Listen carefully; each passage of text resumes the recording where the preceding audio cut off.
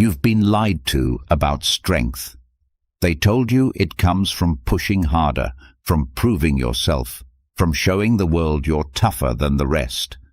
But if that were true, why do so many people who look strong on the outside still feel weak inside? Why do you still wake up tired, foggy, weighed down by thoughts that never seem to stop? The truth is, real strength doesn't come from forcing or pretending. It comes from clarity, from peace of mind, from building a foundation within that no storm can shake. And for centuries, the Stoics, Marcus Aurelius, Seneca, Epictetus, have held the keys. Not through chasing comfort, but through discipline. Not through noise, but through silence. The kind of wisdom that makes you calm when chaos rises, clear when life feels heavy, and powerful in ways that no one can take away. Tonight, as you listen, your mind will begin to settle. The restless thoughts will soften. The weight on your shoulders will loosen. You'll feel the fog lifting, your breath slowing, your body letting go. And when the morning light touches your face, you won't just wake up. You'll rise, sharper, lighter, stronger, clearer.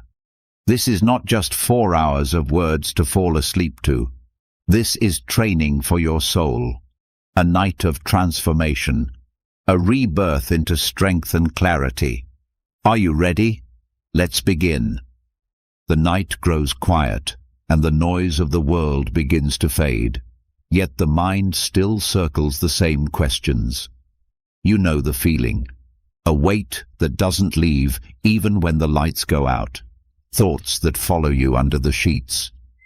There is a reason why so many wake up tired even after hours of rest. The body sleeps, but the mind does not. Stoic practice offers a way through this, an ancient exercise that transforms rest into strength. It is not about escaping what you fear, but about facing it before it arrives, so that sleep itself becomes preparation for the dawn. Negative visualization may sound dark at first, but its roots are not despair. They are freedom. The Stoics taught that the worst suffering comes not from events themselves, but from surprise. Pain is sharper when it catches us unprepared. Loss is heavier when we thought it impossible. Failure feels crushing when we believed we were immune to it. To cut this chain, they rehearsed in their minds the very things most people avoid. They asked themselves, what if health fades? What if wealth disappears? What if tomorrow brings insult, rejection, or even death? Instead of being broken by the thought, they became stronger. By looking at what could be lost, they learned to treasure what was still present. By rehearsing hardship in the safety of thought, they trained the soul for life's storms. Marcus Aurelius wrote to himself that each morning he would likely meet the ungrateful, the arrogant, the deceitful. He did not write this to feel bitter, but to meet such people without surprise. When tomorrow came and someone insulted him, he was already ready. Seneca reminded his students to picture losing their possessions, not so they would despair, but so they would stop clinging. In doing so, every day they kept their wealth felt like a gift. Epictetus went further. When you kiss your child goodnight, he said, remind yourself that they are mortal, that they are on loan from nature. The point was not to love less, but to love more fiercely, more fully, knowing that time is uncertain. Psychology today echoes this. Research shows that people who mentally rehearse setbacks suffer less when those setbacks arrive. The brain, after all, does not perfectly separate what is vividly imagined from what is real. When you calmly walk through adversity in your thoughts, the nervous system responds as if it has already faced it. The shock is softened, the reaction less wild. Athletes use this when they rehearse victory or failure before stepping onto the field. Surgeons use it before high-risk operations. The Stoics used it for life itself. Before sleep, the practice becomes even more powerful. This is the moment when the subconscious is most impressionable, when the mind begins to process the day and prepare for tomorrow. If you feed it fantasies of endless comfort, reality will feel cruel. But if you guide it with calm reflection on loss and difficulty, then when dawn comes, you rise steady, not shaken. The practice is simple, yet its effects are profound. Begin by lying still. Let the day settle. Then gently bring to mind one challenge that could appear tomorrow. Not a vague dread, but something specific. Perhaps a colleague's criticism, a financial setback, or a moment of loneliness. Look at it without running.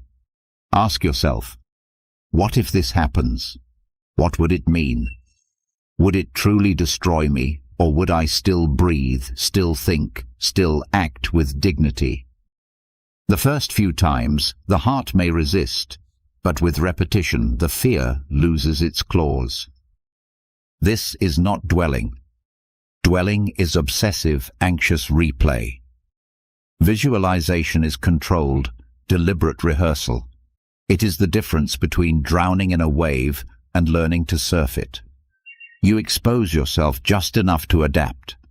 The more you practice, the less the unknown terrifies you. You sleep more deeply because you are not clinging to a fragile dream of perfection. You rest knowing that even if tomorrow brings hardship, you have already walked through it. Another layer of the practice is gratitude. Seneca said that by contemplating loss, we learn to value what we still have. Think of the warmth of your bed, the presence of loved ones, the simple gift of breath. By picturing their absence, their presence feels brighter.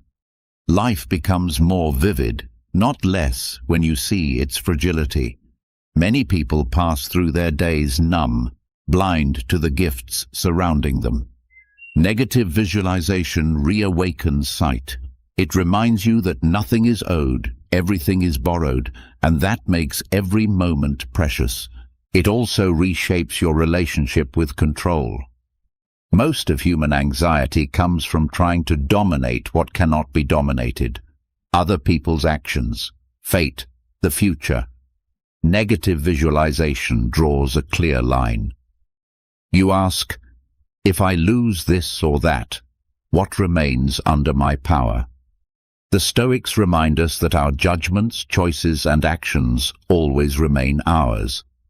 Fortune may take wealth, reputation, even life itself, but it cannot take your ability to respond with courage or kindness. By rehearsing loss, you discover what is truly yours. That discovery is liberating. There is another benefit: compassion. When you picture hardship before it comes, you recognize it in others more easily. You realize that everyone you meet is fragile, carrying their own fears of loss and failure. This softens the heart. You become less quick to judge, less harsh in your anger. Instead, you carry an inner patience, born from understanding that life tests us all.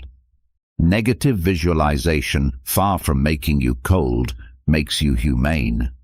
This practice also cuts down the endless craving for more. Much of life's suffering comes not from what happens, but from endless wanting.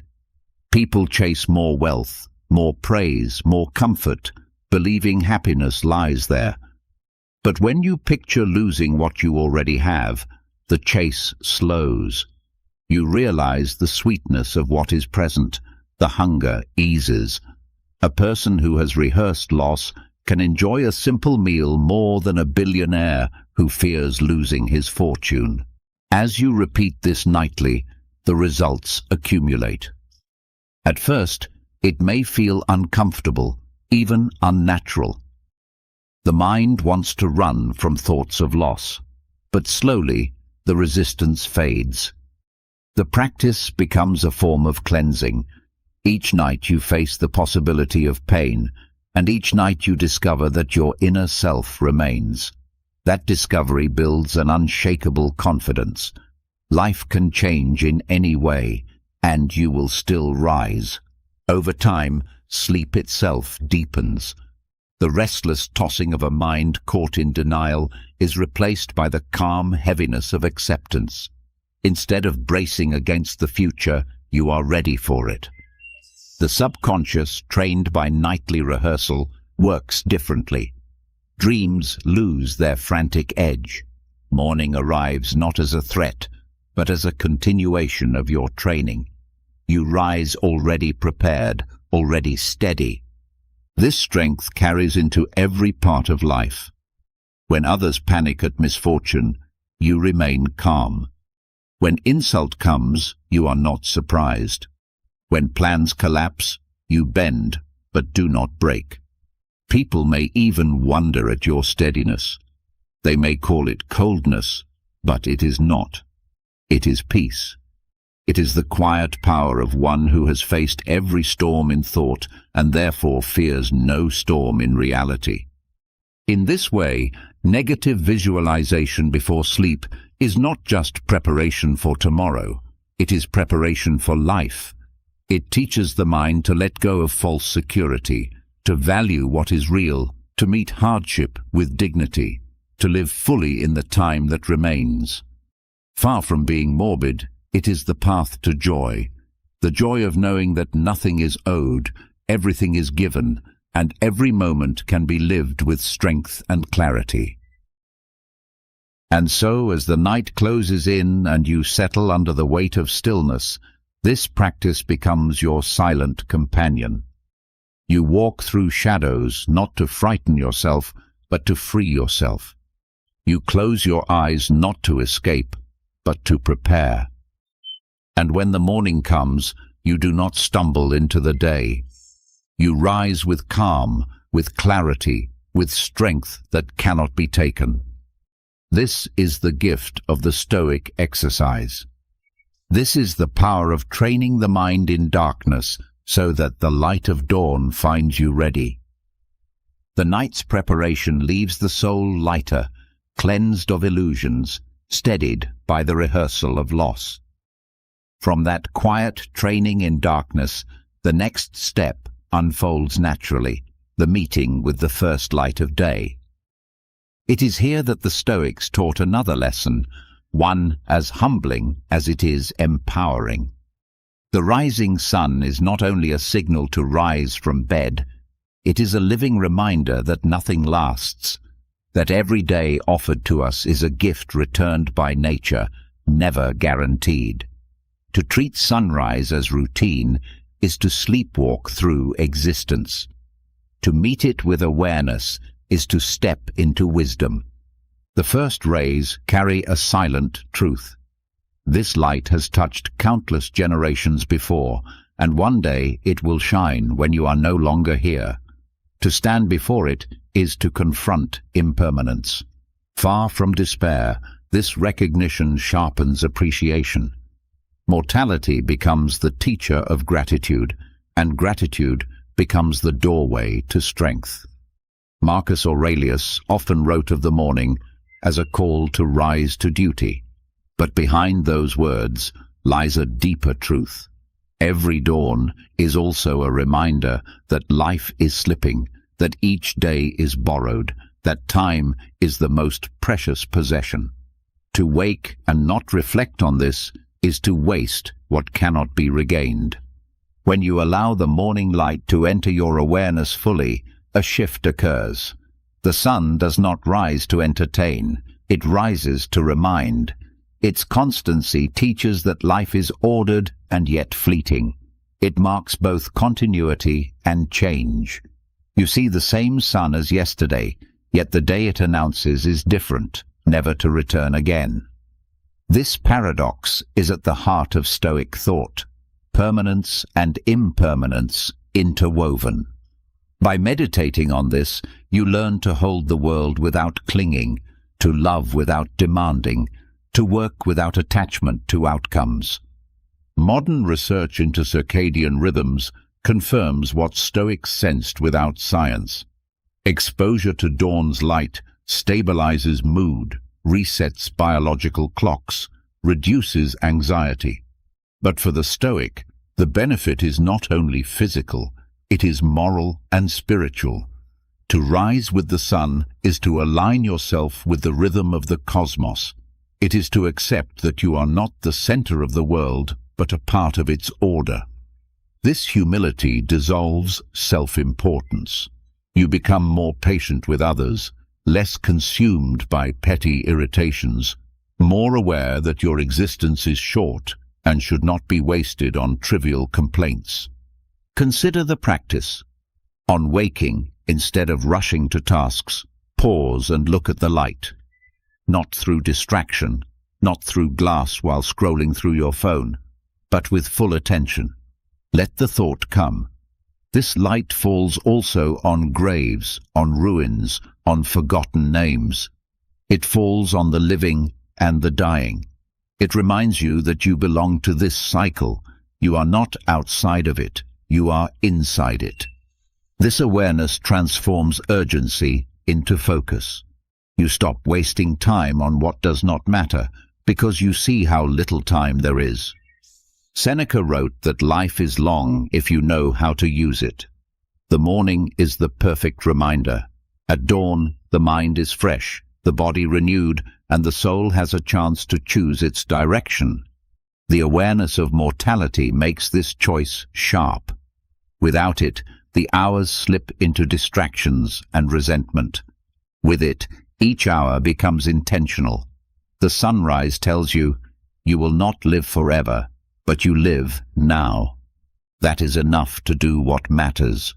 This practice also brings renewal. The same sun that tells you life is fragile also shows you that life renews itself. Yesterday's failures are gone. Yesterday's grief has passed into memory. The light does not ask what mistakes you made. It only offers itself again. For the Stoics, this was a powerful lesson. Each day is a chance to begin anew.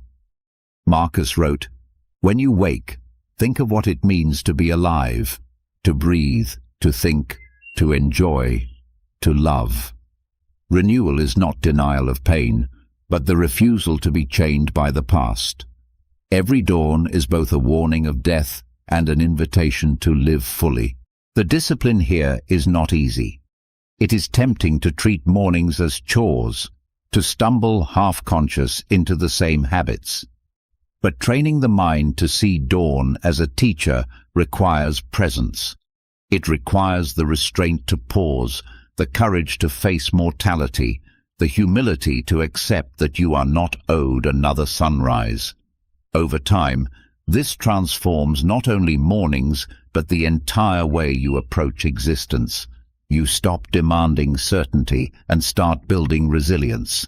You stop assuming time is endless and start treating every interaction, every duty, as sacred. Even silence at dawn becomes a lesson. Before the city wakes, before voices and machines fill the air, there is stillness. To stand in that stillness while light breaks the horizon is to hear what words cannot teach. It is to feel directly the truth of impermanence and renewal without explanation. The Stoics called this alignment with nature. Modern people might call it mindfulness. Whatever the name, the effect is the same: clarity, strength, focus. From this reflection flows another truth. Relationships take on new meaning. When you know each sunrise could be the last for you or for someone you love, you speak with more kindness, you forgive faster, you waste less time on grudges. Mortality is no longer an abstraction, but a daily reality carried by the light. This does not make you heavy-hearted, but light-hearted in the deepest sense. You no longer postpone love, no longer postpone courage, because you know tomorrow may not be offered. The Stoics urged us to remember death not to darken our lives, but to free us from fear. The morning light is the perfect companion for this remembrance. It says without words, "You are here now, but not forever. Do not sleepwalk through this gift. Use it, shape it, live it. And when the night returns, let it find you spent in worthy effort, not wasted in trivial pursuits. As days turn to years, this practice changes how you see aging itself. The sunrise you greet at 20 is the same as at 60, yet your time under it is shorter. Instead of despair, this can bring dignity. To age is to know the value of mornings more keenly, to feel urgency not as panic, but as clarity. The light teaches that the best use of time is not to hoard it, but to use it well. To wake strong is to rise with this understanding each day. Even practical choices shift under this awareness. Work becomes less about ambition and more about contribution. Conversations become less about winning and more about connecting. Time spent becomes measured not by productivity, but by integrity. The light reframes all. It does not care for your status, your possessions, your struggles. It shines impartially on kings and beggars alike. By meditating on this impartiality, you learn to live beyond comparison, to measure your life not by others, but by how well you live in alignment with reason and virtue. This is why the sunrise is not just a natural event, but a philosophical lesson. It embodies the cycle of death and renewal, of ending and beginning, of fragility and endurance. To train yourself to see this daily is to strengthen the mind against fear and to open the heart to gratitude. It is to wake not as a prisoner of habit, but as a student of life itself. And so the practice continues. You rise, you look at the light, and you let it remind you of truths too easily forgotten. You are mortal. Time is short. Each day is new. Nothing is owed. Everything is gift. With these truths held close, you walk into the day not anxious but clear, not clinging but free, not distracted but purposeful. The morning light has done its work, and you step forward stronger. The sun has already reminded us that life is fleeting, that each morning is both a gift and a warning. To wake with that knowledge is not enough. It must be put into practice. The Stoics never separated thought from action. Reflection without discipline is fragile. It is like knowing the sea is powerful, but never learning to swim. The true test of philosophy begins when comfort calls, and you choose instead the path of strength. This is where the practice of voluntary discomfort enters, the training ground for resilience, a deliberate decision to step into difficulty before life forces it upon you. The world tells you to chase comfort. Every invention, every convenience, every modern luxury whispers that ease is the goal. Yet the more we surround ourselves with comfort, the more fragile we become. Muscles weaken when never used, and the mind softens when never challenged. The Stoics saw this clearly. They urged us not to wait for misfortune to strip away our ease, but to practice losing it while it was still safe.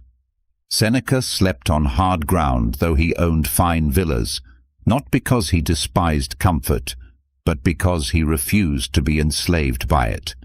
By training himself in hardship, he could welcome fortune without clinging to it, and face loss without trembling. In the morning, voluntary discomfort becomes a ritual of awakening. To face cold water, hunger, or silence is to teach the body and mind that you are not ruled by appetite or aversion. A cold shower shocks the system, not just physically, but psychologically. It strips away the illusion that you cannot handle discomfort.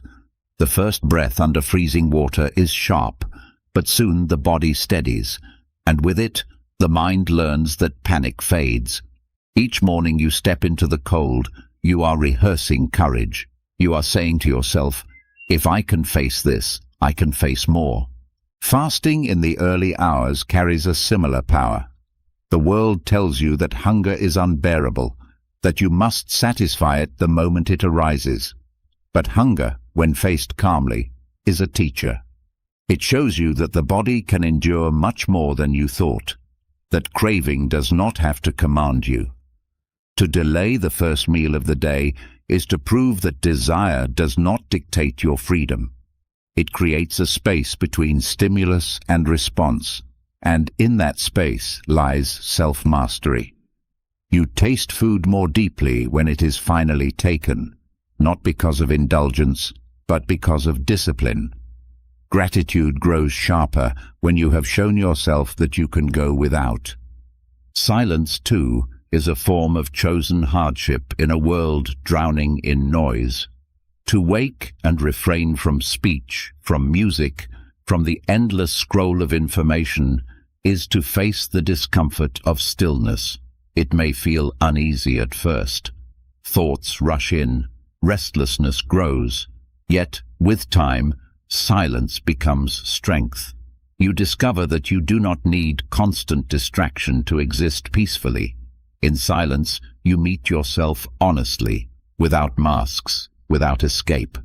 The mind becomes clearer, sharper, less reactive.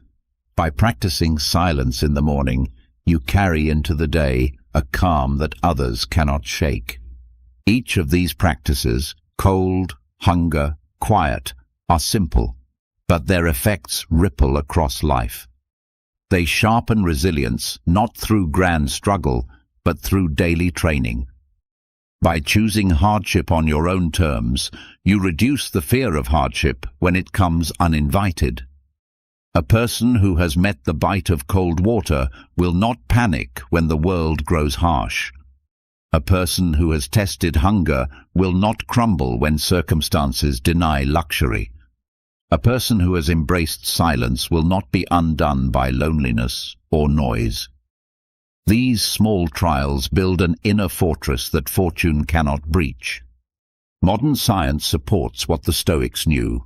Cold exposure stimulates circulation, strengthens the immune system, and increases mental alertness. Fasting improves metabolism, sharpens focus, and even extends cellular health. Silence lowers stress hormones, restores attention, and stabilizes emotions. Yet beyond biology, these practices strike at the core of the human condition.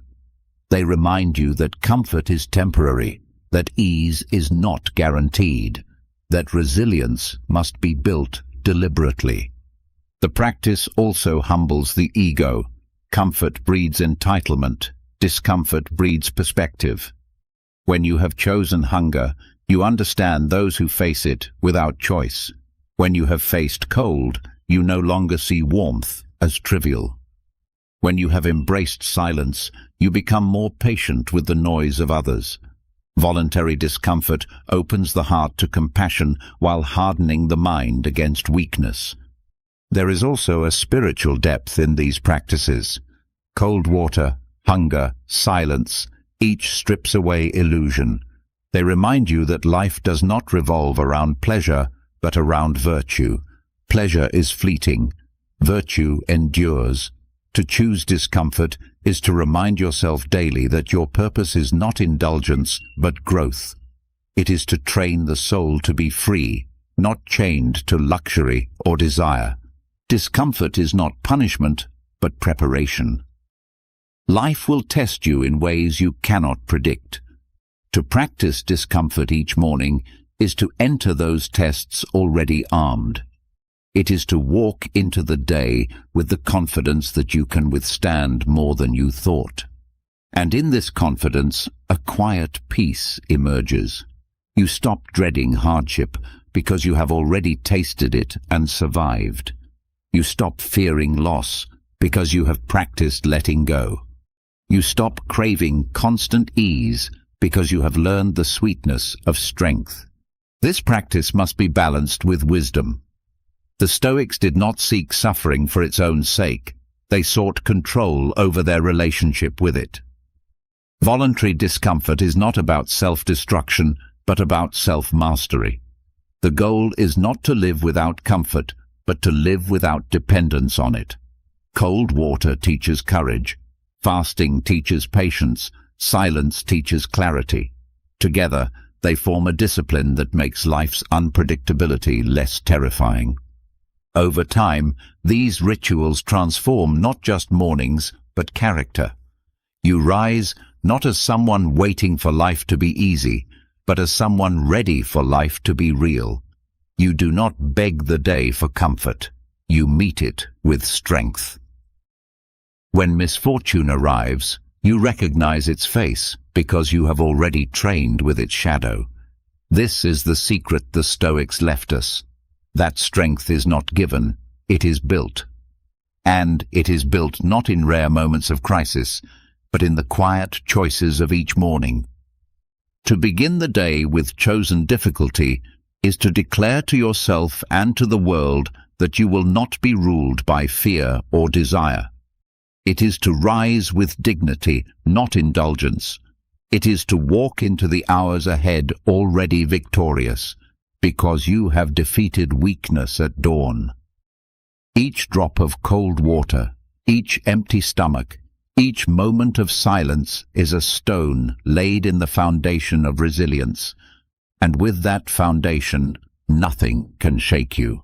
When the sun rises again tomorrow, it will bring both beauty and uncertainty. You cannot control what the day will hold, but you can control how you meet it.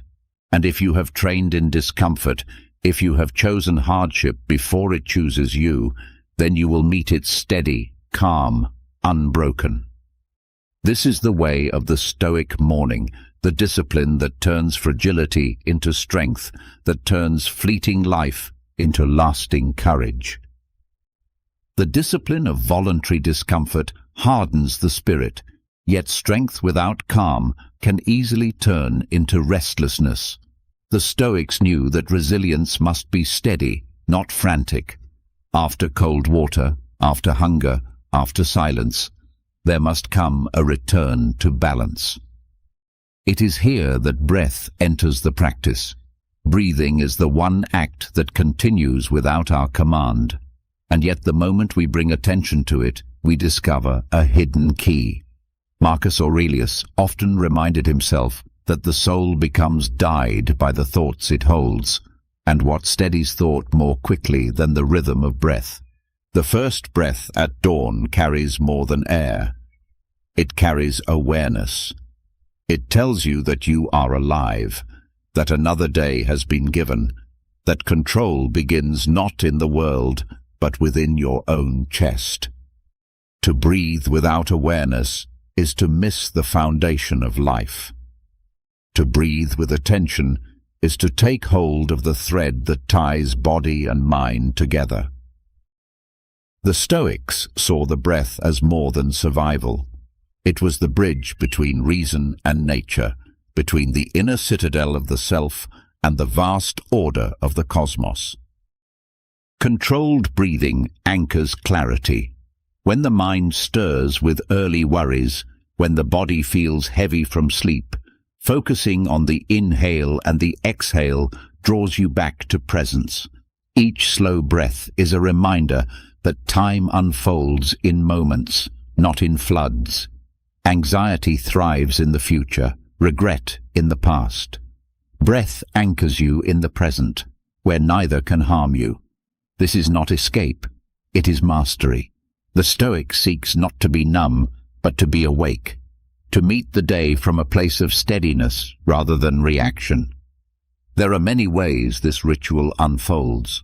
One may begin by sitting upright, shoulders open, chest uncompressed, as Marcus wrote about posture and composure reflecting the inner state. The breath is taken slowly through the nose, held briefly, then released with control. The pattern is simple, but the effect profound. Within minutes, the racing thoughts settle. The heart follows the breath's rhythm. Self-command begins here, in the small act of directing what is always within reach. This practice also reveals the Stoic understanding of control. You cannot decide how the day will unfold, but you can decide how you breathe through it. You cannot dictate the actions of others, but you can regulate your own nervous system. Breath becomes a metaphor for the entire philosophy. Focus only on what is within your command. Let go of what is not.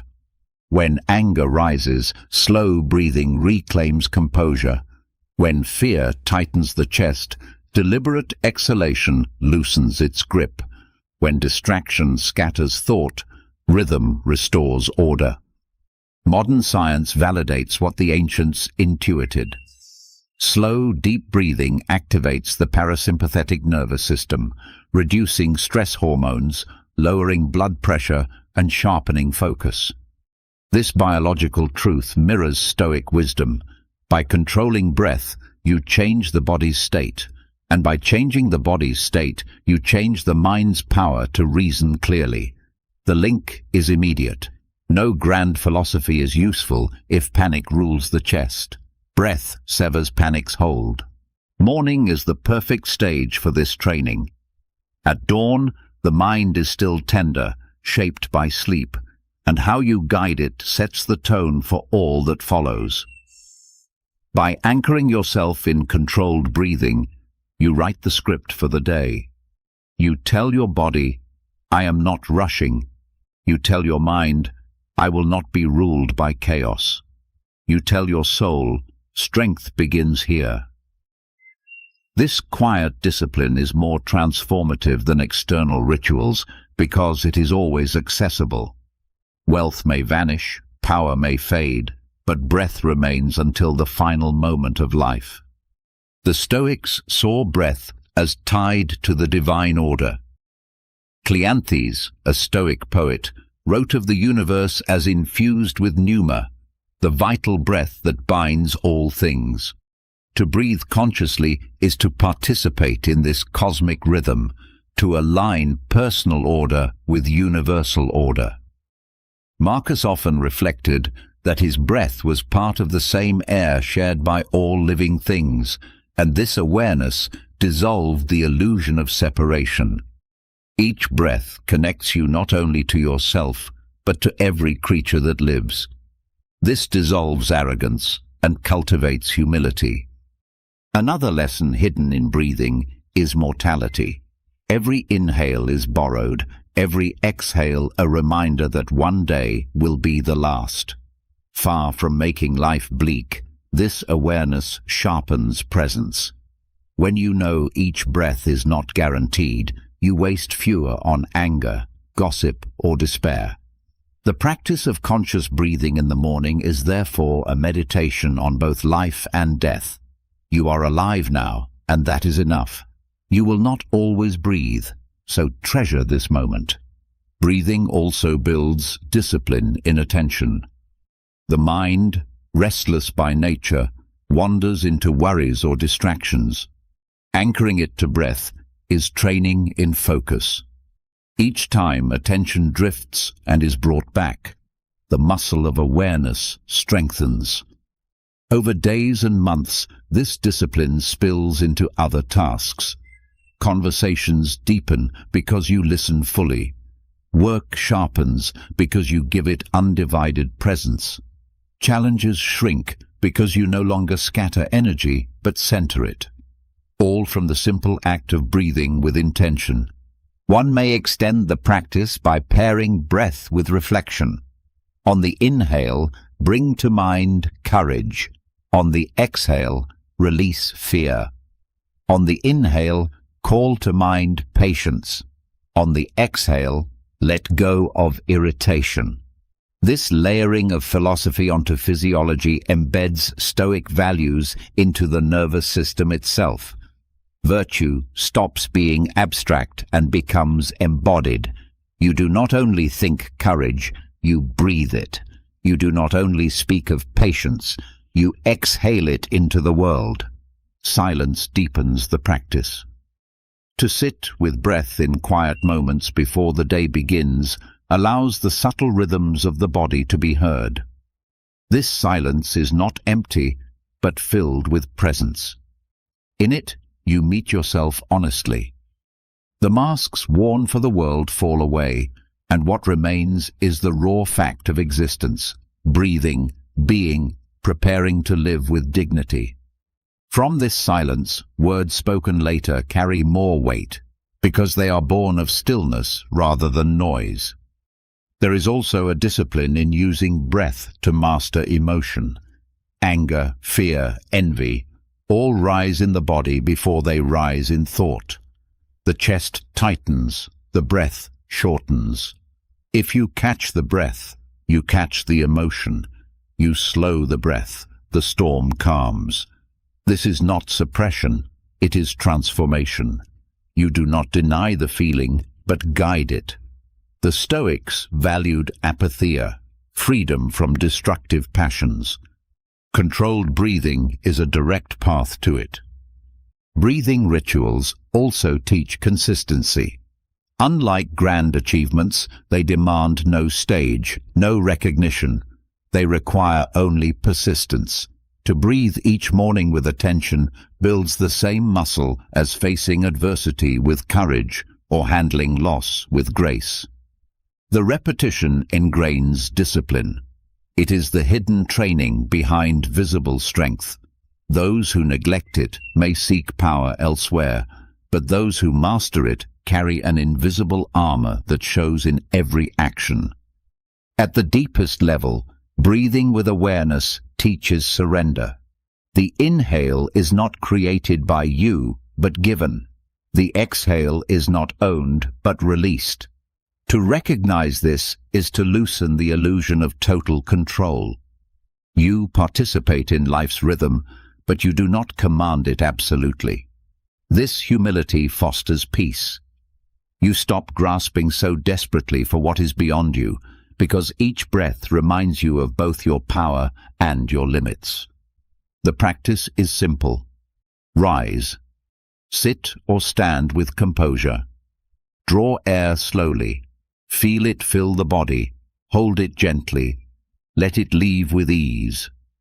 Repeat until the mind steadies, until the heart is calm, until clarity shines. Then rise to meet the day. No one sees this ritual, but its effects echo in every choice that follows. You walk more steadily, speak more wisely, act more deliberately. And so, after preparing with discomfort, you return to balance through breath. Strength without calm risks becoming harsh, but strength with calm becomes unshakable. Each morning, the breath reminds you of life's fragility and its continuity, of your control and your limits, of your solitude and your unity with all things. To breathe as Marcus Aurelius breathed is to carry philosophy not only in the mind, but in the lungs, the blood, the very rhythm of being. From this, clarity is anchored, and self-command is renewed with every dawn. Breath steadies the body, clears the mind, and prepares the soul. Yet the Stoics knew that calm alone was not enough. The next step was to look within, to hold a mirror up to the thoughts that move silently beneath the surface. For even when the body is still, the mind can deceive itself, turning in circles, hiding from truth. Marcus Aurelius left us his meditations not to publish, but to remind himself. A private dialogue where he examined his own weaknesses, corrected his errors, and anchored his principles. To write was to put himself on trial each morning, to act as judge, witness, and defendant in one. This was not punishment, but liberation. It was the practice of self-court, the silent dialogue that transforms confusion into clarity. When you wake and take pen to page, the act itself is grounding.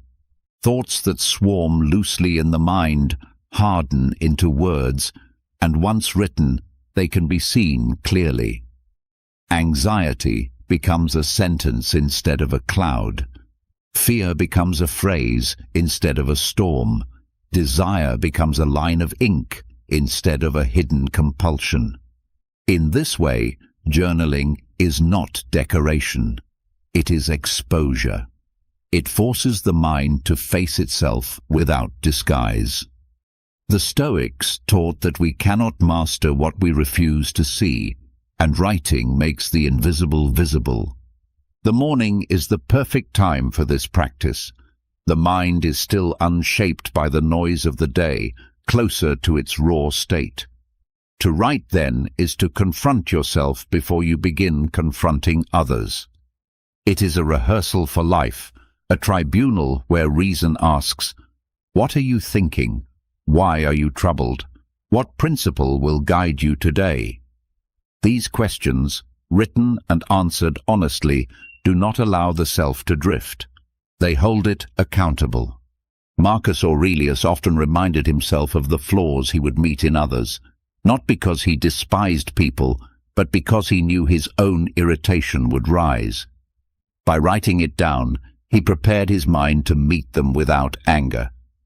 Seneca advised writing each evening, reviewing what had been done well and what had failed, so that progress could be measured. Both approaches reflect the same truth. The unexamined life is weak. Journaling is examination made tangible. It is the daily trial where you learn to live with integrity. The value lies in honesty. To write for others is performance. To write for yourself is confession. When you put down words only you will read, masks fall away. You admit pettiness, jealousy, fear. You also admit courage, kindness, growth. In this honesty, you find balance. You do not exaggerate your strength nor magnify your weakness. You learn to see yourself as you are. This is not self-criticism, but self-knowledge, and from knowledge comes power. The Stoics compared philosophy to medicine. If life is the illness, reason is the cure. Journaling is diagnosis. Without diagnosis, medicine fails. To wake and write is to check the pulse of the mind, to measure its health. You notice recurring thoughts, repeated mistakes, the patterns that otherwise remain hidden. With time, you recognize triggers before they control you. The page becomes both record and teacher. There is also discipline in the act itself. To sit each morning and write demands consistency. It is a ritual that trains attention, patience, and humility. The hand moves, the thoughts unfold, and slowly the practice becomes as natural as breath. Skipping it leaves the mind unanchored, prone to drift with external pressures. Keeping it builds a foundation. Over weeks and months, the accumulation of entries becomes evidence of progress. You see where you once struggled and how you have grown. The record of your own mind becomes proof that change is possible. Writing also clarifies values. When you put into words what matters most, you strip away the clutter. You stop chasing shadows because the page confronts you with truth. If you write that virtue is your aim, then selfish actions are harder to excuse. If you write that courage is needed, then cowardice is easier to spot. The page holds you accountable, quietly but firmly. It becomes the court where you stand trial, not for punishment, but for alignment. Another lesson hidden in journaling is detachment. By writing a thought, you separate from it. It no longer owns you. It sits before you like an object. Anger loses its fire when described in ink. Fear loses its grip when given words. Desire loses its urgency when slowed into sentences. This distance allows reason to work. You see the thought, examine it, and decide whether it deserves space in your life. Without writing, thoughts remain entangled. With writing, they can be sorted, challenged, and either kept or discarded. The practice is also a reminder of mortality. Every entry is a mark in time, a record of a day that will never return.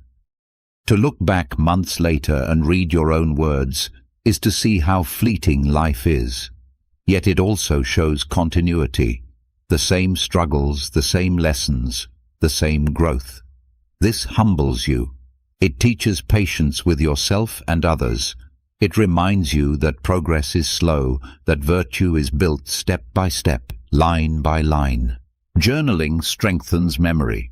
When you write, you engrave thoughts deeper into the mind.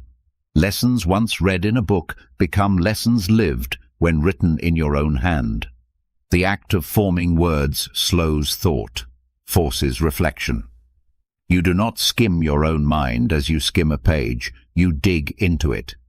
This deepens understanding, and understanding is the soil from which wisdom grows. The practice also resists distraction. In an age where voices compete for attention, the page is private, silent, immune to noise. It is the one place where the world does not intrude unless you invite it. To begin the day in this silence is to claim sovereignty over your own mind before others claim it for their purposes. You start not with reaction, but with reflection, not with noise, but with clarity. Even brief entries matter. A single line of truth can guide an entire day. Marcus wrote in short notes, sometimes only a sentence, yet each carried weight. The value is not in length, but in sincerity. Some mornings you may pour pages, others only a line. Both serve the same function. They ground you in reality, remind you of your principles, and prepare you to live by them. Writing also cultivates gratitude. By noting what you have, even in small details, you train the mind to focus on presence rather than absence. The page can hold simple recognitions: the warmth of light, the loyalty of a friend, the chance to begin again. Gratitude written becomes gratitude felt, and gratitude felt strengthens resilience, for one who appreciates what is has less room for despair over what is not. Over time, journaling shapes identity. You begin to see yourself not as a passive subject of circumstance, but as an active participant in life's trial. Each entry is a statement of responsibility. This is what I thought. This is what I did. This is how I will correct it. The act transforms you from victim to judge of your own conduct, and a person who judges themselves honestly has little to fear from the judgment of others. The silent dialogue of journaling is both mirror and map. It shows who you are now and points to who you could become. It reveals flaws not to condemn, but to correct. It highlights virtues not to boast, but to strengthen. It is the daily court where you stand alone, face yourself, and choose again the path of reason. And so, after steadying breath, the next act is to write, to bring thought into light, to put the self on trial with honesty, to begin the day not with outward demands, but with inward clarity.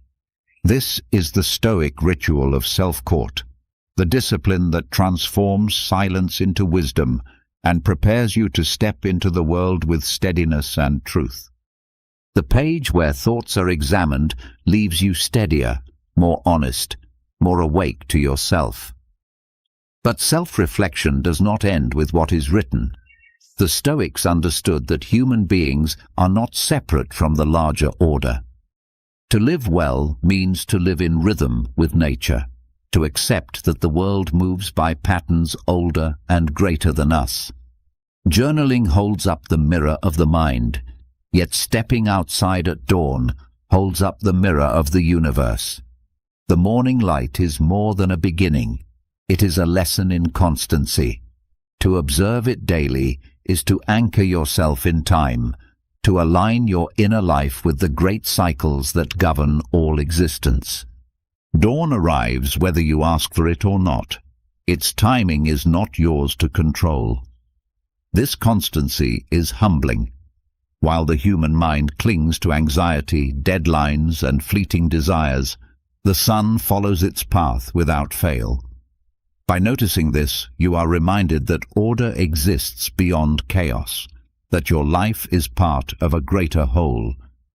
Aligning yourself with this rhythm is what the Stoics called living according to nature. To rise with dawn is to train yourself in harmony rather than resistance, to feel directly that your small actions belong to a cosmic pattern. There is power in marking time with natural cycles. In the modern world, clocks dominate. Artificial light extends night, technology dissolves seasons, the body forgets its own rhythm. The Stoics did not live this way. They rose with the sun, ate by daylight, rested when darkness came. This was not primitive habit, but deep philosophy. They understood that the closer life stays to natural order, the less restless the mind becomes. To see dawn each morning is to be reminded that life is not random. It has order, and within that order is peace. Anchoring yourself to the cycles of nature reshapes your sense of time. Instead of rushing as though hours were enemies, you begin to see them as companions, steady and predictable. Each sunrise becomes a boundary, a marker that says, "This day is new, this moment is unique." Aligning with this truth shifts perspective. You stop drowning in endless tasks because you know the day itself is finite. You stop clinging to yesterday because dawn has already washed it away. You stop fearing tomorrow because the cycle promises its arrival, whether you fear it or not. The Stoics often reflected on constancy. Marcus Aurelius wrote that the universe is change, yet its order remains. To anchor yourself in dawn is to feel this paradox directly. Each sunrise is both repetition and renewal. It has happened countless times before, yet it is never the same twice. This duality teaches balance. Hold firm to principle like the constant sun, but adapt to circumstance like the shifting colors of morning. From this, you learn both stability and flexibility. Aligning with natural cycles also strengthens discipline. When you rise with dawn, you are no longer ruled only by preference. You submit to the rhythm of nature, and this submission brings freedom. Freedom not in indulgence, but in release from the chaos of irregular living. The body rests better, the mind thinks clearer, the heart feels lighter. To be anchored to dawn is to be less tossed about by the artificial storms of modern life. There is also humility in this practice. The sunrise does not bend for wealth or status. It arrives for emperors and beggars alike. To stand before it each morning is to be reminded of equality before nature. No person commands the cycle, no desire changes it. This awareness softens pride, tempers arrogance, and grounds ambition. It teaches that greatness is not in controlling the world, but in living rightly within its unchangeable laws. For the Stoics, nature was not just scenery, it was a teacher. Observing dawn trains patience because you must wait for it each day. It trains appreciation because its beauty is brief. It trains resilience because clouds may hide it, yet you know it is there. These lessons cannot be learned from books alone. They must be felt through the eyes, through the body, through direct experience. By standing with dawn, you are taught without words. There is a physical depth to this as well. Exposure to morning light regulates the body's rhythms, balances hormones, strengthens sleep cycles. The body, when aligned with nature, functions more smoothly. But the Stoics saw beyond biology. They saw in this alignment a moral health. Just as the body depends on light to function, the soul depends on truth to flourish. Both require regular exposure. To miss the sunrise repeatedly is not only a loss of beauty, but a loss of orientation. Without it, you drift. With it, you anchor. Anchoring yourself to dawn also reshapes ambition. When you live disconnected from cycles, you may chase endlessly, forgetting limits. But when you rise and notice the rhythm, you remember that time is not infinite. Seasons pass, days vanish.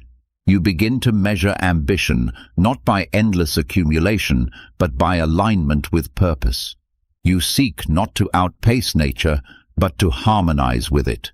This shift brings contentment because your striving no longer fights reality, but works within it. Another truth revealed by dawn is impermanence. The first light fades quickly. The colors shift. The brilliance softens. The day moves on. To witness this daily is to understand transience. Joy, sorrow, health, struggle, all are brief. Nothing stays.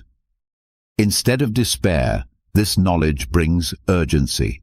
It reminds you not to waste time on grudges or idle pursuits. It calls you to act now, love now, live now. For just as dawn fades, so does life. Aligning with nature also builds resilience against disappointment. If rain hides the sunrise, you still know it is there. If storms cover the sky, the cycle continues behind them. This teaches faith in order even when it cannot be seen. Life too brings clouds. Fortune shifts, plans fail, clarity disappears. Yet behind it all, the order remains. To anchor yourself in this truth is to face hardship without collapse, knowing the hidden sun still rises. Over time, this daily practice cultivates a different kind of strength. Not the sharp strength of sudden effort, but the steady strength of constancy. Just as dawn returns each day, so you return to your principles. Just as the sun does not fail, you do not fail in perseverance. This consistency shapes character more deeply than bursts of effort ever could. It is the discipline of rhythm, the virtue of alignment. The practice is simple. Rise, go outside if you can, or at least meet the light with full attention. Let it strike your eyes and your thoughts. Let it remind you of order, of transience, of equality, of renewal. This is not worship, but alignment, not superstition, but philosophy.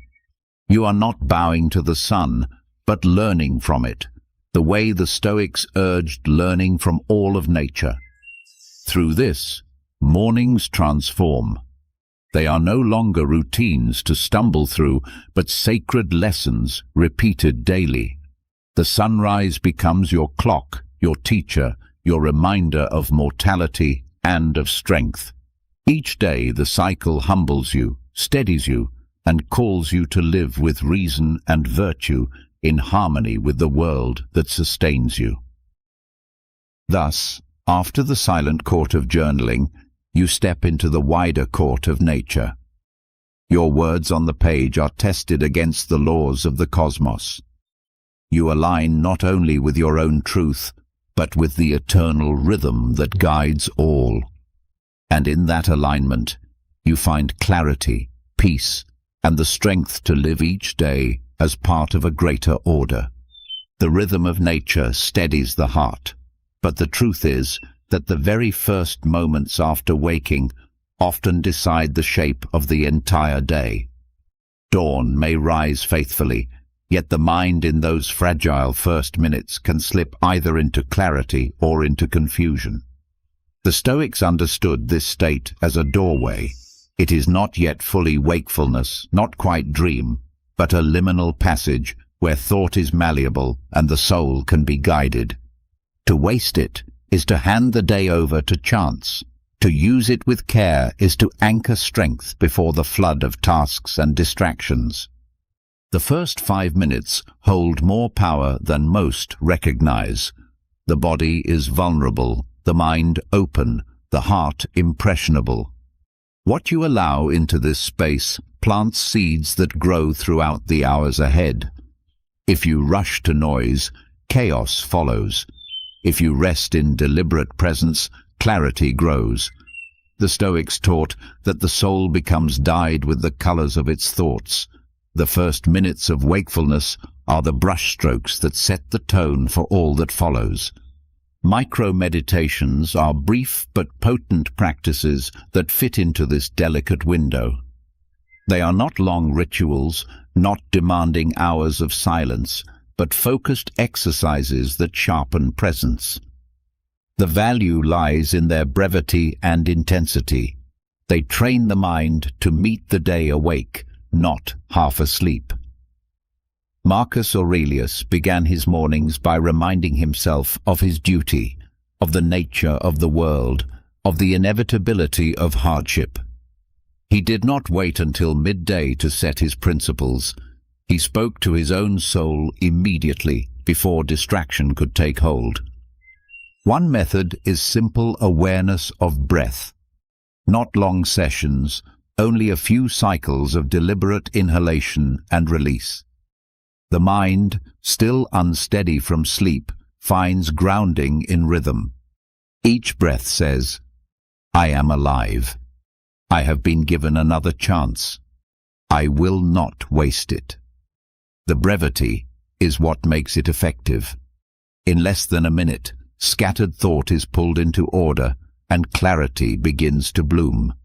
Another practice is the recollection of purpose. Upon waking, you can ask, "What is today for?"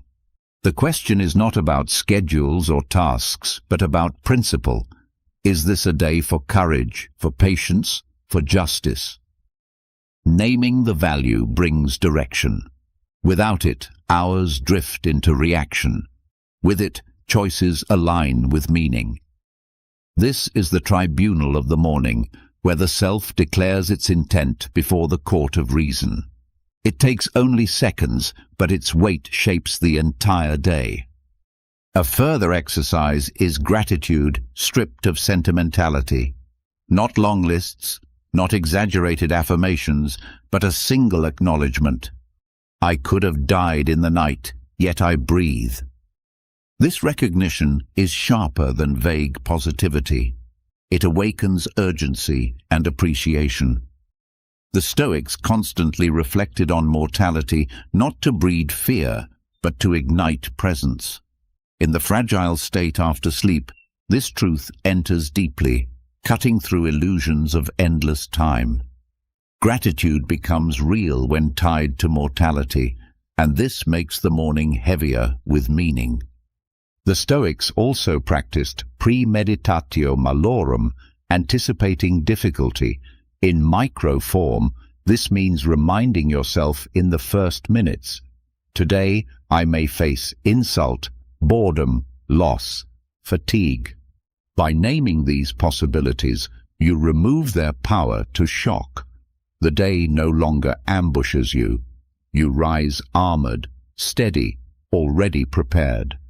This is not pessimism, but resilience. It is easier to endure hardship when you have rehearsed it before lifting your head from the pillow. There is also strength in silence. Before words, before news, before voices, hold a moment of stillness. Let the mind hear itself. Let the body wake without rush.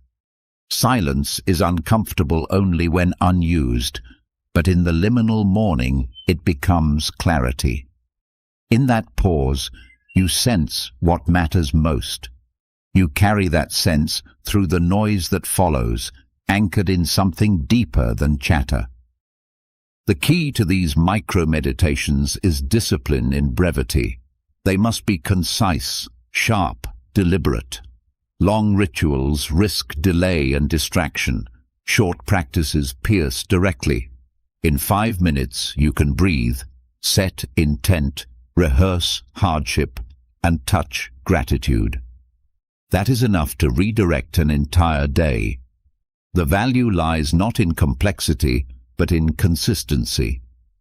Repeated daily, the mind learns that each morning begins with sovereignty. You no longer stumble into wakefulness, you rise into it. Science again affirms what the Stoics practiced. The brain in the first moments after sleep is in a state of heightened plasticity. Inputs sink deeper, habits set faster, emotions solidify more easily. By filling this window with deliberate practices, you shape the neurological path of the day. You train focus, resilience, and calm before the world intrudes. To waste the window on distraction is to give away your strongest leverage. These practices also teach respect for time. 5 minutes may seem trivial, but used with intent, it outweighs hours wasted later. The Stoics treasured the economy of time, seeing each moment as sacred. To use the smallest slice of morning well is to honor this principle. It builds the habit of valuing even brief opportunities, of seeing no moment as disposable. This attitude, carried forward, makes life fuller and less squandered. Over weeks, the effect compounds. Micro-meditations train the mind not only in the morning, but in every transition, waiting in line, pausing between tasks, sitting in silence before speaking, all become opportunities for the same discipline. The morning practice expands into daily life. You begin to see that clarity is not found only in grand retreats, but in small, steady acts of attention. What begins in the first 5 minutes spreads into character. You grow less reactive, more intentional. You meet insult with steadiness because you rehearsed it at dawn. You appreciate small joys because you began the day with gratitude. You endure discomfort with calm because you anchored yourself in breath. The foundation of the day shapes the building of the life. This is why the Stoics gave such weight to beginnings. They knew that to master the morning is to master much of the day. Micro-meditations do not consume time, they reclaim it. They reclaim the self from drifting into habit, from surrendering to distraction, from being ruled by appetite. They set the course of the soul when it is most malleable, steering it toward reason and virtue. And so, after aligning yourself with the rhythm of dawn, you enter the fragile threshold of wakefulness, not carelessly, but deliberately. You treat the first minutes as sacred ground, planting seeds of breath, purpose, gratitude, and resilience. From these seeds grows clarity that carries you through the hours ahead. The sun may rise for all, but the one who masters the first moments rises differently, steady, aware, and free. The first minutes after waking give you clarity, but clarity without preparation can still falter when life strikes hard. The Stoics knew that awareness must be armed, that the mind needs not only calm, but armor. This is where the practice of premeditatio malorum takes its place. The meditation on what could go wrong, not to invite misfortune, but to strip it of its power. To begin the day with this discipline is to step into the hours ahead already rehearsed, already braced, already stronger than circumstance. Most people resist this exercise. They fear that dwelling on loss will bring it closer, that to think of difficulty is to poison the morning. But the Stoics saw the opposite. They knew that misfortune comes whether invited or not, and it is far more crushing when it arrives unexpected. By picturing what could go wrong, you soften the shock before it strikes. You enter the day not with blind hope, but with calm readiness. Marcus Aurelius wrote that each day he would meet arrogance, deception, betrayal, weariness, and insult. He did not write this to despair, but to remind himself that such things are natural. When they came, he could not claim surprise. Seneca urged his students to walk mentally through poverty, exile, illness, and death, so that when fortune withdrew its gifts, the soul would stand unbroken. Epictetus pressed the point further. When you kiss your child, remember they may not be here tomorrow, so that your love is deeper and your grief, when it comes, less wild. This practice strengthens composure because it shifts perspective. When you think only of comfort, the smallest inconvenience feels like disaster. But when you have rehearsed genuine hardship in the morning, spilled coffee, traffic, or sharp words cannot undo you. They are no longer catastrophes, only minor tests. By preparing for greater trials, you make lesser ones light. The method is direct. On rising, after grounding yourself in breath or gratitude, turn your thoughts to the day ahead. Name the obstacles you might face. Perhaps an argument with a colleague, perhaps unexpected failure, perhaps physical pain or exhaustion. Speak them inwardly with calm. This may come. Then ask yourself, what will I do when it does? How can I meet it with patience, with courage, with temperance, with justice? In answering, you give yourself a script. When the trial appears, you follow the script instead of panicking. This does not make you cold. On the contrary, it makes you more alive. By contemplating loss, you love more fiercely.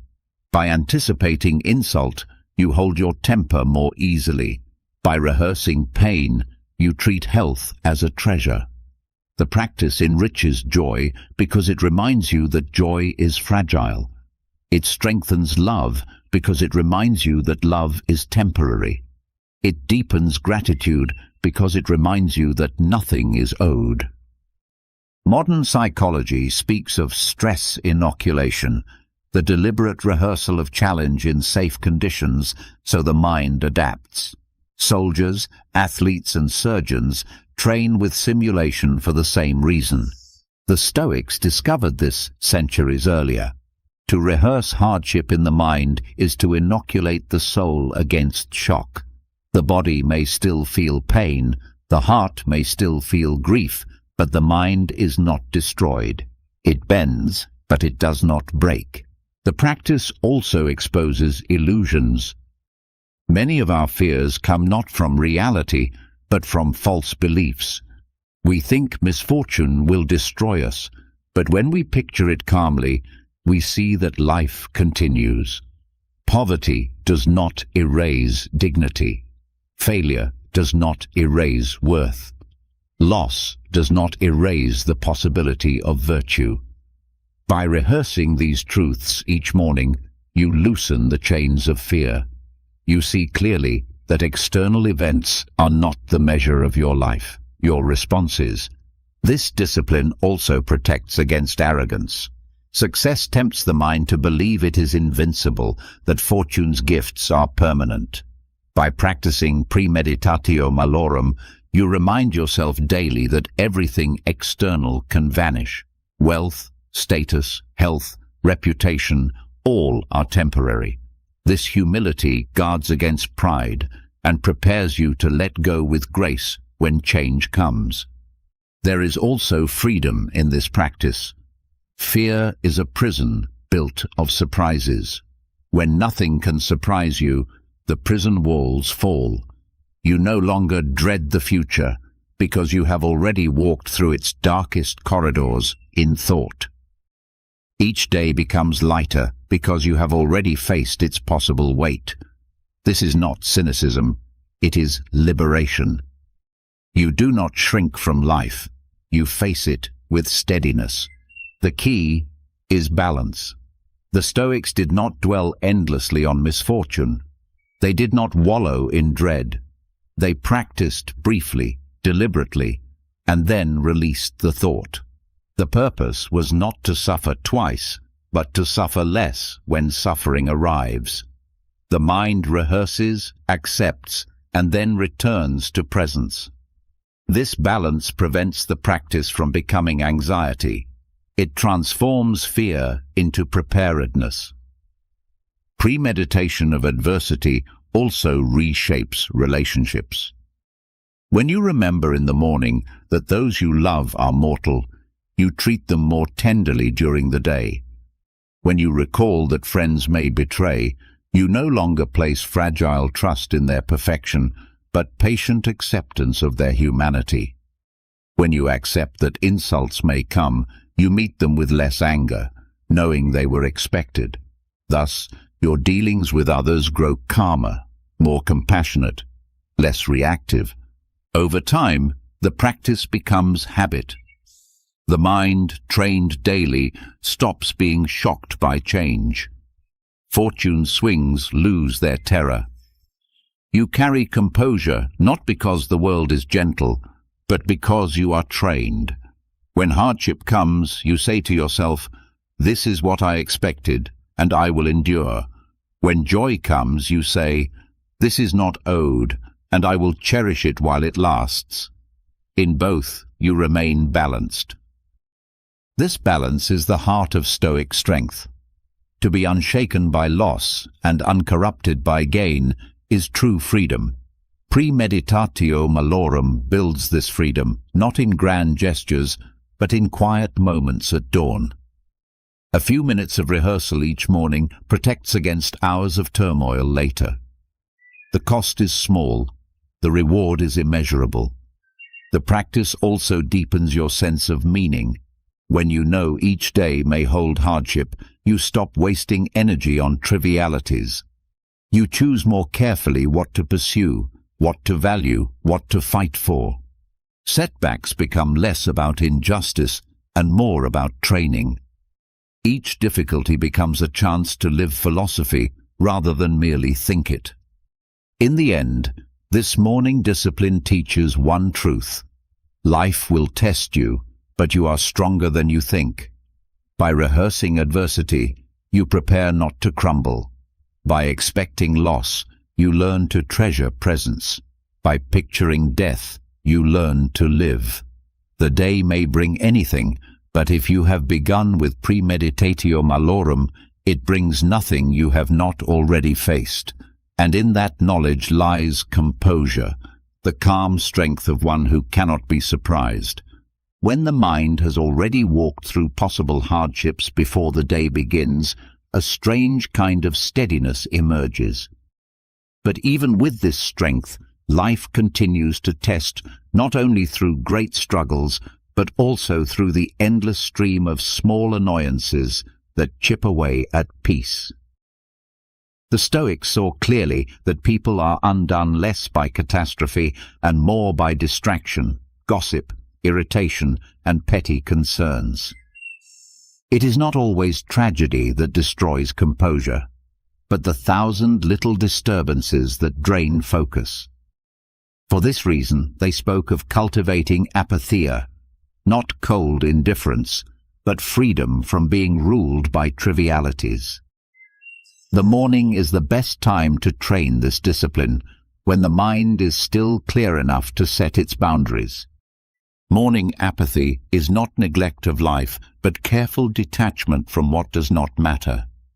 To rise and decide that not every opinion deserves attention, not every irritation deserves reaction, not every desire deserves pursuit, is to reclaim control before the world demands it from you. Marcus Aurelius reminded himself each day that others would act unjustly, speak foolishly, and seek advantage. Yet none of this could wound him unless he chose to let it. The practice was simple. Expect the trivial, acknowledge it, then refuse to be mastered by it. This discipline begins with clarity about value. The Stoics divided life into what is within our control and what is not. They further distinguished what is truly good, virtue, from what is indifferent, wealth, reputation, comfort. Morning apathy trains the mind to see clearly before the day clouds judgment. If you enter the day already knowing that insults, delays, and distractions have no real power, you move through them untouched. Like stones on the path, they exist, but they do not block the journey unless you trip over them. The modern world amplifies trivialities, notifications, news cycles, opinions of strangers.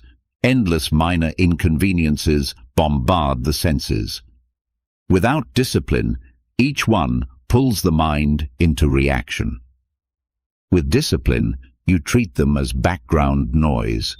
You recognize their presence but deny them importance. This refusal is not laziness, it is strength.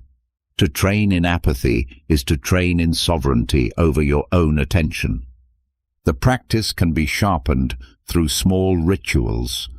On waking, remind yourself, "Today I will hear words that mean nothing, see actions that are misguided, face delays that test my patience.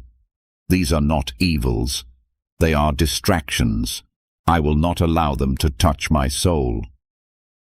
This simple rehearsal plants a shield around the mind. When the irritation arrives, you recognize it instantly and let it pass. Another aspect is restraint in judgment. Most suffering comes not from events, but from the labels we place on them. To train morning apathy is to delay judgment. A broken cup is not a disaster. An unkind word is not a wound. A missed opportunity is not a tragedy. By suspending judgment, you reduce the weight of trivial matters. This habit, practiced at dawn, carries through the day and builds resilience. Apathy toward trivialities also strengthens compassion. When you no longer burn with reaction to every annoyance, you see others more clearly. Their faults no longer provoke hatred because you recognize them as human weaknesses shared by all. You meet their noise with quiet, their arrogance with calm. This does not mean you accept injustice, but you stop wasting energy on pettiness. You save your strength for what truly matters, living with courage, wisdom, justice, and temperance. There is humility in this practice as well. Much of what we call important is revealed by time to be insignificant. The quarrels of yesterday fade, the opinions of others vanish, the possessions we craved lose their shine. Morning apathy trains you to see this truth in advance, to release attachment before disappointment forces it. In this way, you free yourself from cycles of agitation that consume so many lives. Science supports the benefit. Studies on attention show that constant reaction to small distractions depletes willpower and increases stress. Those who conserve focus by ignoring trivial inputs preserve energy for meaningful decisions. The Stoics anticipated this centuries earlier. Apathy toward the trivial is not indifference to life, but efficiency in living. It directs limited attention toward what matters most. The practice also strengthens freedom. A person enslaved by every minor discomfort, every careless word, every fleeting desire is not free. True freedom is the ability to remain unmoved by what is unworthy of movement. Morning apathy is training for this freedom. By starting the day with detachment, you set the tone. Your mind is not open ground for every intrusion, but a citadel defended by reason. This discipline is sharpened by reflection. In the morning, ask yourself, what events today are likely to try to steal my peace? Write them, name them, expose them. Then decide in advance. They are nothing. They are not within my control. They do not touch my virtue. Therefore they are indifferent. This resolution, once made, reduces the sting when they occur. You are no longer surprised. You are prepared. Over time, morning apathy builds a calm strength that others notice. Where most are quick to outrage, you remain steady. Where most are consumed by trivial drama, you stay clear. Some may call it detachment, others may call it coldness, but in truth it is freedom. It is not a withdrawal from life, but a deeper engagement with what matters. By refusing to be ruled by the unimportant, you give yourself fully to the essential. This practice also protects against regret. Much of life's sorrow comes from wasted energy on things that never mattered. To train daily in apathy toward trivialities is to avoid this waste. You reach the evening lighter, less burdened, because you did not allow the day to be filled with meaningless battles. Instead, your energy went to actions worthy of memory. Morning apathy requires repetition. The mind resists, the ego insists on reacting, the world provokes endlessly. But each day of training strengthens the habit. Slowly, the distance between irritation and reaction grows. You feel the impulse, then you release it. You notice the distraction, then you dismiss it. This is not suppression, but mastery. The quiet control of one who knows their soul is not for sale. When the mind has been trained to let go of trivial disturbances, a new kind of clarity opens. But this clarity is easily lost the moment noise floods in. The world begins speaking before you even have time to stand. Messages, headlines, conversations, obligations. The Stoics understood that strength is not only in facing hardship or detaching from distractions, but also in cultivating silence. To begin the morning in quiet is not avoidance, it is sharpening. Silence is not emptiness, it is the field where perception grows strong. Deliberate silence at dawn gives the mind space to settle into its natural rhythm before the chaos of voices and demands. It is in this stillness that you can hear your own reasoning clearly. Marcus Aurelius often reminded himself to withdraw inward, to retreat into the inner citadel where no noise could corrupt judgment. Morning silence is this retreat in practice. By withholding words, by refusing immediate noise, you preserve the raw power of awareness. You give yourself the chance to enter the day as master of thought, rather than servant of chatter. This silence is not passive. It is chosen, active, and full of meaning. To resist the pull of immediate conversation, of devices, of outward stimulation is a discipline. It requires strength because silence often feels uncomfortable. The modern world has conditioned the mind to fill every gap with sound or distraction. But to sit quietly, even for a few minutes, is to train endurance. It is to build the capacity to be with yourself without escape. This capacity becomes the root of wisdom. In silence, perception sharpens. You notice small details often missed, the rhythm of breath, the tension in the body, the quality of light, the subtle emotions rising within. These are guides. They show you what needs attention, what needs release, what needs gratitude. Without silence, these signals are drowned. With silence, they are clear.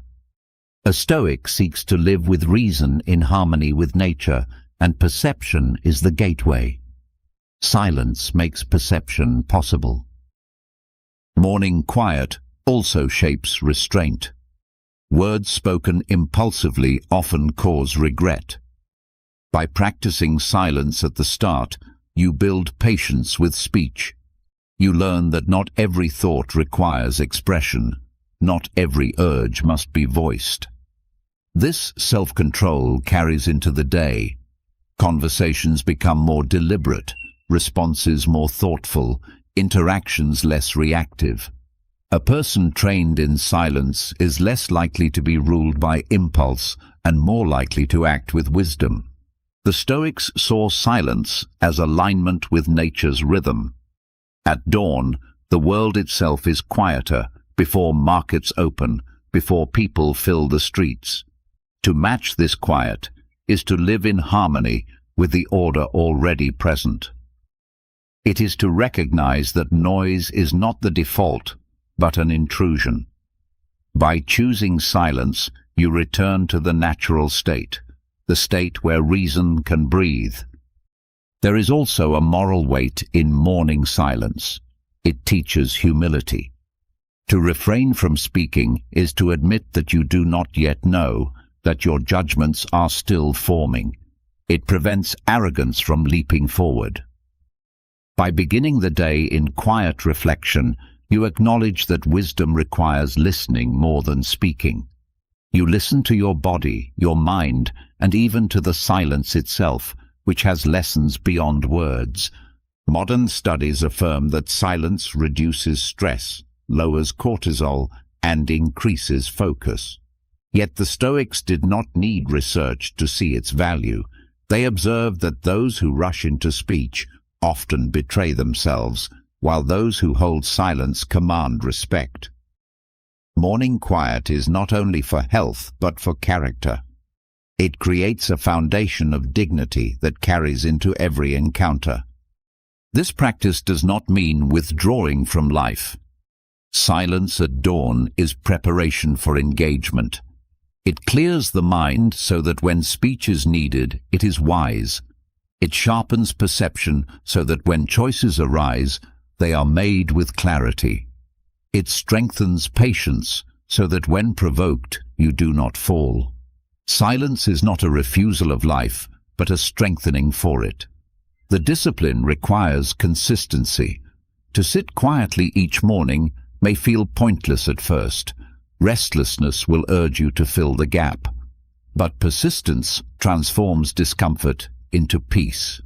Over time, silence becomes something you crave, a refuge where you find yourself before facing the world. And with that craving comes stability, because you no longer depend on noise for identity. You learn that your worth does not come from constant expression, but from inner steadiness. In silence, you also meet mortality. The absence of sound makes you aware of the fragility of existence. You feel the brevity of life more keenly when you stop drowning it in noise. This awareness is not morbid, it is clarifying. It reminds you to speak only what matters, to act only with purpose, to treat time as precious.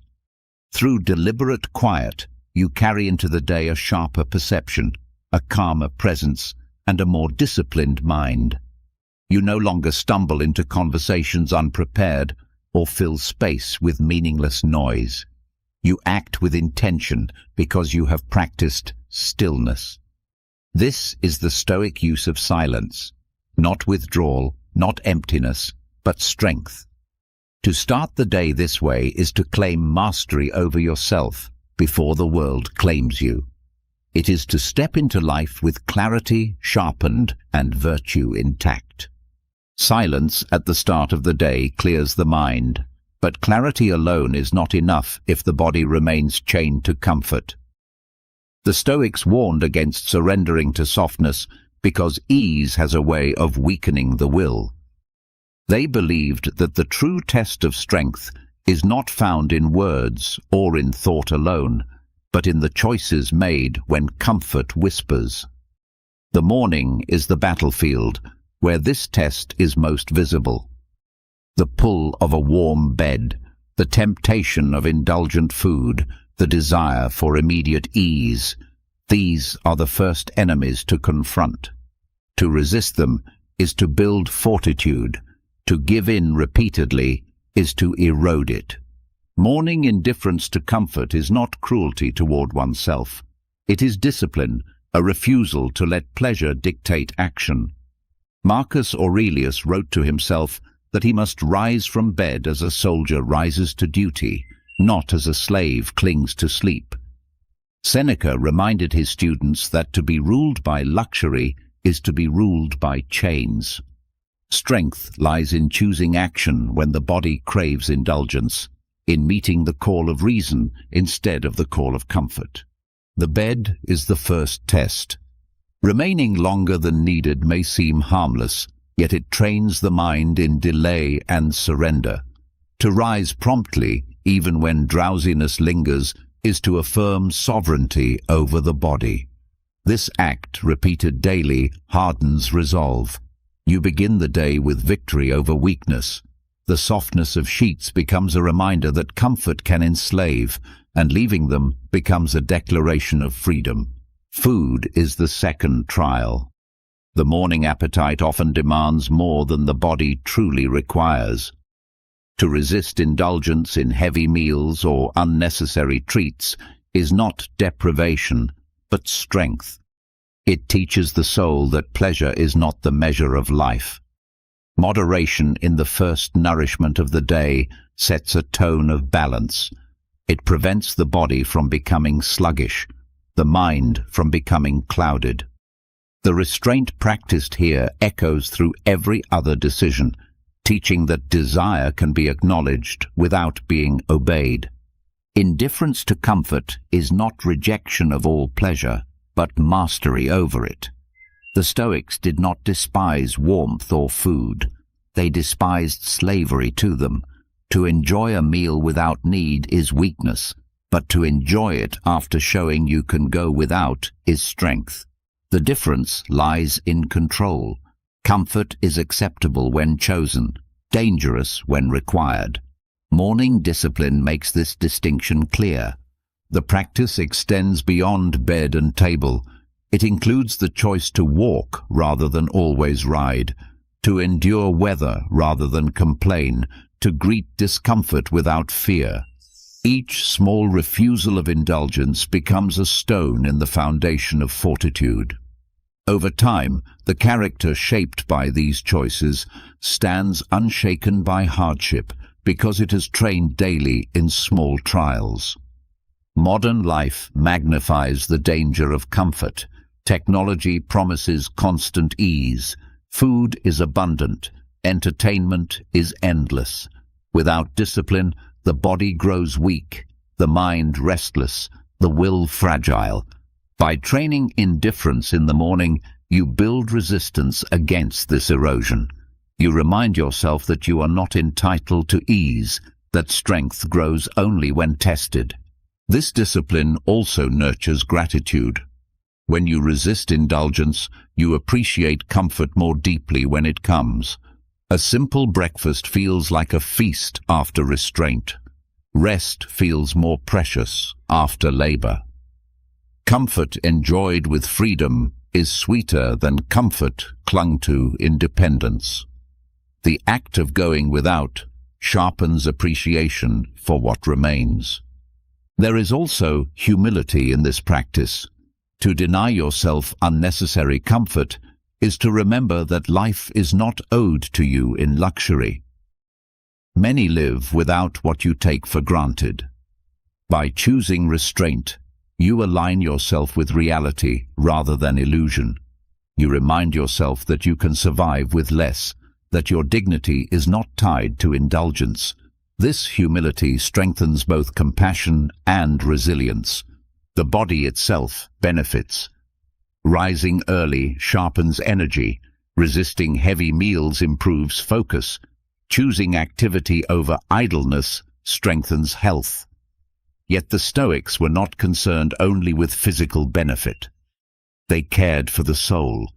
They saw that indulgence weakens the moral fiber while restraint hardens it. A person who resists comfort in the morning is more likely to resist anger, envy, or fear later in the day. Discipline in one area spreads into others.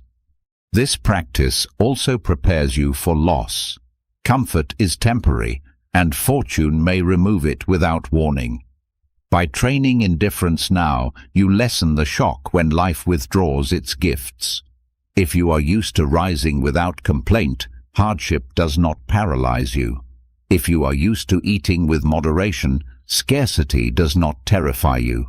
Strength is built by rehearsing what could be lost, so that loss cannot break you. Indifference to comfort is therefore a form of freedom. The one who cannot rise without softness is enslaved. The one who cannot function without indulgence is weak. But the one who can rise at will, eat with restraint, endure discomfort with calm, that person is free. Free not because comfort is absent, but because it no longer dictates action. This discipline, practiced each morning, builds a life of steadiness. It is not about denying all pleasure, but about never bowing to it. It is not about suffering for its own sake, but about strengthening the will against weakness. To begin the day by mastering comfort is to set a tone of courage and clarity. The hours that follow are no longer ruled by appetite, but by reason. And so the morning becomes a training ground. The bed teaches rising, the table teaches moderation, the world teaches endurance. Each act of indifference builds fortitude. Each refusal of indulgence strengthens freedom. The Stoics knew that life will test you in ways you cannot control. But by mastering comfort at dawn, you step into the day already victorious, already trained, already stronger than ease. This is the lesson of morning indifference, that true strength is not found in luxury, but in the quiet choice to rise above it. Resisting the pull of comfort strengthens the will, yet discipline without perspective can harden into severity. The Stoics knew that fortitude must be balanced by appreciation, that strength without gratitude risks becoming bitterness. But their gratitude was not the shallow kind sold in slogans or repeated as empty affirmations. It was deeper, more demanding, and more freeing. They spoke of giving thanks, not because life always provided ease, but because every moment, whether painful or pleasant, was a gift from nature itself. This gratitude carried no expectation, no bargaining, no demand for return. It was the acceptance of life as it is, without insisting that it conform to desire. Modern culture often distorts gratitude into a tool for self-improvement. Write a list, repeat phrases, think positively, and you will feel happier. The Stoics rejected such manipulation. For them, gratitude was not about producing a mood, but about seeing truth. Life owes nothing. The universe does not bend itself to your comfort. To receive even a single breath is fortune.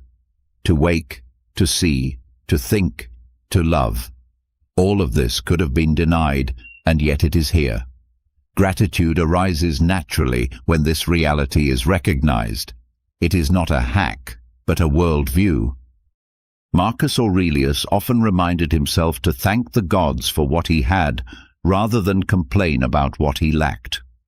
Seneca taught that the wise person takes joy not in abundance, but in sufficiency. Epictetus urged his students to see every event, even hardship, as part of a larger order, to be accepted with gratitude for the chance it gave to practice virtue. None of them promised that gratitude would erase pain. They promised instead that gratitude would anchor the soul so that pain could not corrupt it. The heart of Stoic gratitude lies in its lack of expectation. Modern positivity often carries hidden demands. I am grateful today so that tomorrow will reward me with more. The Stoics stripped this away. They warned against thanking life as if it were a merchant keeping accounts. True gratitude is unconditional. It gives thanks for what is, not for what it might produce. This detachment transforms gratitude from a tool of craving into a practice of freedom. To practice gratitude without expectation in the morning is to stand before the day with open hands. You do not demand that it provide only joy or success. You accept that it may bring hardship and still give thanks for the chance to meet it. This posture protects against disappointment. If you thank only when life is pleasant, gratitude collapses in adversity. If you thank without condition, gratitude survives everything. This discipline also deepens resilience. When hardship comes, most people respond with resentment. They feel cheated, as though life has failed them. But if you have trained in gratitude without expectation, you see hardship differently. You thank life for the chance to practice courage, to strengthen patience, to prove virtue. The event is no longer an insult. but an opportunity. This shift dissolves bitterness and transforms suffering into growth. Morning is the most powerful time for this practice. The first thoughts after waking often shape the lens through which the day is seen. To begin with, unconditional thanks is to frame the hours ahead as gifts rather than burdens. This does not mean ignoring pain. It means recognizing that even pain is part of the larger order and therefore worthy of acceptance. Gratitude becomes not a denial of struggle, but a deeper way of meeting it. The practice can be simple. On waking, reflect on 3 things present in your life that could easily be absent: breath, health, companionship, light, the ability to reason. Acknowledge them without demand for permanence. Say quietly to yourself, "These are gifts, not guarantees." This brief act shifts perception. You no longer move through the day clinging to what you have, but appreciating it as long as it remains. Another layer is gratitude for the ordinary. Modern positivity often seeks the spectacular, dream houses, perfect relationships, grand successes. The Stoics looked instead at the simplest facts. Seneca thanked fortune for bread, for water, for the absence of torment. Marcus wrote that to be alive at all was a gift. By focusing on what is often overlooked, gratitude becomes constant. Ordinary moments turn sacred when recognized as undeserved blessings. This practice also teaches humility. Gratitude, without expectation, acknowledges dependence. You did not create the sun. You did not guarantee your health. You did not secure your survival alone. Everything rests on countless causes beyond your control. Recognizing this dissolves arrogance. It turns entitlement into reverence. You approach life not as a master demanding payment, but as a guest thankful for the meal. The discipline carries over into relationships. When you expect others to behave in certain ways, disappointment poisons connection. But when you practice gratitude without expectation, you appreciate them as they are. A friend's loyalty is no longer demanded but cherished. A partner's kindness is not owed but treasured. Even small gestures become meaningful when you see them as gifts rather than rights. This shift transforms how you relate, reducing conflict and deepening love. Gratitude without condition also curbs desire. Much of human suffering comes from craving more than what is present. The Stoics taught that he who is content with little is truly rich. By thanking life for what already exists, desire loosens its grip. You stop chasing endlessly and begin to rest in sufficiency. This does not mean abandoning ambition, but ambition becomes directed toward virtue rather than possessions. The practice is not always easy. The mind rebels, especially in pain. It wants to demand, to complain, to resent. But it is precisely here that gratitude without expectation shows its strength. To say thank you in joy is common. To say thank you in hardship is uncommon. Yet it is in hardship that the practice reveals its deepest power. It allows the soul to stand unbroken even when fortune turns cruel. This gratitude is also protective against vanity. When success arrives, it is easy to believe it is entirely your doing. Gratitude reminds you that countless factors outside your control shaped the result. This recognition keeps pride from swelling and keeps perspective intact.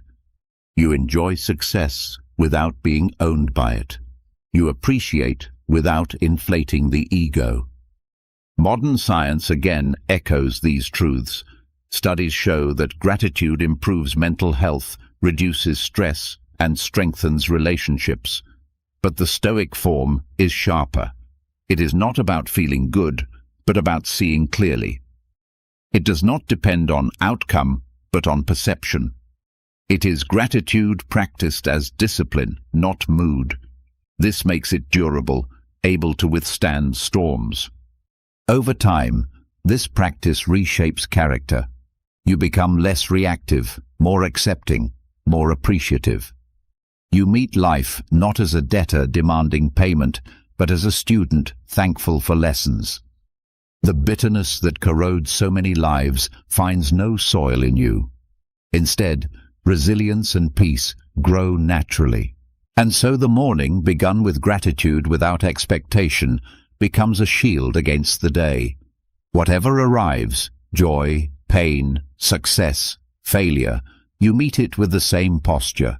Thank you for this chance. Gratitude is no longer a trick to feel better, but a way of living free. It is not a transaction, but a transformation. The Stoics knew this, and they left us the practice not as a hack, but as a path. To walk it is to discover strength in every breath, contentment in every moment, and freedom in every circumstance. Gratitude without expectation softens the heart and clears the mind. But even gratitude needs a focus if it is to guide action. The Stoics understood that the mind, once awake, drifts quickly unless tethered. For this reason, they returned again and again to short maxims, lines so concentrated with wisdom that a single phrase could hold steady an entire day. Reading one line at dawn was not about filling the head with knowledge, but about sharpening intention. A sentence chosen well becomes more than words. It becomes a compass. A maxim works because it is small enough to remember, yet large enough to shape conduct. The morning is not a time for complicated arguments or long treatises. The mind at dawn is clear but delicate, and what it takes in first will echo. A single Stoic line, carried into the day, functions as both reminder and anchor. It prevents distraction, tempers reaction, and recalls the soul to what matters when chaos threatens. Marcus Aurelius did this in his meditations. He wrote brief notes, often no more than a sentence, because he knew that a thought too long would be forgotten in the noise of duty.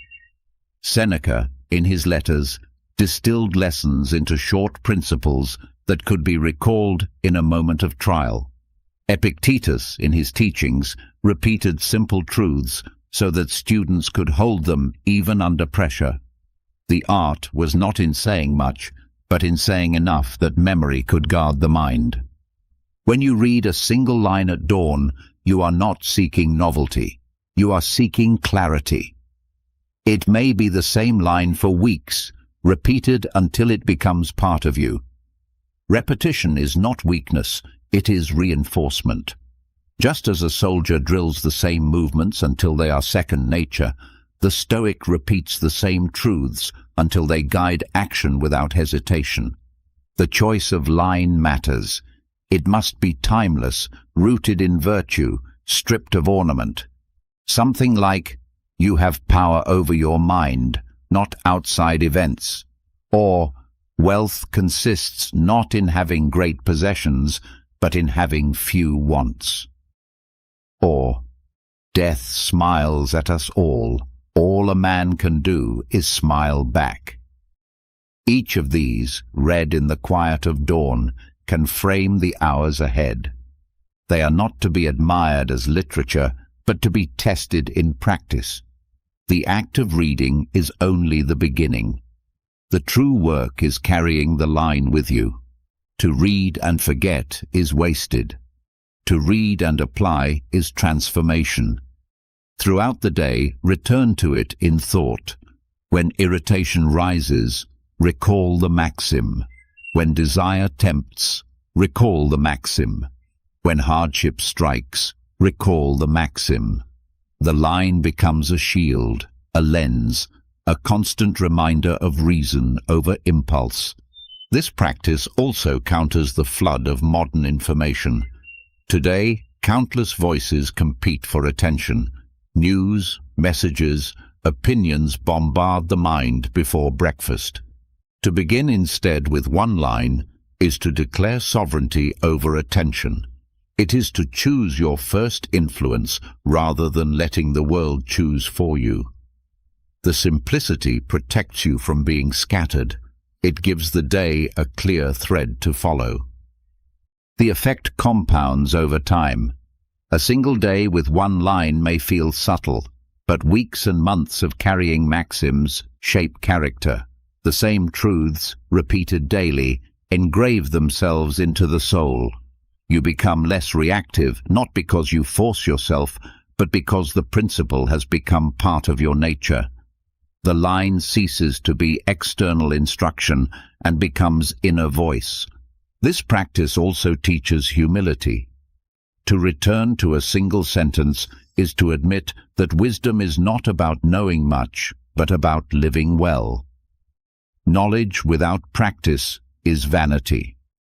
One line lived is worth more than a library unread. The Stoics knew this and focused not on collecting endless theories, but on embodying a few principles fully. The discipline requires honesty. It is easy to read a line and nod, harder to let it confront you. If the maxim says, "Do not waste time," then you must face the hours lost in distraction. If it says, "Be indifferent to what is not yours to control," then you must face your attachment to outcomes. The line becomes a mirror, exposing weakness as much as guiding strength. But this exposure is the beginning of change. Another value of this practice is constancy. Life shifts endlessly, but a principle does not. Carrying one maxim through the day steadies you amid flux. Whatever happens, you return to the same truth. It is a fixed star in a stormy sky. This constancy builds resilience because you no longer drift with circumstance. You align with principle. Morning maxims also shape relationships. A line about patience changes how you speak to those who provoke. A line about justice alters how you treat those who depend on you. A line about courage strengthens you when fear would silence you. These changes may seem small, but repeated daily, they transform the way you live with others. Philosophy becomes visible not in speeches, but in conduct. The simplicity of the practice also protects against pride. It is difficult to boast about reading one line. There is no display, no performance, only quiet repetition. This humility keeps the focus where it belongs, not on showing knowledge, but on living it. It reminds you daily that wisdom is not entertainment, but discipline. Modern psychology echoes the power of such focus. Cognitive research shows that carrying a single phrase or intention directs attention, reduces stress, and increases follow-through. The brain thrives on clarity, not clutter. A maxim functions as a filter, helping you ignore distractions and return to what matters. The Stoics intuited this long before science confirmed it. Over years, the practice deepens. Some lines will accompany you for life, becoming part of identity. Others will serve for a season, guiding you through specific struggles. The key is not variety, but sincerity. Whatever the line, it must be lived. To live even one Stoic sentence fully is to embody philosophy in its truest form. And so the morning, which began with gratitude, is given sharper direction by a single maxim. You rise not with a vague sense of virtue, but with a clear principle to carry. This line is your anchor, your reminder, your teacher. Throughout the day, it returns you to clarity. At night, it asks whether you lived by it. In this way, one sentence becomes the thread that ties reflection to action, silence to speech, thought to life. It is a small practice, yet within it lies the art of shaping a soul that is steady, strong, and free. Carrying a single line through the day sharpens intention, yet even a maxim can remain abstract if the senses are left untrained. The Stoics taught that wisdom is not only in thought, but in perception itself. How you see the world determines how you respond to it. The first glance of the morning, often wasted in distraction or habit, can become a powerful exercise in stillness. This is the discipline of the Stoic gaze, using your first sight of the day not as passive reception, but as deliberate training for the mind. The eyes are restless. They dart, they scan, they seek stimulation. Left untrained, they carry the mind into scattered attention. But when directed with discipline, the gaze becomes an anchor. The Stoics knew that by focusing attention on a single object, the soul learns restraint. The object itself is less important than the act of holding the gaze. It may be a candle flame, a simple stone, a tree outside the window, even the shape of your own hand. The training lies in stillness, in resisting the urge to wander. This exercise teaches that control begins at the smallest level. If you cannot hold your eyes steady, how will you hold your judgment steady? If you cannot focus on one thing, how will you resist the flood of distractions waiting to seize you? The Stoic gaze builds the muscle of attention. It trains you to look deliberately rather than consume passively. This act, small in appearance, carries great weight in practice. The morning is the ideal time. At dawn, the mind is fresh, the world quieter, the senses more open. To direct your gaze, then, is to shape the quality of perception for the hours ahead. The first sight you choose is not random, but intentional. It declares, "I will not stumble into the day pulled by chance. I will see with purpose." This framing influences every subsequent act of perception. There is also humility in the practice. To focus on one simple object is to accept that wisdom begins in the ordinary. The world does not need to be spectacular to be meaningful. A single leaf, a beam of light, the texture of wood, all can teach stillness if observed with full presence. The Stoics valued simplicity, and this gaze is a reminder that virtue is trained not in extraordinary events, but in daily discipline. The practice strengthens patience. The restless mind resists stillness, urging the eyes to move, the thoughts to wander. Holding focus builds endurance. You learn that restlessness passes if you do not obey it. This patience, once trained, extends into other areas. You become more patient in conversation, more deliberate in decision, more resistant to impulse. What begins with the eyes becomes a virtue of the whole character. There is also a moral dimension. To train the gaze is to train respect. When you learn to hold sight on one object without rushing, you learn to see people more deeply as well. You no longer reduce them to impressions or stereotypes. You attend to them with care. In this way, a morning exercise extends into compassion, teaching you to look at others not superficially, but with presence. Modern science again echoes the Stoics. Research on mindfulness shows that focused attention stabilizes mood, reduces anxiety, and strengthens cognitive control. Eye training, in particular, calms the nervous system and lowers reactivity. The Stoics practiced this without laboratories, guided by observation and reason. They saw that clarity begins not in abstract thought, but in the senses, and by disciplining perception, they disciplined the mind. The Stoic gaze also teaches detachment. When you focus on one object, you learn to see without immediately labeling. The mind wants to judge. This is beautiful, this is ugly, this is valuable. This is useless. By suspending judgment and simply holding the gaze, you train yourself to observe without attachment. This detachment carries into daily life. You become less swayed by appearances, less quick to form biased conclusions. You see things as they are, not as your impulses declare them to be. Another lesson lies in transience. Hold your gaze on light, and you see it shift. Hold it on a flame, and you see it flicker. Hold it on a leaf, and you see it tremble. Even in stillness, change is constant. The gaze trains you to accept impermanence not as threat, but as truth.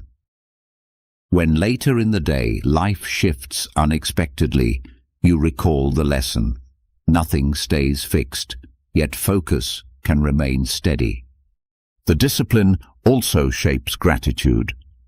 When you give full attention to a single object, you notice details normally ignored: the veins of a leaf, the grain of wood, the softness of light. These details reveal the richness of what seemed ordinary. Gratitude grows not by collecting more, but by seeing more deeply. The Stoic gaze teaches that the world is abundant when observed with care. This practice resists the modern flood of visual noise. Today, the eyes are bombarded from the moment of waking: screens, messages, advertisements. The gaze exercise interrupts this flood. It says, "Before I give my eyes to the world, I will claim them for myself." This act reclaims sovereignty. It protects the mind from being shaped immediately by others and instead grounds it in chosen perception. Over time, the training alters identity. You become someone who sees deliberately, who notices rather than skims, who observes before reacting. This character shift reduces error and increases wisdom. Decisions become clearer because perception is not clouded. Relationships improve because attention is genuine. Life becomes richer because detail is honored. The Stoic gaze is deceptively simple. To look at one thing in the morning may seem minor, but the depth lies in repetition. Each day, the eyes learn stillness, the mind learns patience, the soul learns detachment. Over months and years, this steady training produces clarity that no distraction can easily shake. And so, after carrying a maxim through the day, the next discipline is to focus the senses themselves. Words guide thought, but the gaze guides perception. To master both is to live not only with principles in the mind, but with clarity in the eyes. Each morning, the first sight becomes training, a small act that builds stillness, presence, and strength for everything that follows. Training the eyes to rest on one object sharpens stillness, but stillness alone is not the end. The Stoics insisted that clarity and perception must serve something greater: virtue. What use is calm sight if it does not translate into action guided by principle? For them, the true purpose of philosophy was to live according to reason and to embody the four cardinal virtues: courage, wisdom, temperance, and justice. The morning, when the mind is not yet entangled in the noise of the day, offers the perfect ground for this rehearsal. Before stepping into the world, the Stoic prepares the soul as a musician tunes an instrument, ensuring that every note of conduct will resonate with harmony. Rehearsal of virtue is not abstract theorizing. It is deliberate visualization of how these principles will be tested in the hours ahead. You know the day will not pass without challenge. Fear will rise, demanding courage. Ignorance will appear, demanding wisdom. Desire will tempt, demanding temperance. Injustice will show itself, demanding justice. By rehearsing these encounters before they come, you shape your responses in advance. The mind becomes armed, not with rigid scripts, but with readiness. Courage is the first to rehearse. The morning is the time to recall that fear will appear in large or small forms. It may be the fear of conflict, the fear of failure, the fear of rejection. Left unexamined, fear distorts judgment. But by rehearsing courage, you remind yourself that fear is not master. You visualize yourself speaking when silence would be cowardice, persisting when retreat would be easier, facing discomfort rather than hiding. This rehearsal does not eliminate fear, but shrinks its power, making room for action guided by principle rather than panic. Wisdom follows. The day will confront you with choices, some trivial, some weighty. Without preparation, the mind rushes, reacts, and errs. By rehearsing wisdom, you recall the importance of perspective. You remind yourself to pause before judgment, to look for causes beneath appearances, to weigh consequences not by desire, but by truth. In this rehearsal, you see yourself asking, what is within my control and what is not? What is truly good and what is indifferent? By doing so, you strengthen the habit of clarity, preparing to act not on impulse but on reason. Temperance must also be practiced. The day will tempt with excess, too much food, too much comfort, too much indulgence in words or actions. Without preparation, appetite leads easily to waste. By rehearsing temperance, you set intention to choose balance. You visualize yourself taking what is enough, refusing what is unnecessary, holding back when excess would harm. This does not mean denying all pleasure, but using it wisely, never becoming its slave. The morning rehearsal of temperance prepares you to carry moderation as armor into a world that constantly invites excess. Justice, the highest virtue, completes the rehearsal. The day will test your fairness, your treatment of others, your willingness to give what is due. Injustice is everywhere, arrogance, selfishness, neglect, and it tempts you to respond in kind. But by rehearsing justice, you remind yourself that every human shares the same nature, that no one exists outside the common bond of reason. You visualize yourself acting with fairness even when others do not, showing kindness where anger would be easier, speaking truth where silence would be safer. Justice rehearsed in the morning becomes justice lived when the test arrives. The power of this rehearsal lies in foresight.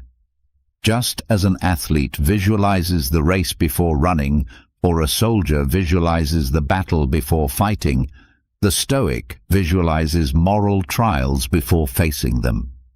This reduces surprise, sharpens composure, and strengthens resolve. The mind, already trained, meets the event with familiarity. What others see as sudden, you see as expected. You are less shaken because you rehearsed. The rehearsal also deepens identity. Each morning you remind yourself not only of what you will face, but of who you are committed to being. You are not merely someone seeking comfort or survival. You are a practitioner of courage, wisdom, temperance, and justice. These virtues become not distant ideals, but living roles you step into daily. Over time, they define your character, until rehearsal and reality merge. This discipline also prevents hypocrisy. Many admire virtue in theory, yet fail in practice because they never prepare for its cost. Courage is praised until fear arrives. Temperance is praised until desire burns. Justice is praised until advantage tempts. Wisdom is praised until impulse rules. The morning rehearsal strips away this illusion.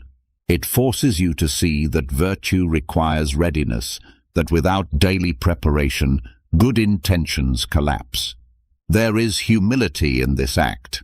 To rehearse virtue each morning is to admit weakness, to recognize that you are not yet the perfect sage. You know you will falter without preparation, so you prepare. This humility is strength, because it protects you from arrogance and keeps you on the path of growth. Each day becomes training, each morning a renewal of commitment. Science again supports the Stoic method. Studies on mental rehearsal show that visualizing behavior strengthens neural pathways, making it more likely that the behavior will occur. Athletes, musicians, and leaders use this technique with measurable success. The Stoics applied it to moral life. By rehearsing virtue, you build the mental patterns that make virtuous action natural. It becomes less a strain and more a reflex. This practice also reshapes relationships. When you begin the day having rehearsed justice, you treat others with greater fairness. When you rehearse temperance, you bring moderation into conversation, resisting the urge to dominate. When you rehearse wisdom, you listen more carefully, seeking truth rather than victory. When you rehearse courage, you defend those who cannot defend themselves. Virtue rehearsed privately becomes virtue expressed publicly, and the world benefits from your preparation. The rehearsal of virtue in the morning also shields against regret. Many end days wishing they had spoken with more courage, acted with more justice, chosen more temperance, or sought more wisdom. By preparing in the morning, you reduce the gap between intention and action. You begin the day with alignment, and this alignment lowers the chance of remorse when evening comes. Another strength of this practice is its constancy. Circumstances shift, wealth comes and goes, health rises and falls, but virtue remains available. You cannot control fortune, but you can always control how you embody courage, wisdom, temperance, and justice. The rehearsal each morning reminds you of this unchanging truth. It frees you from dependence on luck and anchors you in character. The practice does not require long hours. A few minutes of deliberate thought is enough. The key is sincerity. You must truly picture yourself facing difficulty and choosing the path of virtue. Without sincerity, the exercise becomes empty. With sincerity, it becomes transformative. Over years, this daily rehearsal shapes a life. You no longer wake unprepared, tossed by events. You wake trained, already grounded in the highest principles. The virtues become your armor, your compass, your identity. You move through the world not as a passive participant, but as an active practitioner of philosophy. And so, after training perception through the morning gaze, you train conduct through the rehearsal of virtue. You step into the day not empty-handed, but equipped with the 4 unshakable pillars of Stoicism: courage to face fear, wisdom to guide action, temperance to master desire, and justice to honor others.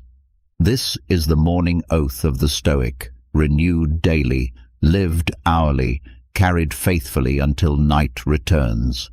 The rehearsal of virtue equips the mind with direction, but even the best intentions collapse if the day does not begin. The very act of rising is itself a test, and for many it is where the first battle is lost. The alarm clock rings, and instead of stepping into life, resistance sets in. The warmth of the bed becomes an argument, the heaviness of the body becomes an excuse, and the mind, still fogged with sleep, invents reasons to delay. The Stoics would not dismiss this as trivial. They would see it as the opening struggle where discipline is either chosen or surrendered. The alarm clock is not just a device, it is a symbol of resistance. It announces the gap between intention and action, between duty and desire. To confront it properly is to transform the moment of irritation into a meditation on freedom. Marcus Aurelius scolded himself for his reluctance to rise, reminding his soul that he was made not for comfort, but for work, not for hiding, but for action. He treated wake-up resistance as weakness, and he answered it with reason. This is the essence of the practice, to see the alarm not as an enemy, but as a teacher. When the sound strikes, the mind wants to negotiate. 5 more minutes, just a little longer. But each delay feeds weakness. The Stoics knew that indulgence in small things breeds failure in greater ones. To rise at once, when reason says rise, is to affirm control over desire. The discipline begins in this simple choice. You say with action, I am not ruled by comfort, I am guided by principle. This practice reshapes the way you see discipline itself. Discipline is often misunderstood as punishment, as denial. The Stoics saw it differently. Discipline is freedom, the freedom from being dragged by impulse. The alarm, then, becomes a reminder of whether you are free or enslaved. Do you obey the pull of warmth, or do you obey the call of reason? This question, answered each morning, defines the pattern of your day. There is also humility in this struggle. It reveals how fragile the will can be, how easily it bends before the smallest temptation. But humility is useful because it drives you to train. Each morning, the alarm becomes practice in strengthening resolve. Each time you rise without delay, you reinforce the habit of meeting difficulty with action. Slowly, resistance loses power. Science supports what the Stoics intuited. Studies on habit formation show that the first act of the day sets the tone for self-control. Delaying wake-up strengthens procrastination. Rising promptly strengthens follow-through. The nervous system learns patterns quickly, and repetition hardens them. By confronting the alarm with discipline, you teach the mind to act rather than avoid. This habit, carried into other areas, reduces hesitation and increases resilience. The alarm also teaches mortality. Each ring is another morning granted, another chance that could have been denied. To delay rising is to treat life as endless, but the Stoic knows it is not. Marcus Aurelius reminded himself daily that death waits, that time is limited. The alarm is a call to live, not tomorrow, but now. To ignore it is to waste what cannot be reclaimed. To rise is to honor the gift of time. This discipline does not end with rising. It reshapes how you approach the rest of the day. When you begin with victory over resistance, you carry momentum. The will is sharpened, the mind steadied, the soul strengthened. Tasks later in the day seem lighter because you already conquered the hardest opponent, your own reluctance. This victory cannot be bought by ease. It must be earned in the silence of morning. To transform the alarm into meditation, approach it deliberately. Do not treat the sound as annoyance, but as reminder. When it rings, pause for a breath. Remind yourself, I was not made for lying still, but for fulfilling my role. I rise because life calls, and life will not call forever. This thought, brief but powerful, converts irritation into clarity. You rise not begrudgingly, but purposefully. The practice also shapes gratitude. To wake at all is fortune. Many did not open their eyes this morning.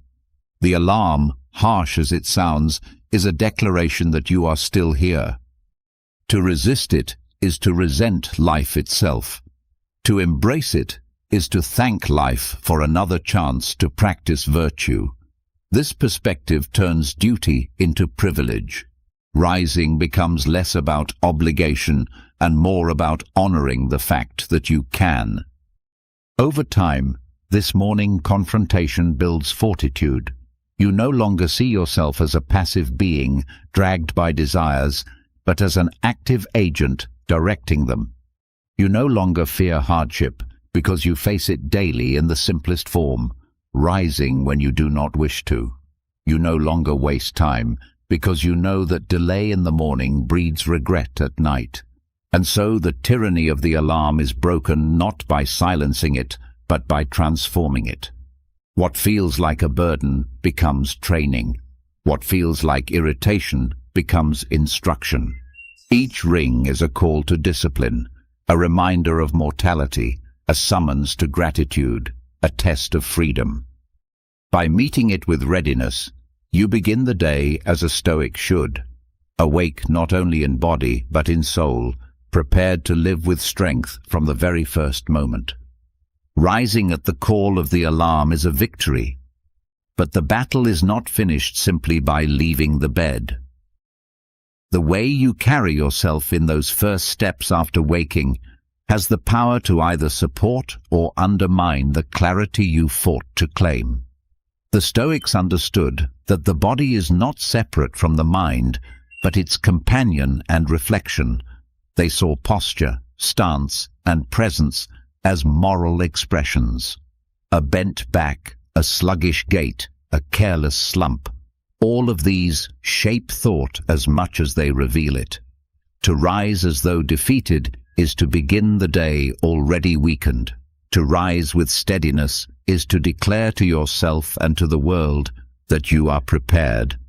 The body is a temple, not because it is worshipped, but because it houses reason. The Stoics did not promote vanity or obsession with appearance, but they recognized the deep connection between physical presence and inner state. Marcus Aurelius wrote that the soul takes on the dye of its thoughts, and in the same way the body takes on the form of its spirit. When the body is carried with dignity, the mind follows. When the body collapses into laziness, the mind is pulled down with it. The act of standing tall, of opening the chest, of meeting the day with upright bearing, is itself philosophy in motion. On rising, posture becomes the first practice of embodiment. Shoulders rolled back, head lifted, breath steady. These signals are not merely external, they send messages inward, telling the nervous system that strength is present. Modern science confirms what Stoics intuited. Posture influences mood, confidence, and clarity.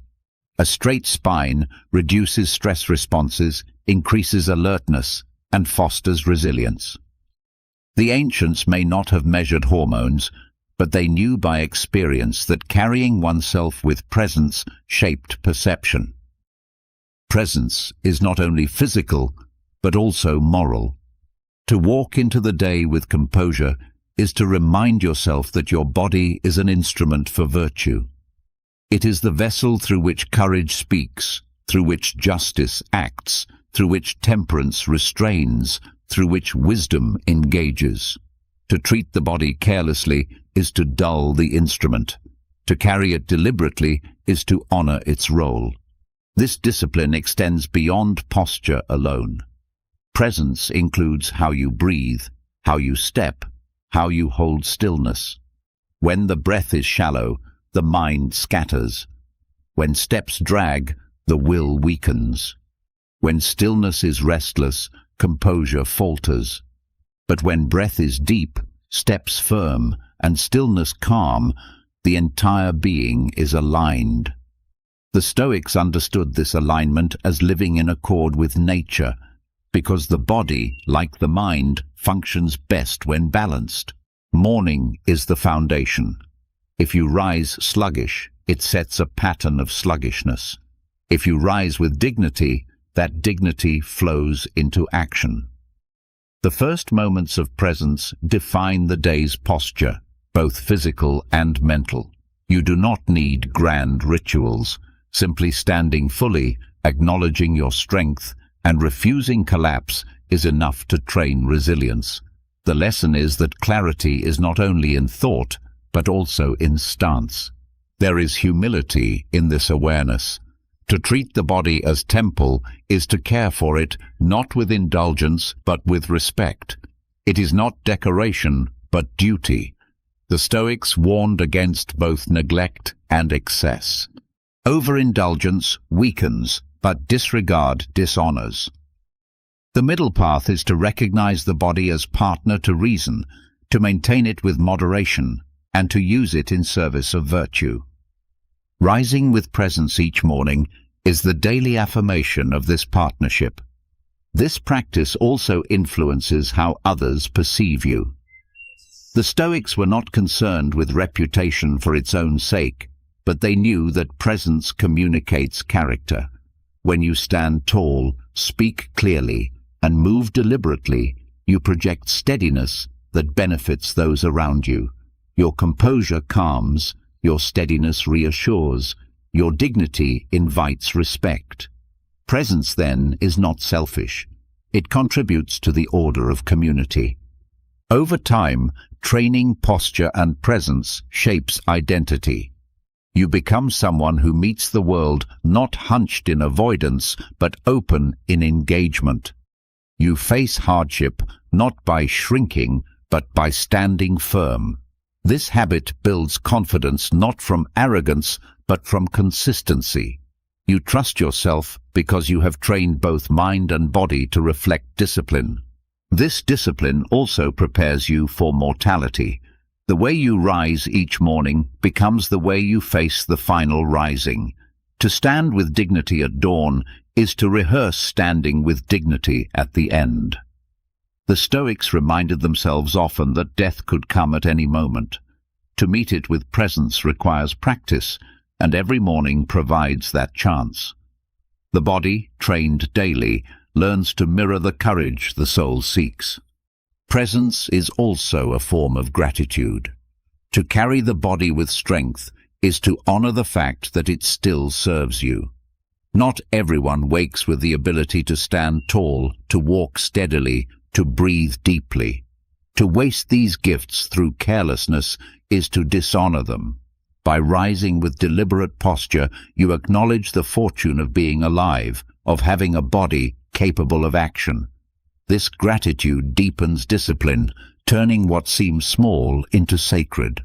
And so, the morning, which began with resistance to the alarm, continues with the discipline of presence. The body becomes the first arena of practice. Each stance, each breath, each step is training. By treating the body as temple, you ensure that the soul it houses has a worthy dwelling. This is how the Stoic begins the day, not collapsed, not careless, but upright, steady, and prepared to live with clarity. To rise with presence is to declare readiness. But readiness can be stolen in an instant if attention is surrendered. In our age, the first temptation is not only the warmth of bed or the weight of food, but the pull of glowing screens. Before the body has fully stretched, messages, headlines, and endless streams of noise demand entry. The Stoics, though living in another time, warned against exactly this kind of slavery, being pulled by external forces instead of guiding oneself by reason. Morning abstinence from digital distractions is the modern form of Stoic indifference, a deliberate choice to protect sovereignty over the mind before the world lays claim to it. Attention is the most valuable possession you hold. Money can be lost and regained, health may fade and recover, reputation may rise and fall, but the use of attention determines the quality of every moment. To give it away at the start of the day to devices is to begin already defeated. The Stoics spoke often about guarding the citadel of the mind, treating it as sacred ground. To allow every notification, every headline, every demand to march straight in is to abandon that citadel without resistance.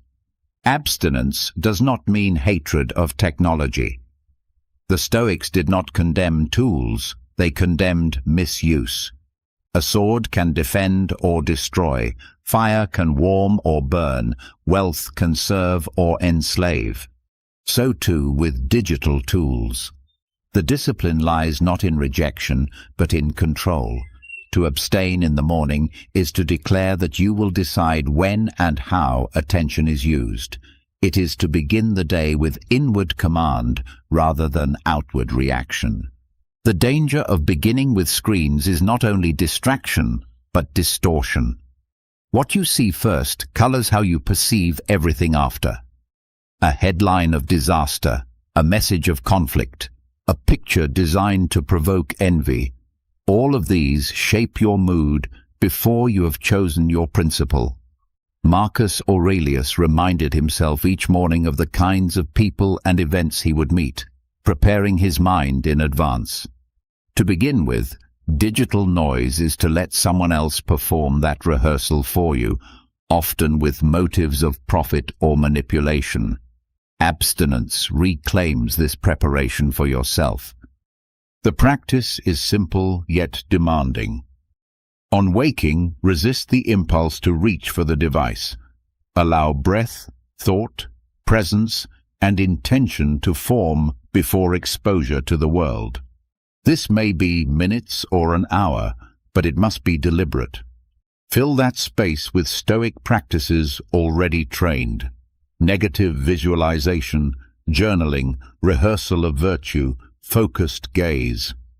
By the time you approach technology, you do so with strength, not fragility. You are the master, not the slave. Science supports this discipline. Research shows that the first inputs after waking shape attention and mood throughout the day.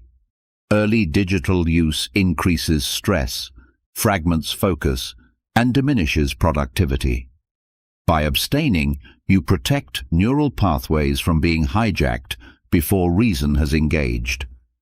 This is not superstition, but physiology, aligning perfectly with Stoic advice to guard the soul at its most vulnerable. There is also a moral dimension. When you abstain from distractions in the morning, you remind yourself that your life is not owed to the demands of others. You reclaim ownership of your time. This does not mean neglecting duty. It means ordering duty rightly. You are more useful to others when you first anchor yourself.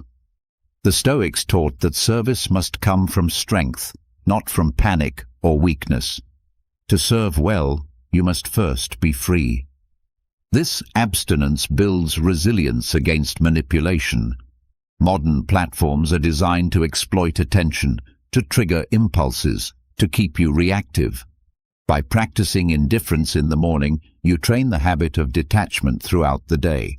You learn to see digital lures as indifferent externals, neither good nor evil, valuable only if used with reason. This perspective frees you from the compulsive pull that enslaves so many. The discipline also fosters gratitude. Without the flood of digital input, you notice the world as it is, the light of dawn, the silence of morning, the simple act of breath. These are easily overlooked when the mind is immediately filled with artificial urgency.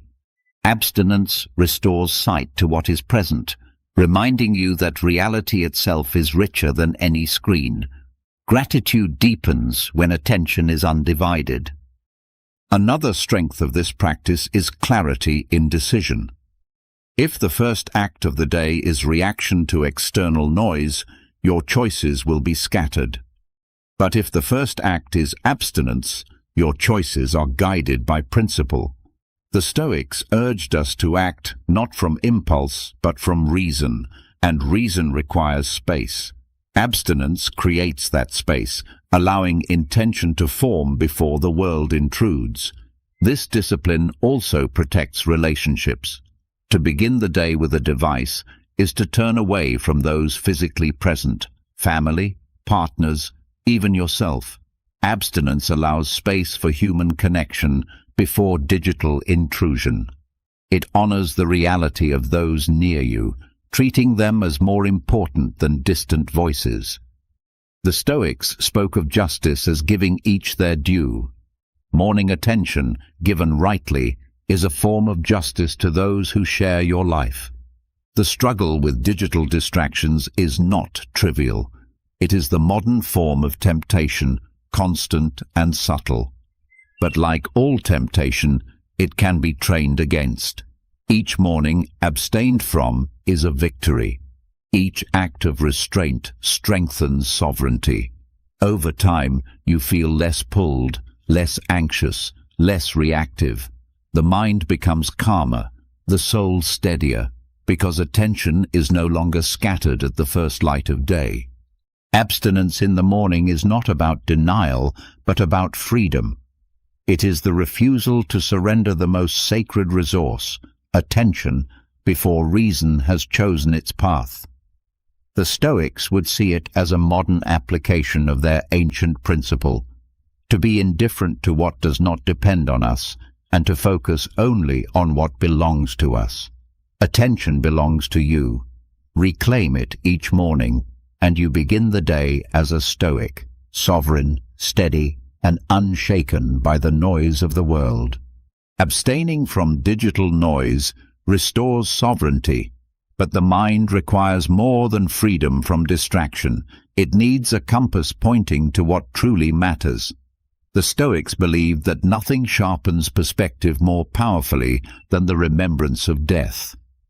To meet the sunrise and recall that one day you will not see it again is not morbid, it is clarifying. This ritual, known as memento mori, transforms dawn into both a warning and a gift.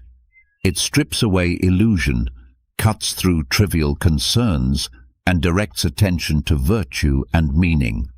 When the first light touches the horizon, it carries a message. Time is passing, and your share of it is finite. Each sunrise is both renewal and countdown. The Stoics urged daily reflection on mortality, not to paralyze, but to energize. Seneca wrote that life is long if you know how to use it, yet most squander it in distraction. Marcus Aurelius reminded himself that he could leave life at any moment, and therefore each action must be worthy of his last. Epictetus taught that to remember death is to live with freedom, because fear of loss no longer enslaves you. The ritual of remembering death at sunrise is powerful because it pairs contrast, the birth of a day with the certainty of your own end. This duality awakens urgency. You cannot watch the sun climb and tell yourself there will always be more time. You know, with each rising, that one day it will rise without you. Instead of despair, this recognition produces intensity. You speak more honestly, you act with more care, you love more fiercely because delay is no longer acceptable. This discipline is not about dramatizing death, but about stripping life of illusion. Most live as if time is endless, as if tomorrow is promised. The result is postponement, goals delayed, words unsaid, virtues neglected. Memento mori ends postponement. It says, today is certain, tomorrow is not. Use what you have, live as though this day must carry the weight of your whole character. This shift changes not only large decisions, but the smallest choices. How you speak to a stranger, how you eat a meal, how you carry yourself in silence. The morning is the most fitting time for this reflection. At dawn, the mind is fresh, uncluttered, and the symbolism is unmistakable. Night has passed, you have awakened, but you may not awaken again tomorrow. This moment is a rehearsal of life itself, darkness yielding to light, silence yielding to breath. To remember mortality here is to see the fragility of existence clearly. It transforms gratitude from sentiment into urgency. This practice also strengthens courage. Fear of death lies behind many other fears: fear of failure, fear of rejection, fear of change. When you confront mortality directly, lesser fears lose their hold. What is failure compared to death? What is embarrassment compared to the brevity of life. By rehearsing death each morning, you immunize yourself against hesitation. You act not recklessly, but bravely, because you know delay is the real danger. There is also a moral dimension. Remembering death calls you to live with justice. If today were your last, would you choose cruelty, dishonesty, or neglect? Would you waste hours in anger or envy? The thought of death cleanses priorities. It reminds you that what endures is not wealth or reputation, but the integrity of actions. Each sunrise becomes an oath. If this is my final day, let it be marked by virtue. Modern psychology confirms the effect. Studies on mortality awareness show that when people are reminded of death, they shift focus from trivial pursuits to meaningful goals. They strengthen relationships, act more authentically, and live with greater purpose. The Stoics knew this without research. They practiced daily mortality meditation precisely because it sharpened the will to live fully. The ritual can be simple. Step outside at sunrise or stand before the light. Acknowledge silently, "One day I will not see this." Then ask, "What will I do today so that when my time comes, I am not ashamed?" This brief act reframes the hours ahead. Complaints shrink, gratitude grows, virtue rises to the surface. The day is no longer ordinary, it is sacred, because it may be the last. There is humility in this practice. To remember death is to remember that you are not the center of the universe. Generations have risen and fallen before you, and countless will after. The sun has risen for billions of years and will continue when you are gone. This dissolves arrogance. It teaches you that your task is not to control eternity, but to live your brief span well. The ritual also deepens connection with others. When you recall that each person you meet is mortal, your treatment of them changes. You are gentler with those you love, more patient with those who frustrate you, more compassionate with those who struggle. Memento mori reminds you that all share the same fate. This awareness nurtures justice, not as theory, but as lived compassion. The remembrance of death at sunrise also frees you from regret. Many waste years clinging to the past, replaying mistakes or nursing grudges. When you reflect on mortality, you see that time is too short for such indulgence. The past cannot be changed. The future is not promised. Only the present is yours. This clarity liberates you from chains of regret and directs you toward immediate action. This discipline also tempers desire. Knowing life is short, you stop hoarding possessions or chasing endless status. You realize that no amount of wealth or fame will change the final outcome. What matters is how you live, not how much you accumulate. This simplicity brings peace. You stop competing for what does not endure and focus instead on virtue, which death cannot erase.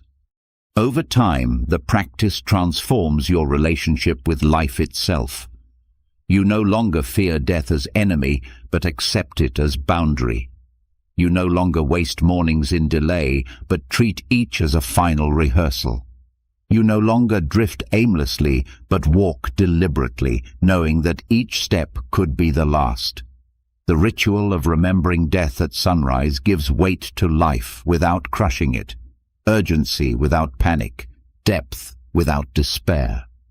And so, after guarding attention from distraction, the next act of the morning is to face the ultimate truth. The sun rises. One day you will not. To remember this is not to darken the day, but to brighten it, because it awakens you to live fully now. Memento mori is not about dying. It is about living with strength, clarity, and purpose. Each sunrise, each breath, each choice becomes a reminder. Time is short, but meaning is within your power.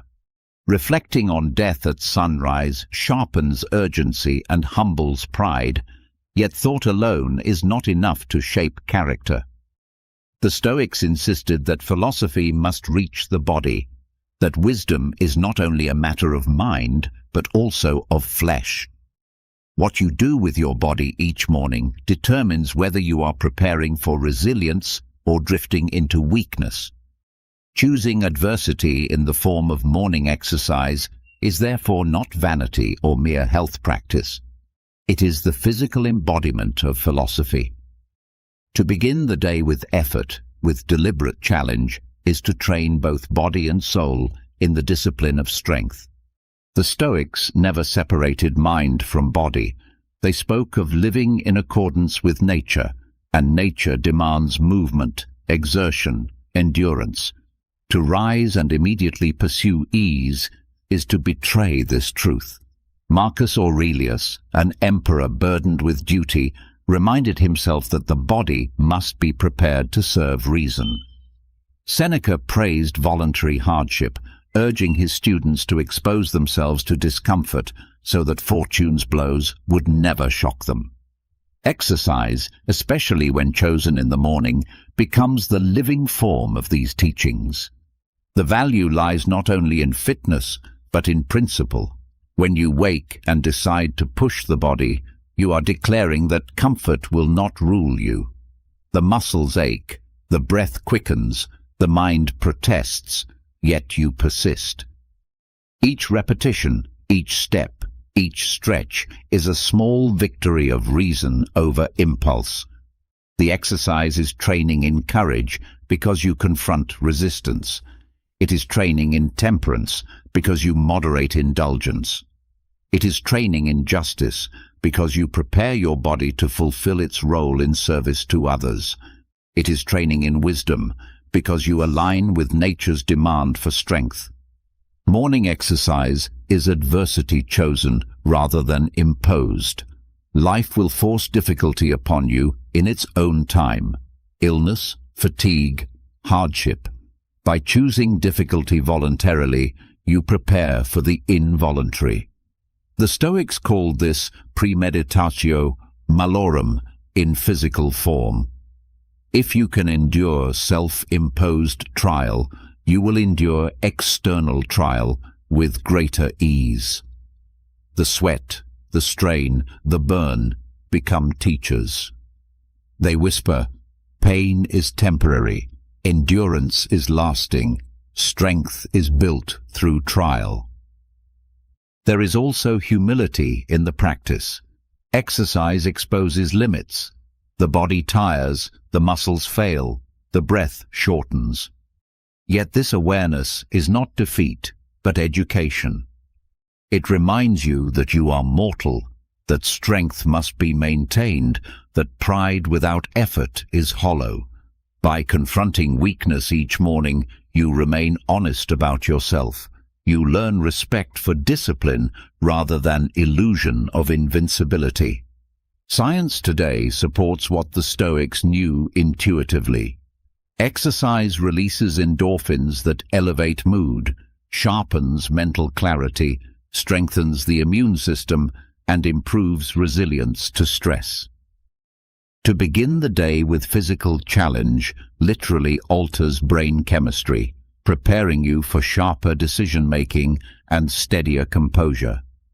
The ancients lacked these measurements, but they observed the same truth. A body trained in effort sustains a mind trained in reason. The choice of activity matters less than the principle. It may be running in the cold, lifting weights, practicing martial arts, or simply calisthenics on the floor. What matters is not luxury equipment or perfect conditions, but deliberate challenge. The Stoics warned against dependency on external luxury. The training must come from will, not from circumstance. To do what is difficult when ease is available is the essence of voluntary hardship. Morning is the perfect time for this adversity. At dawn, resistance is strongest. The body wants to linger in rest. The mind seeks delay. To overcome this inertia immediately is to set a tone of victory. You carry the momentum of discipline into every other task. Having defeated laziness at sunrise, you find it easier to defeat anger, temptation, and distraction later. The body becomes proof of your resolve, the sweat evidence of your freedom from indulgence. This practice also deepens gratitude. After strain, the simple act of stillness feels sweeter. After exertion, food nourishes more fully. After sweat, water refreshes more deeply. Exercise teaches appreciation by contrast. It reminds you that pleasure is most valued when earned. The Stoics saw this clearly. Without hardship, joy becomes dull. Without resistance, gratitude fades. Exercise restores both. Another benefit lies in service. A strong body is not only for personal pride, but for usefulness. The Stoics taught that we exist for one another. To maintain strength is to prepare yourself to serve, whether through labor, protection, or endurance of duty. Neglecting the body limits your ability to fulfill justice. Caring for it through discipline enhances your capacity to contribute. Exercise, then, becomes moral responsibility, not vanity. This training also reshapes identity. Each morning, you see yourself overcoming, persisting, choosing difficulty.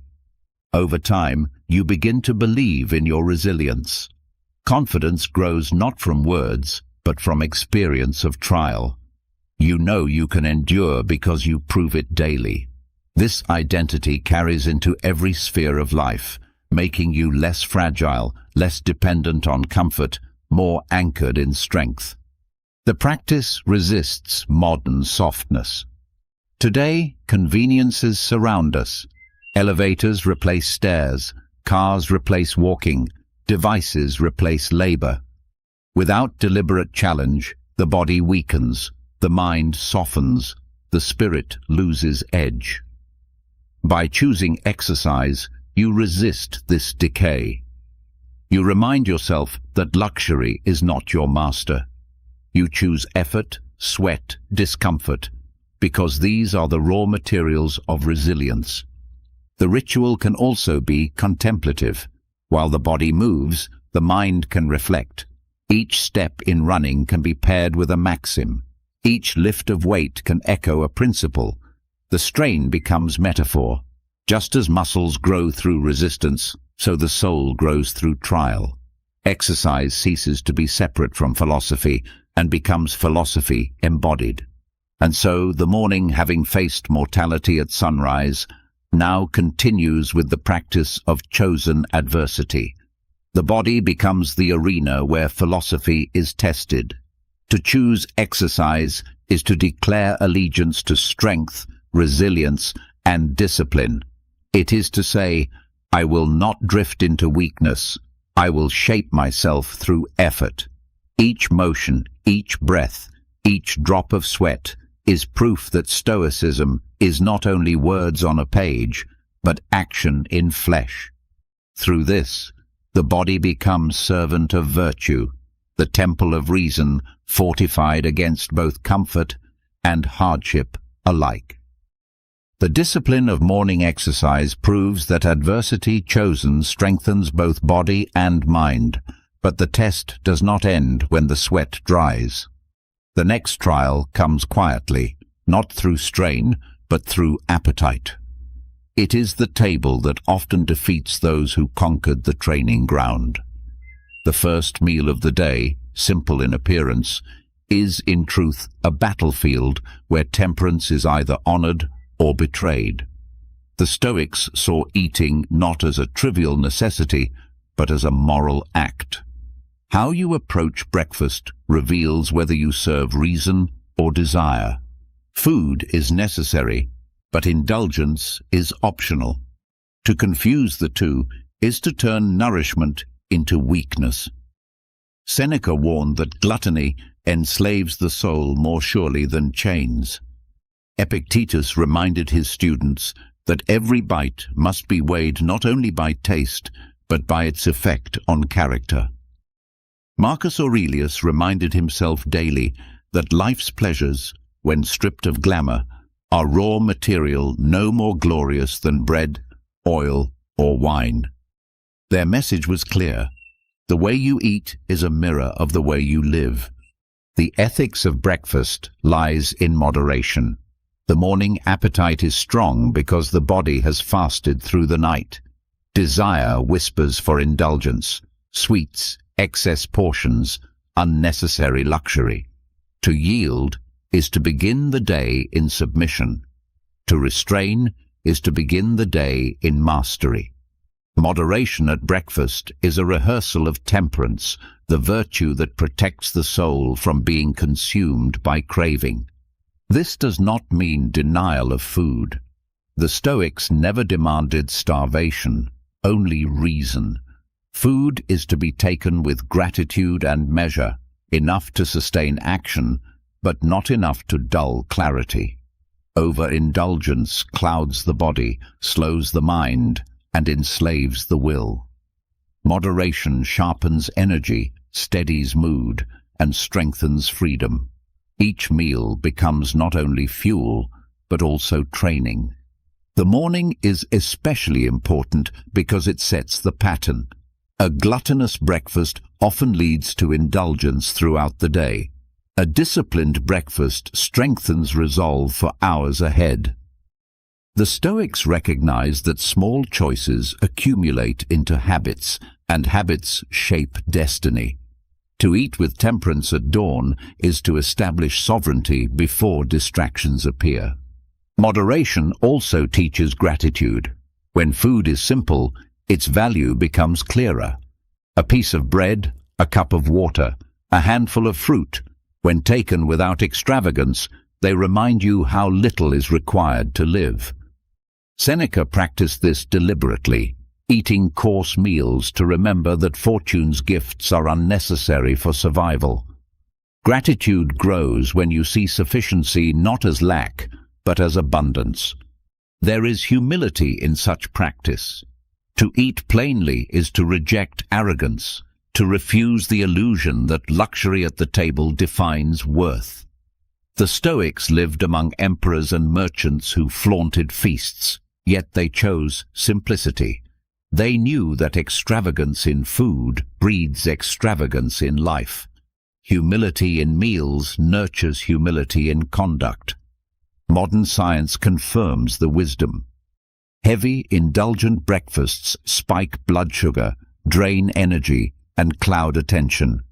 Simple, balanced meals sustain focus and promote resilience.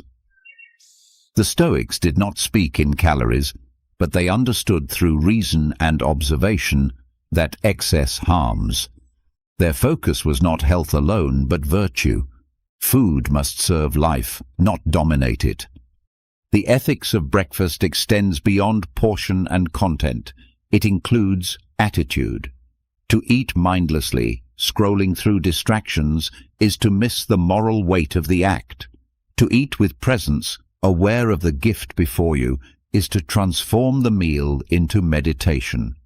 Each bite becomes acknowledgement. I take only what I need. I thank life for this. I will use this energy for virtue. Such mindfulness strengthens temperance and gratitude together. Moderation at breakfast also cultivates justice. In a world where many lack food, indulgence without thought becomes selfishness. To eat with measure honors not only yourself, but also the reality of others. The Stoics taught that we are part of a greater community, bound by reason. Justice at the table means recognizing that your consumption is part of that whole, that your restraint honors the dignity of others. There is also freedom in this practice. The one who cannot start the day without rich food is enslaved to appetite. The one who can eat simply or even delay eating is free. Freedom is not in luxury, but in independence from it. To practice moderation each morning is to remind yourself that you are not ruled by cravings. You can live with little, and therefore you are rich in resilience. Over time, this discipline transforms character. You become less impulsive, more measured, more grateful. You stop confusing want with need. You carry moderation beyond the table into speech, work, and desire. The first meal becomes the silent teacher of balance in all things. And so the morning continues its series of tests.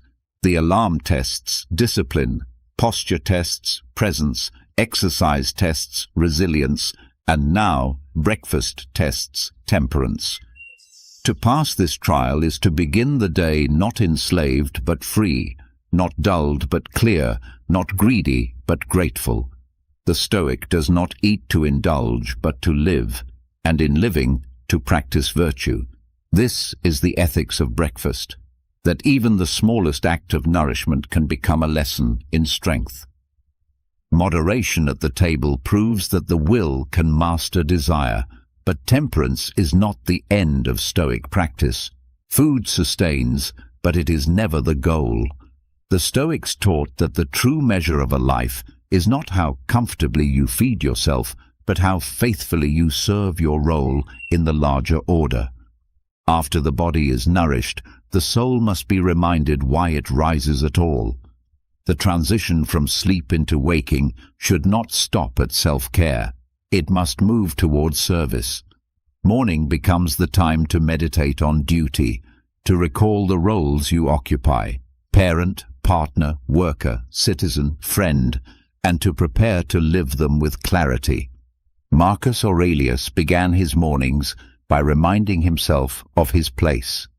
A man among men, an emperor with obligations, a rational being meant to act in harmony with reason. He rebuked himself when he lingered in bed, not because idleness was shameful in itself, but because it delayed his duty. He rose to serve, to fulfill his role in the fabric of the universe. This perspective stripped away the illusion that life belonged to him alone. It belonged also to others who depended on him, and to the cosmos that gave him existence. Meditation on role fulfillment sharpens purpose because it confronts you with responsibility. You are not here by accident, nor are you here only for pleasure. Each role carries duties that define your contribution. To forget them is to drift. To remember them is to live with direction. The morning, fresh and quiet, is the right time for this reflection. Before the noise of the day scatters thought, you sit with the question, what must I do today to be faithful to my role? This meditation is not abstract. It demands specificity. If you are a parent, it means patience and presence with children. If you are a partner, it means loyalty and kindness. If you are a worker, it means diligence and honesty. If you are a citizen, it means justice and contribution. The Stoics did not separate philosophy from daily life. Philosophy was lived through duty. The reflection each morning is a reminder that virtue is not vague, but embodied in action. There is also humility in this practice. Roles remind you that you are not the center of existence. You are part of a larger whole, a single thread in the fabric of nature. To fulfill your role is to contribute to the harmony of that whole. Marcus spoke often of the hive and the bee. What is bad for the hive cannot be good for the bee. Service to others is service to yourself, because you are not separate. This perspective dissolves arrogance and builds compassion. Meditating on duty also strengthens resilience. When hardship comes, remembering your role gives you reason to endure. A soldier persists because he remembers his duty to comrades. A parent endures because they remember their duty to children. A leader bears weight because they remember their duty to those they guide. Forget duty and suffering becomes unbearable. Remember it, and suffering becomes meaningful. The morning reflection arms you with this strength before trials arrive. This discipline also clarifies decisions. Much of life's confusion arises from conflicting impulses. Desire pulls one way, fear another, pride another still. But when you measure choices against your role, clarity emerges. The question becomes simple. Does this action honor my duty or betray it? Meditation in the morning prepares you to answer quickly and firmly.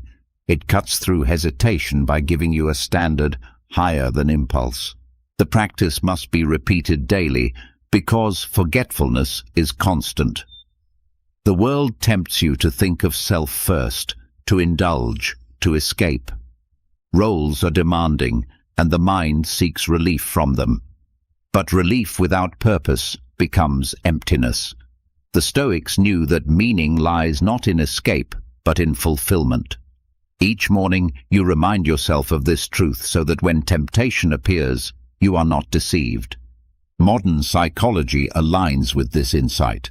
Studies show that people who see life in terms of meaningful roles and purpose report higher resilience, lower stress, and greater satisfaction. Direction protects against despair. Duty gives structure to suffering. Purpose reduces distraction. The Stoics understood this intuitively. Life without role is chaos. Life with role is order. This meditation also nourishes gratitude. Roles themselves are gifts. To be a parent is to be entrusted with life. To be a friend is to be entrusted with loyalty. To be a worker is to be entrusted with contribution. Even burdens are gifts because they give opportunity to practice virtue. Gratitude transforms duty from weight into privilege. To say in the morning, I have roles to fulfill, is to say, I have meaning today. There is freedom in this discipline as well. While roles bring responsibility, they also liberate you from endless choice. When you know your role, you know your direction. You no longer chase every impulse or whim. You no longer wonder endlessly what life is for. The answer is clear. Fulfill your role. This clarity saves energy, strengthens focus, and steadies the soul. Meditation on role fulfillment. At dawn, therefore, turns the day into service. You rise not only to satisfy appetite or seek comfort, but to contribute. Each action, from the smallest to the greatest, is measured against the duty of your station. This transforms ordinary acts into sacred ones. A word spoken kindly, a task done with diligence, a moment of patience, all become philosophy in practice. And so the morning, which has tested discipline, temperance, and resilience, now calls you to purpose. You are more than a body that wakes, more than a mind that thinks. You are a being with duties, part of a greater whole, entrusted with roles that give shape to life. To meditate on them each morning is to remind yourself of why you rise at all. This is how the Stoic turns sleep into service, by beginning each day with clarity of purpose and commitment to duty. Meditating on duty gives purpose to your rising, but purpose often collides with the heaviness of the body and the haze of the mind. Even the most disciplined intentions meet resistance in the form of grogginess, that sluggish state where clarity seems distant and effort feels heavy. The Stoics did not treat such states as failures, but as opportunities. Restlessness, fatigue, and the fog of morning are not enemies, they are teachers. To reframe them in this way is to turn weakness into strength, to practice patience with yourself, and to sharpen clarity even when clarity seems out of reach. Morning grogginess often brings frustration, The alarm has rung, the duties are clear, yet the body feels slow, the thoughts scattered. Most people interpret this as a setback, a flaw to be resented. The Stoic response is different: to accept it as part of nature, to meet it with reason, and to ask what it can teach. Marcus Aurelius reminded himself that the body will resist rising because it craves ease, but he countered by remembering that he was born not for comfort, but for action. In the same way, grogginess becomes a lesson in aligning action with reason rather than with impulse. Patience is the first virtue trained here. When the mind is clouded, frustration arises quickly. But the Stoic disciplines himself to respond gently, acknowledging the state without judgment. Grogginess is not failure. It is a condition to be endured with composure. By practicing patience with yourself in the first minutes of the day, you strengthen patience for the rest of the day. If you can remain calm with your own fog, you are more likely to remain calm with the faults of others. Clarity is the second lesson. When the mind is heavy, thought must be directed more carefully. This forces focus. You learn to strip tasks down to essentials, to move step by step rather than scatter energy. Grogginess compels simplification, and in this simplification, clarity appears. The Stoics valued simplicity, believing that truth is often found when complexity is reduced. Morning fatigue, when reframed, becomes an exercise in seeing what matters most. There is also humility in this practice. Grogginess reminds you that you are not a machine, that your body has limits, that perfection is an illusion. To accept this with calm is to align with nature rather than rage against it. The Stoics taught that virtue lies not in controlling everything, but in mastering your response. To meet morning weakness without complaint is itself a form of mastery. Restlessness can also train endurance. To move forward when energy is low builds resilience. Anyone can act with strength when fully awake and eager. It is more powerful to act with steadiness when weary. Each small action taken through fog strengthens willpower. The body may feel slow, but the soul proves it is not dependent on sensation.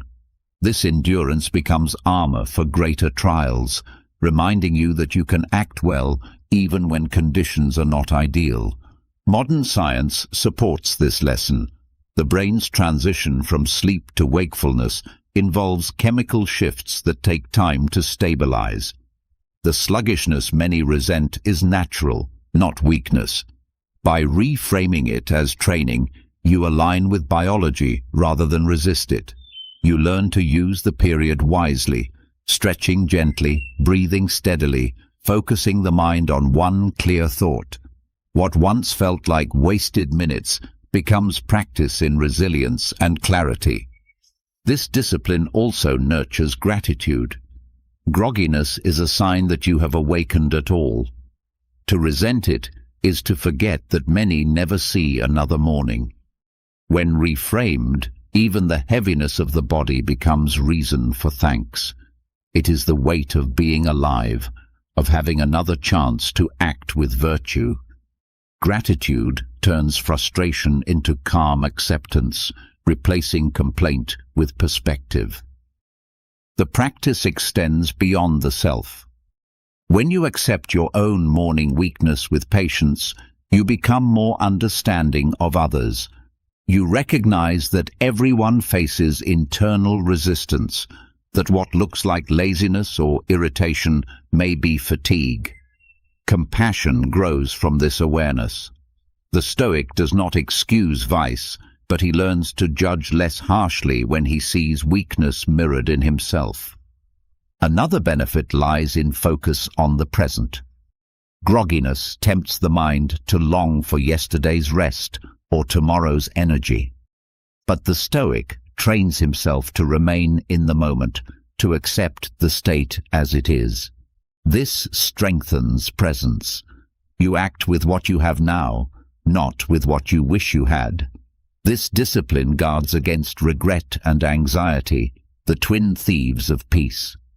Over time, reframing restlessness reshapes identity. You no longer see yourself as someone defeated by fatigue, but as someone who learns from it. Each morning, fog becomes a chance to practice patience, clarity, endurance, gratitude, and compassion. You grow less reactive, more resilient, and more steady. The very condition that once provoked complaint becomes a daily teacher of virtue. And so the morning, which began with duty, continues with the lesson of grogginess. You rise not resentful but receptive, seeing weakness as training.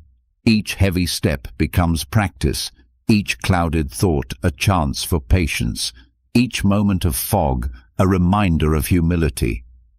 Restlessness ceases to be an obstacle, it becomes part of the path.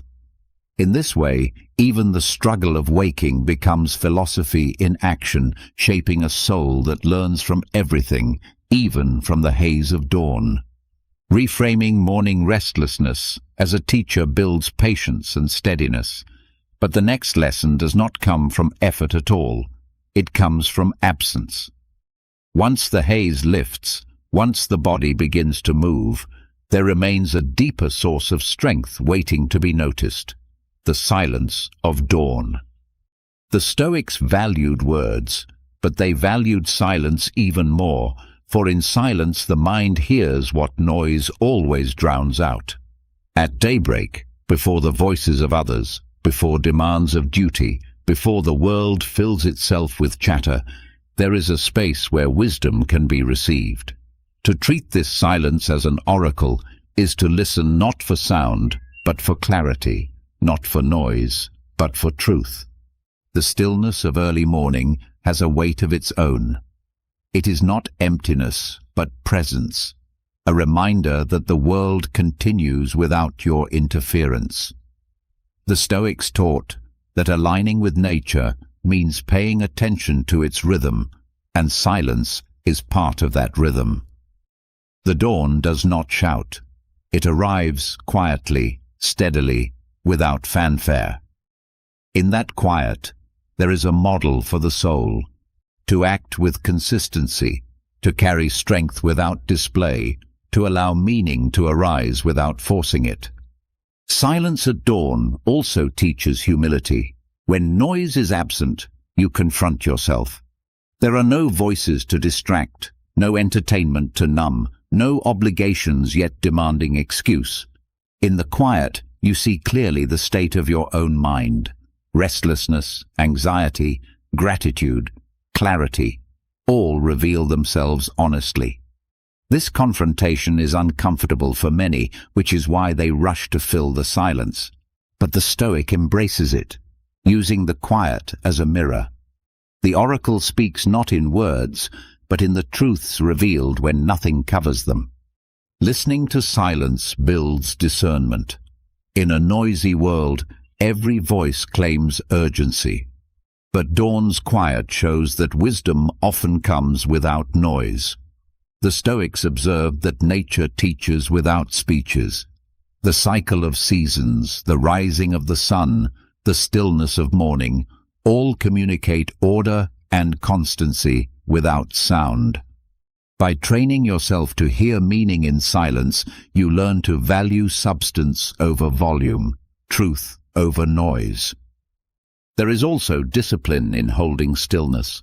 The impulse is to act, to speak, to fill the gap. But restraint is itself a form of strength. To sit with silence without reaching for distraction is to exercise mastery over the restless mind. It is training in temperance at the level of attention. The quiet does not entertain, but it strengthens. Over time, the soul learns to rest without noise, to find stability without stimulation. Modern research on mindfulness echoes this insight. Periods of silence reduce stress, restore focus, and deepen awareness. But the Stoics went further. They saw silence not just as therapy, but as philosophy. It is not only a way to calm the mind, but a way to receive wisdom from nature itself. The quiet of dawn becomes a teacher, reminding you that reality is ordered, that life continues, that truth does not need noise to exist. The practice can be simple. Rise, and instead of speaking or reaching for sound, sit in the silence. Notice the absence of voices. Notice the space between thoughts. Let the quiet settle without demand. In that space, reflect on virtue, on mortality, on gratitude, or on nothing at all. The point is not to manufacture meaning, but to allow it to appear. The oracle of silence speaks only when not drowned by chatter. Silence also deepens presence. In quiet, the senses sharpen. You notice light changing, breath steadying, the faint stirrings of life around you. These details, often lost in noise, reveal the richness of the world. Gratitude grows naturally when you see more clearly. You no longer rush past small wonders. You learn to rest in them. This is wisdom born not from words, but from attention. Another lesson lies in restraint of speech. By practicing silence in the morning, you train yourself to value words more carefully throughout the day. You realize that most talk is unnecessary, that much of what is said could have been left unsaid. The Stoics urged economy of speech, not out of austerity, but because careless words often harm. Silence trains the tongue to wait until reason commands. This discipline also prepares you for hardship. Noise is often a way to escape discomfort. But life will bring moments where escape is impossible. To endure silence without fear is to strengthen the capacity to endure solitude, uncertainty, and even grief. In stillness, you learn that the absence of distraction is not destruction, but opportunity. The Stoic sees hardship as training. Silence is hardship in subtle form. Over time, this practice transforms how you interpret the world. You no longer assume that the loudest voice carries truth. You no longer confuse stimulation with meaning. You learn to listen beneath noise, to wait for clarity to reveal itself. The oracle of dawn's silence becomes a daily teacher. Wisdom often arrives quietly, and strength often grows in stillness. And so the morning continues its lessons. Restlessness teaches patience, but silence teaches perception. In the absence of noise, the soul hears what it often forgets, that life is fragile, that order exists, that virtue is possible.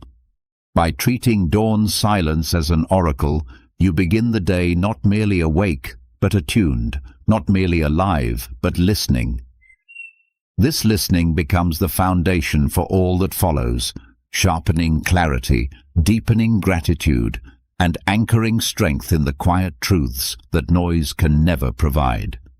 Hearing wisdom in the silence of dawn steadies the mind, but stillness must give way to action. The world waits with its demands, its noise, and its endless claims on your time. If you step into it unprepared, you will find yourself living by the agenda of others before you have lived a single moment by your own. The Stoics taught that sovereignty begins with mastery over yourself. To own your desires, to claim your attention, to direct your will, this is the first act of freedom each morning. Without self-ownership, every external voice becomes a master, and you become a servant to impulses, to distractions, to expectations. The morning encounter with self-ownership is the moment where you declare, "My time belongs first to reason, not to demand." Marcus Aurelius reminded himself daily that his soul was his own, even as an emperor surrounded by obligations. Epictetus, once a slave, taught that no one can own your will unless you hand it over. Seneca warned that people are frugal with money, but reckless with their time. Spending it freely on others without realizing it is the most precious possession. These lessons converge on the same truth. The morning is the decisive hour where sovereignty must be claimed or lost. Self-ownership begins with attention. The mind is vulnerable when it first wakes, open to impressions. If you give those moments to distraction, you set the tone of servitude. If you give them to yourself, through reflection, intention, and discipline, you establish control. The Stoics urged us to master impressions, to question every thought before granting it power. In the morning, this means pausing before desire takes hold, examining impulses, and deciding which deserve action. It is the training ground of freedom. Desire is not only about appetite, it is the pull to linger in comfort, to check messages, to seek validation, to chase trivialities. Self-ownership requires looking at each of these impulses and asking, does this serve reason, or does this enslave me? By confronting them immediately, you prevent them from gaining momentum. Desire ignored at once is weak. Desire indulged grows stronger. Each morning offers the chance to practice this mastery. Claiming sovereignty also means setting boundaries before others invade. The Stoics recognized that obligations to family, community, and state are real, but they warned against losing the self completely in them. Service must come from strength, not from depletion. To own your time in the morning is to give yourself space to prepare, to anchor, to strengthen.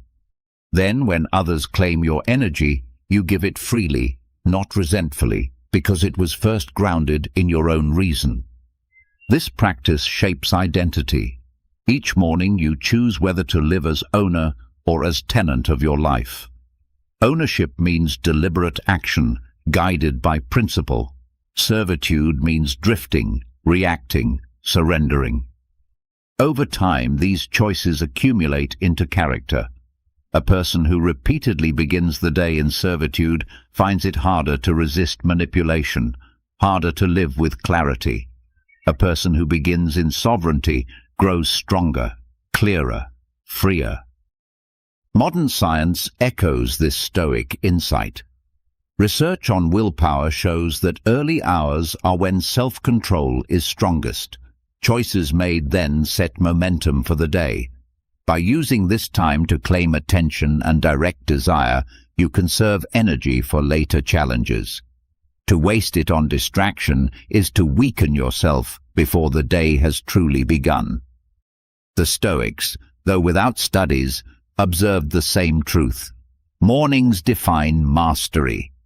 Self-ownership also transforms relationships.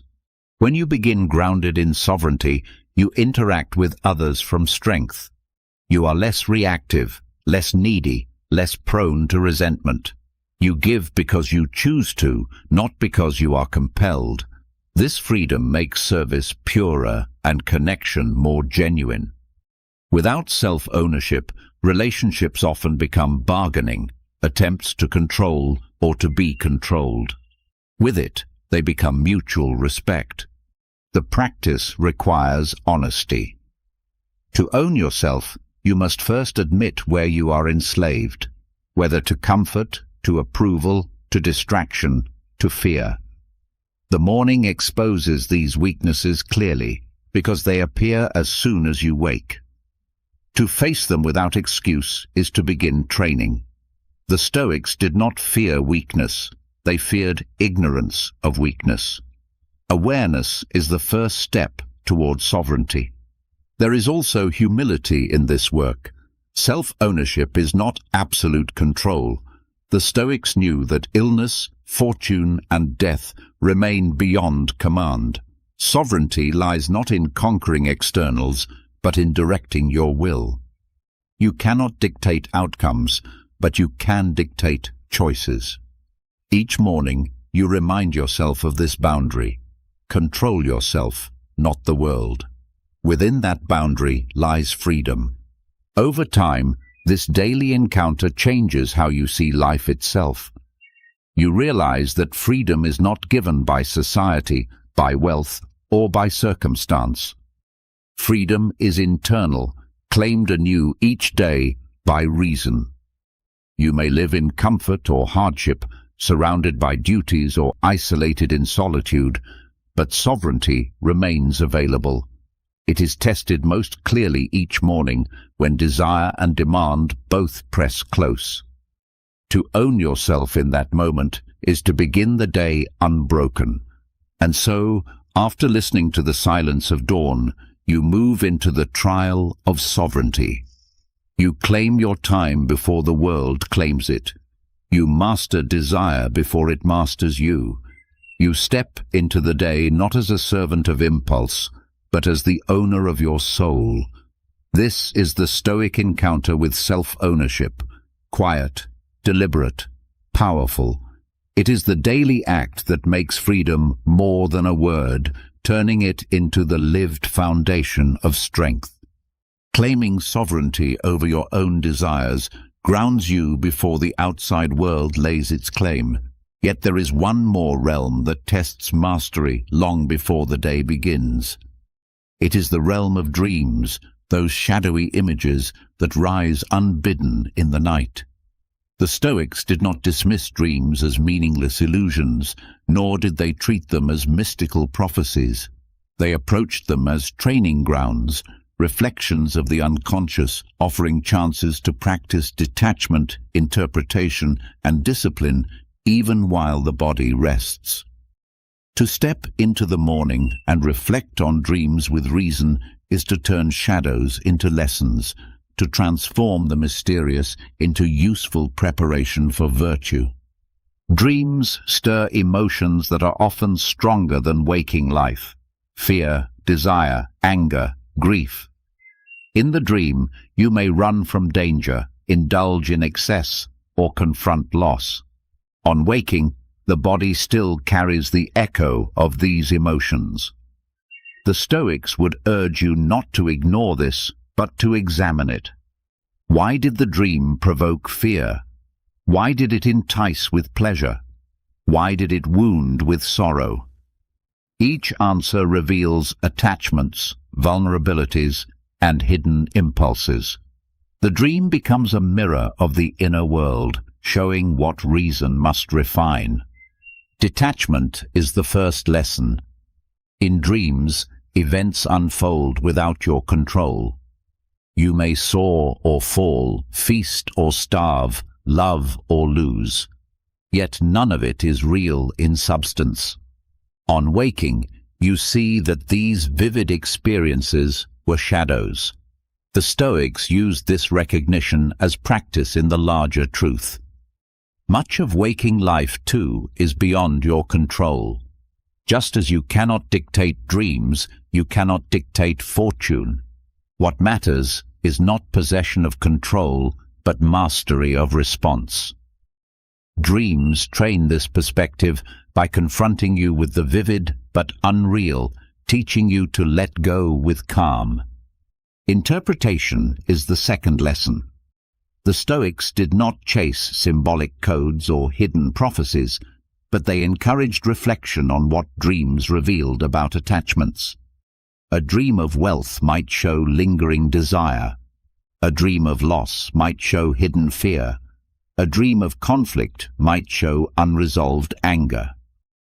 By analyzing these images in the morning, you gain insight into your character. They are not destiny, but data, reminders of where reason must work. The Stoics prized self-examination, and dreams offered raw material for it. There is also humility in this practice. Dreams remind you that you are not fully sovereign, that the unconscious continues its work beyond your will. This recognition curbs pride. It shows that the self is more complex than conscious intention. The discipline requires vigilance in both night and day. The wise do not boast of perfect mastery. They admit the limits of control and use every tool, even dreams, to grow. Modern science lends weight to this Stoic view. Research shows that dreams consolidate memory, process emotion, and reveal subconscious concerns. They bring to the surface what the waking mind suppresses. To reflect on them with reason is to access hidden currents of the psyche. The Stoics anticipated this, treating every mental state, waking or dreaming, as material for practice. Nothing was wasted. All was turned toward virtue. The discipline of morning reflection on dreams also builds resilience. Nightmares, though disturbing, become opportunities. Instead of fearing them, you treat them as rehearsals. A dream of loss teaches you to confront mortality. A dream of failure teaches you to endure disappointment. A dream of fear teaches you to practice courage. On waking, you remind yourself, if I can endure the shadow, I can endure the substance. Night's illusions become training for day's realities. This practice deepens detachment from pleasure as well. Dreams often indulge desire without consequence, but on waking you see their emptiness. Pleasure pursued in fantasy leaves no nourishment. The lesson is clear. Indulgence in waking life, too, often proves hollow. Dreams expose this truth dramatically. To reflect on them is to remember that desire is never satisfied by excess, but only by mastery. There is also gratitude in this reflection. Dreams remind you of the fragility of consciousness. You slip nightly into states where reason sleeps, where chaos rules, where you are carried by currents you cannot direct. To awaken and return to reason is fortune. Each morning, when you recall dreams, you recognize the gift of clarity anew. Gratitude for consciousness strengthens discipline to use it well. Over time, using dreams as training grounds sharpens identity. You begin to see that you are not the sum of fleeting emotions, whether waking or dreaming. You are the one who observes, reflects, and responds. This perspective builds the inner citadel, the place within that remains steady no matter what images or events unfold. The Stoics spoke often of this citadel, and dreams provide practice in entering it. And so, after claiming ownership of desire, you turn to the shadows of the night. You treat them not as meaningless oracles, nor as chains, but as teachers. You wake, recall, reflect, detach, interpret, and learn. Even unconscious imagery becomes part of the path of virtue. In this way, the Stoic wastes nothing, not daylight, not silence, not even dreams. Every state of being, even the mysterious world of night, becomes training for clarity, discipline, and strength. Dreams, with all their shadows and illusions, expose the hidden attachments of the mind. But there is another test waiting as soon as you step into the waking world. If the night reveals desire and fear in secret, the day reveals the craving for validation in public. Few chains are as subtle and heavy as the need for praise. To hunger for approval is to hand your freedom to others before you have taken your first breath of morning air. The Stoics urged training against this weakness, reminding us that applause is as empty as dreams. To practice indifference to praise before engaging with the world is to immunize the soul against one of its most seductive traps. Marcus Aurelius wrote often that fame is fleeting, that those who praise you will soon be dust, and their words forgotten. Seneca warned that seeking approval is slavery, because it places your peace in the hands of others. Epictetus was sharper still. If you want to be free, stop caring about what others think of you. These teachings were not contempt for people, but clarity about value. Praise adds nothing to virtue. and criticism takes nothing away. What matters is whether you live according to reason. The morning is the perfect time for this training. Before you step into a world that will measure, compare, and judge, you remind yourself that your worth does not rest in their opinions. Reflection here is armor. You recall that applause can flatter but cannot make you good. You recall that insult can sting but cannot make you bad. Both are external, indifferent, powerless over the inner citadel unless you open its gates. To practice indifference does not mean to despise praise or to seek obscurity. It means to receive both approval and disapproval with equal calm. If someone praises your honesty, you may accept it as recognition, but you do not depend on it.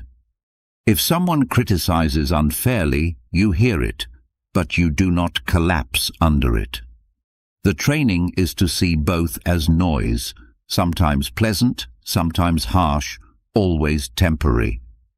This discipline begins with self-examination. Ask each morning, what am I about to do today that might tempt me to seek validation? Will I speak for truth or for applause? Will I work with diligence or with eye on recognition? By exposing these temptations in advance, you disarm them. The Stoic prepares his soul by naming weaknesses before they control him. Praise loses power when expected and diffused. There is also humility in this practice. To crave praise is to believe you deserve constant attention. Indifference reminds you that you are one among many, that the world does not revolve around your reputation. Fame, even if achieved, fades with time. The Stoics pointed to the forgotten names of once great men as proof. To live for praise is to live for shadows.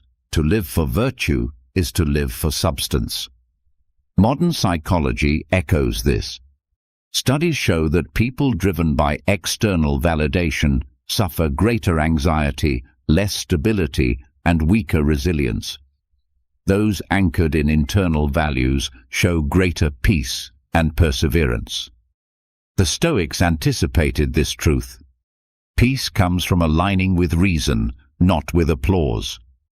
The morning reflection secures this peace before external voices can unsettle it. This practice also strengthens justice. If you act for praise, you may betray fairness for popularity. If you act for virtue, you remain just even when unrecognized. Indifference protects integrity. It ensures that your choices serve principle, not flattery. Each morning when you remind yourself of this, you prepare to act rightly, even if no one thanks you. Another benefit is freedom from manipulation. Praise is often used as a tool of control. Those who crave it can be steered easily, rewarded into compliance. Indifference removes this lever. You are no longer swayed by applause, nor are you crushed by scorn. You remain steady, immune to the pushes and pulls of others. This immunity is freedom, and it begins with daily reflection. The practice does not demand perfection. Temptation to enjoy approval will always remain. But the goal is not to feel nothing. It is to remain unruled. To smile at kind words is natural, but to depend on them is weakness. To hear criticism is natural, but to collapse under it is slavery. The Stoic holds balance. Praise and blame pass by like weather, noticed, acknowledged, but never governing the soul. Over time, this training reshapes identity. You begin to act not for recognition, but for alignment with principle. Your satisfaction comes from living justly, wisely, courageously, temperately, not from applause. This shift builds unshakable confidence because it rests on what cannot be taken away. Others may withdraw praise, but they cannot touch virtue. And so, after learning from the shadows of dreams, The morning reflection moves outward to confront one of life's most persistent illusions, the value of praise. To rehearse indifference at dawn is to step into the day armored against vanity, immune to manipulation and anchored in reason. Praise will come and go, but your sovereignty will remain. This is the strength the Stoics sought, freedom from the need for approval, freedom to live by virtue alone.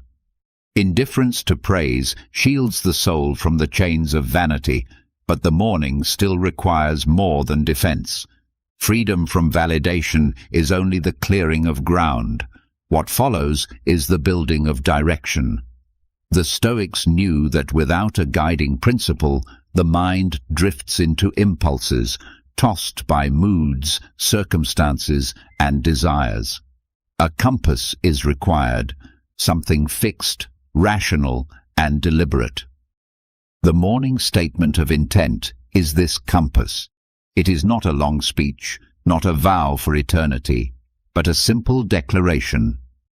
Today, I will live by reason, not by passion. This orientation, set at dawn, becomes the quiet force that redirects every impulse toward virtue. The mind, left unanchored, is quick to scatter. A flash of anger can reroute your choices. A moment of fear can paralyze duty. A surge of desire can tempt you into waste. Reason, when consciously affirmed, functions as the compass needle, steady amid fluctuation. Marcus Aurelius began his mornings by writing what kind of day he expected and what kind of man he intended to be. This was not indulgence in writing, but alignment.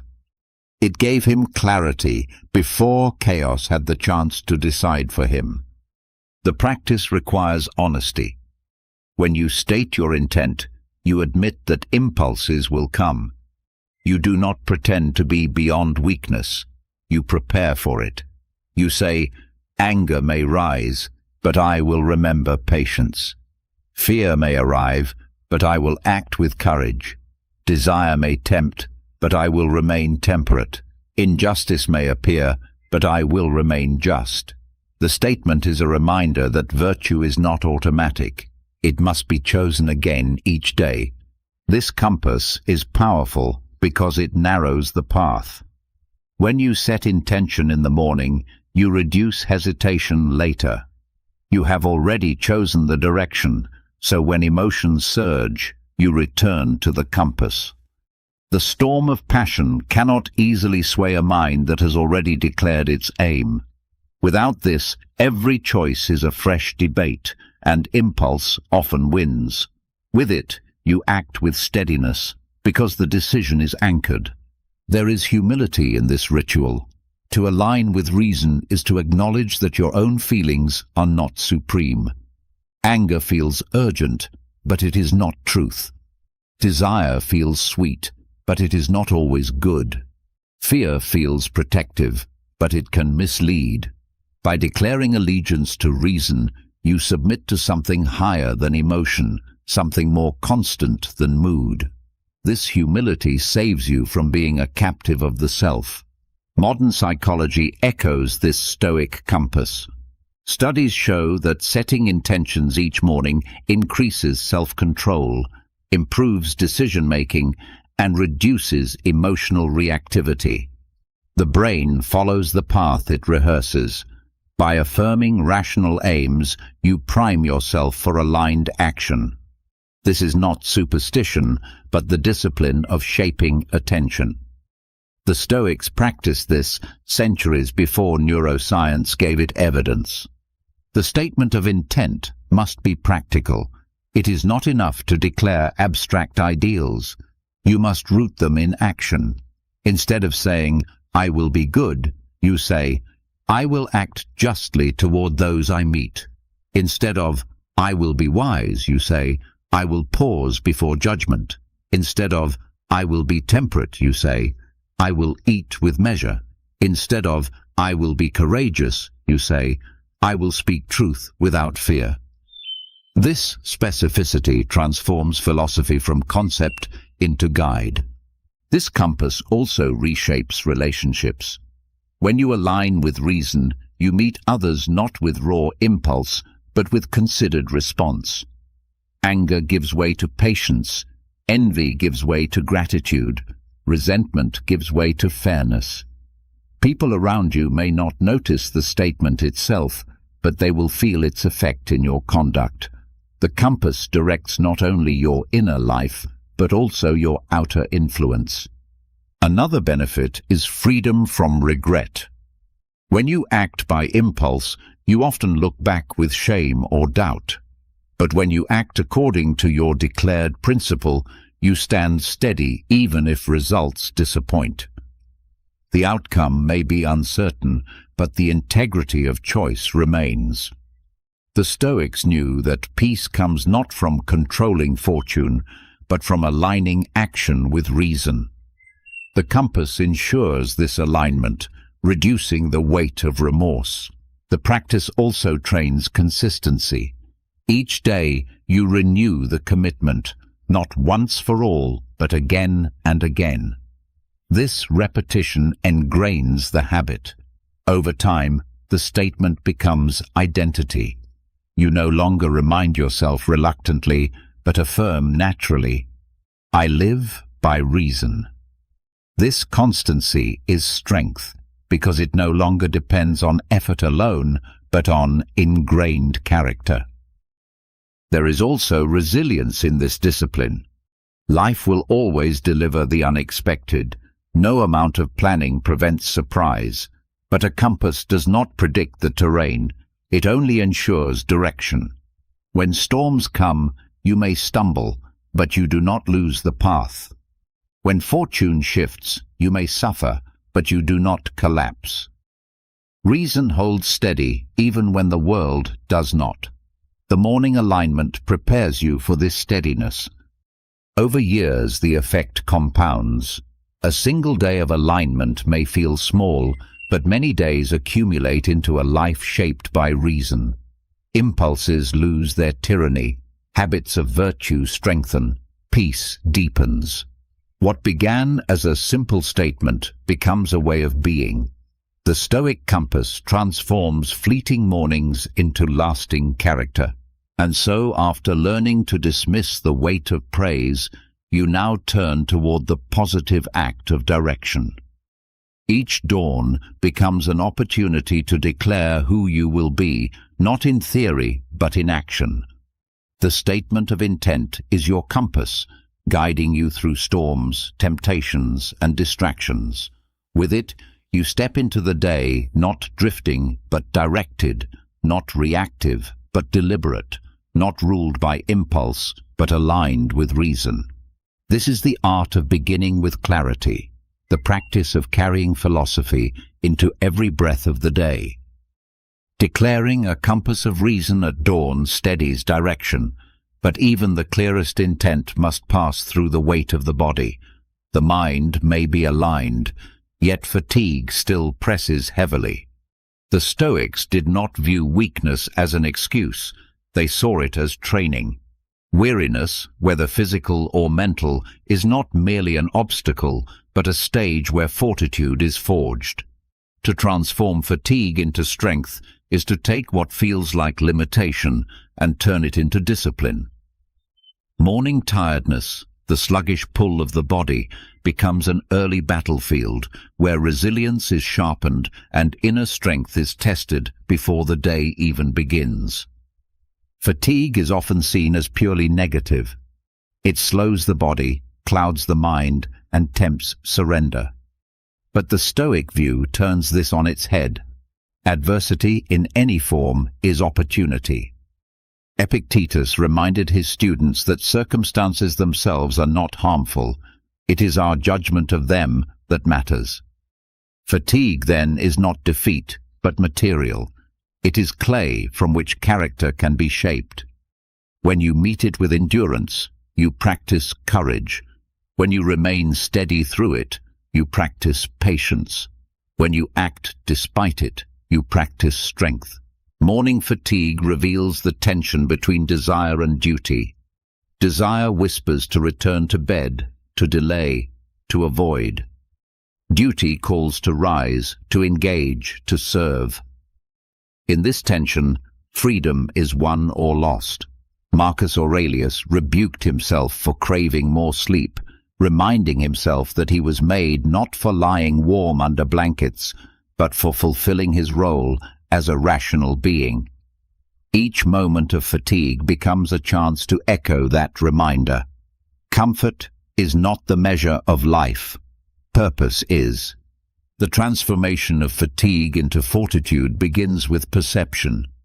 Instead of labeling tiredness as enemy, you reinterpret it as teacher. This subtle shift changes your posture toward it. Fatigue becomes resistance training for the soul. Just as the body grows strong against weight, the spirit grows strong against weakness. Without resistance, no growth occurs. With resistance, strength is born. The practice requires patience. Fatigue cannot always be dismissed instantly. Some mornings are heavy, some steps are slow. The Stoic does not rage against this, but endures calmly. Endurance itself is the exercise.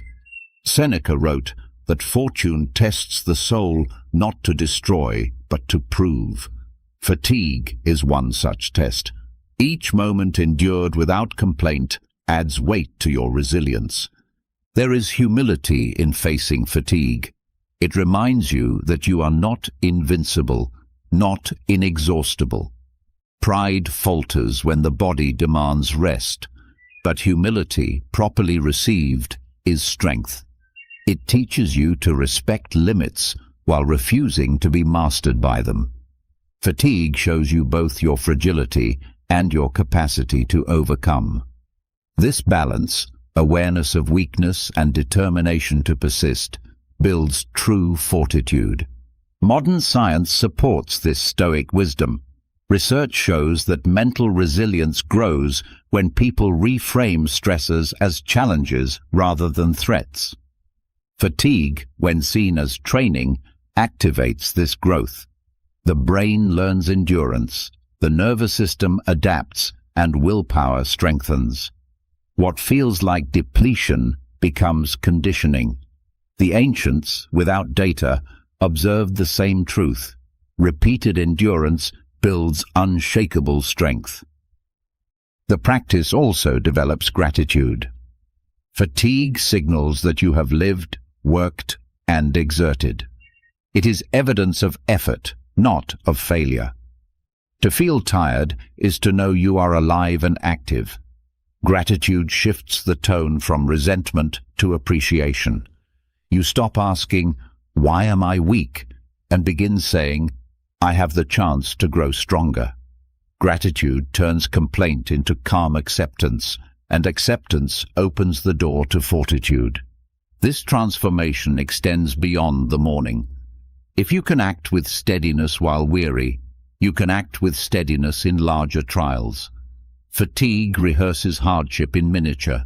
Each day you meet it, endure it, and overcome it. Over time, your threshold for difficulty rises. What once felt crushing becomes manageable. The body may not always be strong, but the will becomes trained to rise above sensation. Fatigue also sharpens focus. When energy is scarce, you must choose carefully where to place it. This necessity trains clarity. You stop scattering effort on trivialities and direct it toward essentials. The Stoics valued such economy of action. Fatigue becomes the teacher of focus, stripping away waste and reminding you to spend strength only on what matters. There is also justice in this practice. By enduring fatigue without surrender, you remain reliable to others. Duties are not abandoned because you are tired. Promises are not broken because you crave rest. Justice requires constancy, and constancy is tested most when the body resists. To transform fatigue into fortitude is to honor commitments, to remain useful, to place virtue above comfort.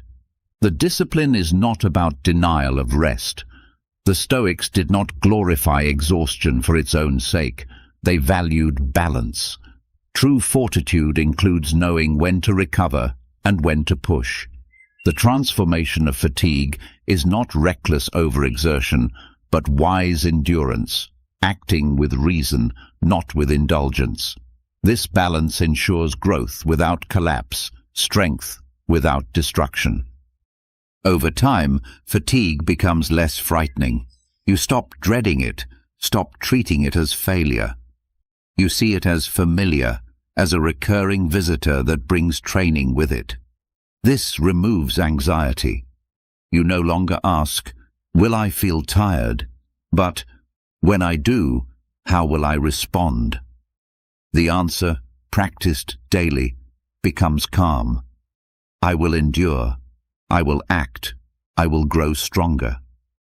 And so the compass of reason set at dawn leads directly into this practice. When fatigue presses in, you follow the compass, not the craving. You turn weakness into training, heaviness into strength, delay into discipline. Morning fatigue becomes not a burden, but a teacher. It teaches endurance, humility, gratitude, and focus. It proves that even weakness, rightly faced, can be transformed into fortitude. In this way, the Stoic begins the day not by lamenting tiredness, but by using it, shaping it into strength, and carrying that strength into every trial the day will bring. Transforming fatigue into fortitude shows that even weakness can be turned into strength, but the Stoics did not stop at endurance. They believed that true freedom comes not only from bearing what life imposes, but from actively choosing to meet fear with courage. And courage is not reserved for grand battles or heroic stages. It is forged in the smallest of choices, often before the sun has risen. Morning is the training ground where micro-courage can be practiced quietly through tiny acts that test the will. Each of these small victories expands resilience, preparing the soul for greater trials that await beyond the threshold of dawn. Courage for the Stoics was not recklessness, but alignment with reason despite fear. Marcus Aurelius reminded himself that the obstacles he faced were natural, not exceptions. Seneca wrote that fortune tests us through challenges, and our response determines our strength. Epictetus taught that the door to freedom opens when we stop fearing what is outside our control. These lessons reveal that courage is not rare, it is daily. To practice it each morning in micro-acts is to ingrain it into character until bravery becomes habit. Micro-courage begins in the smallest decisions. Rising promptly when the body demands more sleep is an act of bravery. Facing the shock of cold water instead of yielding to warmth is another.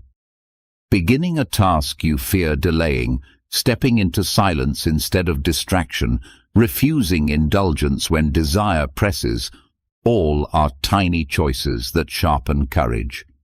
They are small enough to practice daily, yet powerful enough to shape the will. The value lies in repetition. Each micro-act of courage is like a stone laid in the foundation of resilience. Alone, each may seem trivial, but together they build unshakable character. By sunrise, you have already confronted resistance multiple times.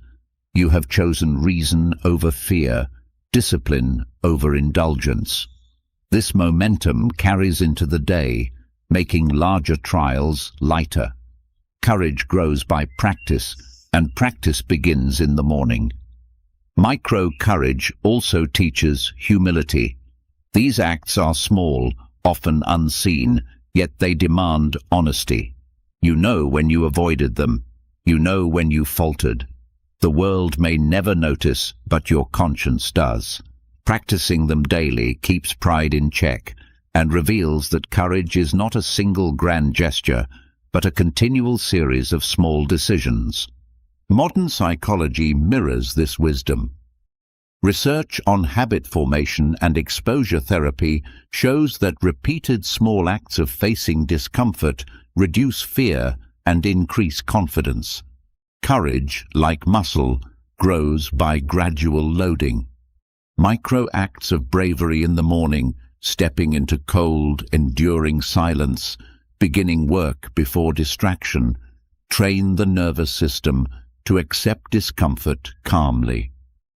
The Stoics anticipated this by urging daily practice of voluntary hardship. These acts also deepen freedom. Fear is a chain, often subtle. Fear of discomfort, fear of rejection, fear of effort. Each narrows the soul. By breaking these chains in small ways each morning, you widen your freedom. You prove to yourself that fear does not own you. Courage does not always roar. Sometimes it whispers in the refusal to delay, in the decision to endure, in the choice to act. Micro-courage also strengthens service. When you train yourself to face small fears, you become more reliable to others in larger matters. The one who practiced rising at once, resisting indulgence, embracing discomfort, is the one who will speak truth when silence is safer, who will act with justice when compromise tempts, who will endure hardship for the sake of others. Courage practiced privately becomes courage expressed publicly. There is gratitude in this practice as well. Each morning presents countless opportunities to train bravery. Instead of resenting discomfort, you see it as gift. The cold floor, the heavy eyelids, the temptation of delay, all become teachers. Gratitude transforms these small resistances into tools for growth. The Stoic learns to thank life not only for ease, but for difficulty, because difficulty sharpens the soul. Over time, micro-courage changes identity. You begin to see yourself not as someone easily swayed, but as someone steady, prepared, brave. This identity grows not from self-deception, but from proof, daily evidence that you can face what you fear. Courage ceases to be an aspiration and becomes a description of who you are. And so the morning, which has tested discipline, temperance, resilience, and fortitude, culminates in these small acts of bravery. They require no audience, no recognition, no stage, only sincerity. Each act is a seed planted in the soil of the soul, growing into strength that lasts throughout the day. In practicing micro-courage before sunrise, you ensure that when larger trials come, you are already trained, already steady, already free. This is how the Stoic meets the day, not waiting for courage in crisis, but cultivating it quietly, deliberately, every morning.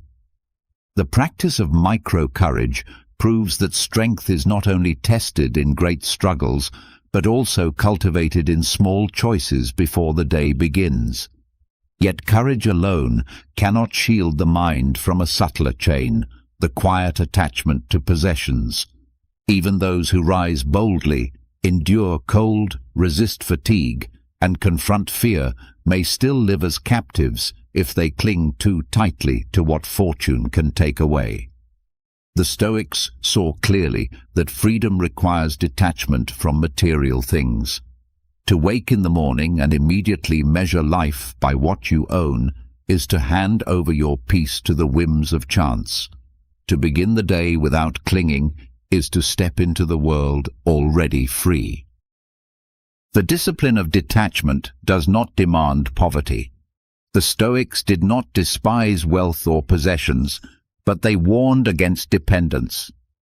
Seneca, himself wealthy, insisted that he could walk away from riches at any moment without regret. Epictetus, born a slave, taught that true wealth lies in needing little, not in owning much. Marcus Aurelius, emperor of vast lands, reminded himself daily that palaces and treasures were fleeting, and that his soul could not be improved by luxury. Their message was consistent. Possessions may be used, but never worshipped. The morning is the best time to train this freedom. At dawn, the mind is fresh, not yet pulled by business, commerce, or display. This is the moment to remind yourself that nothing you own is truly yours in permanence. Clothes may wear out, houses may crumble, gold may vanish, even the body itself may weaken and decay. To see this truth clearly each morning is not despair. It is liberation.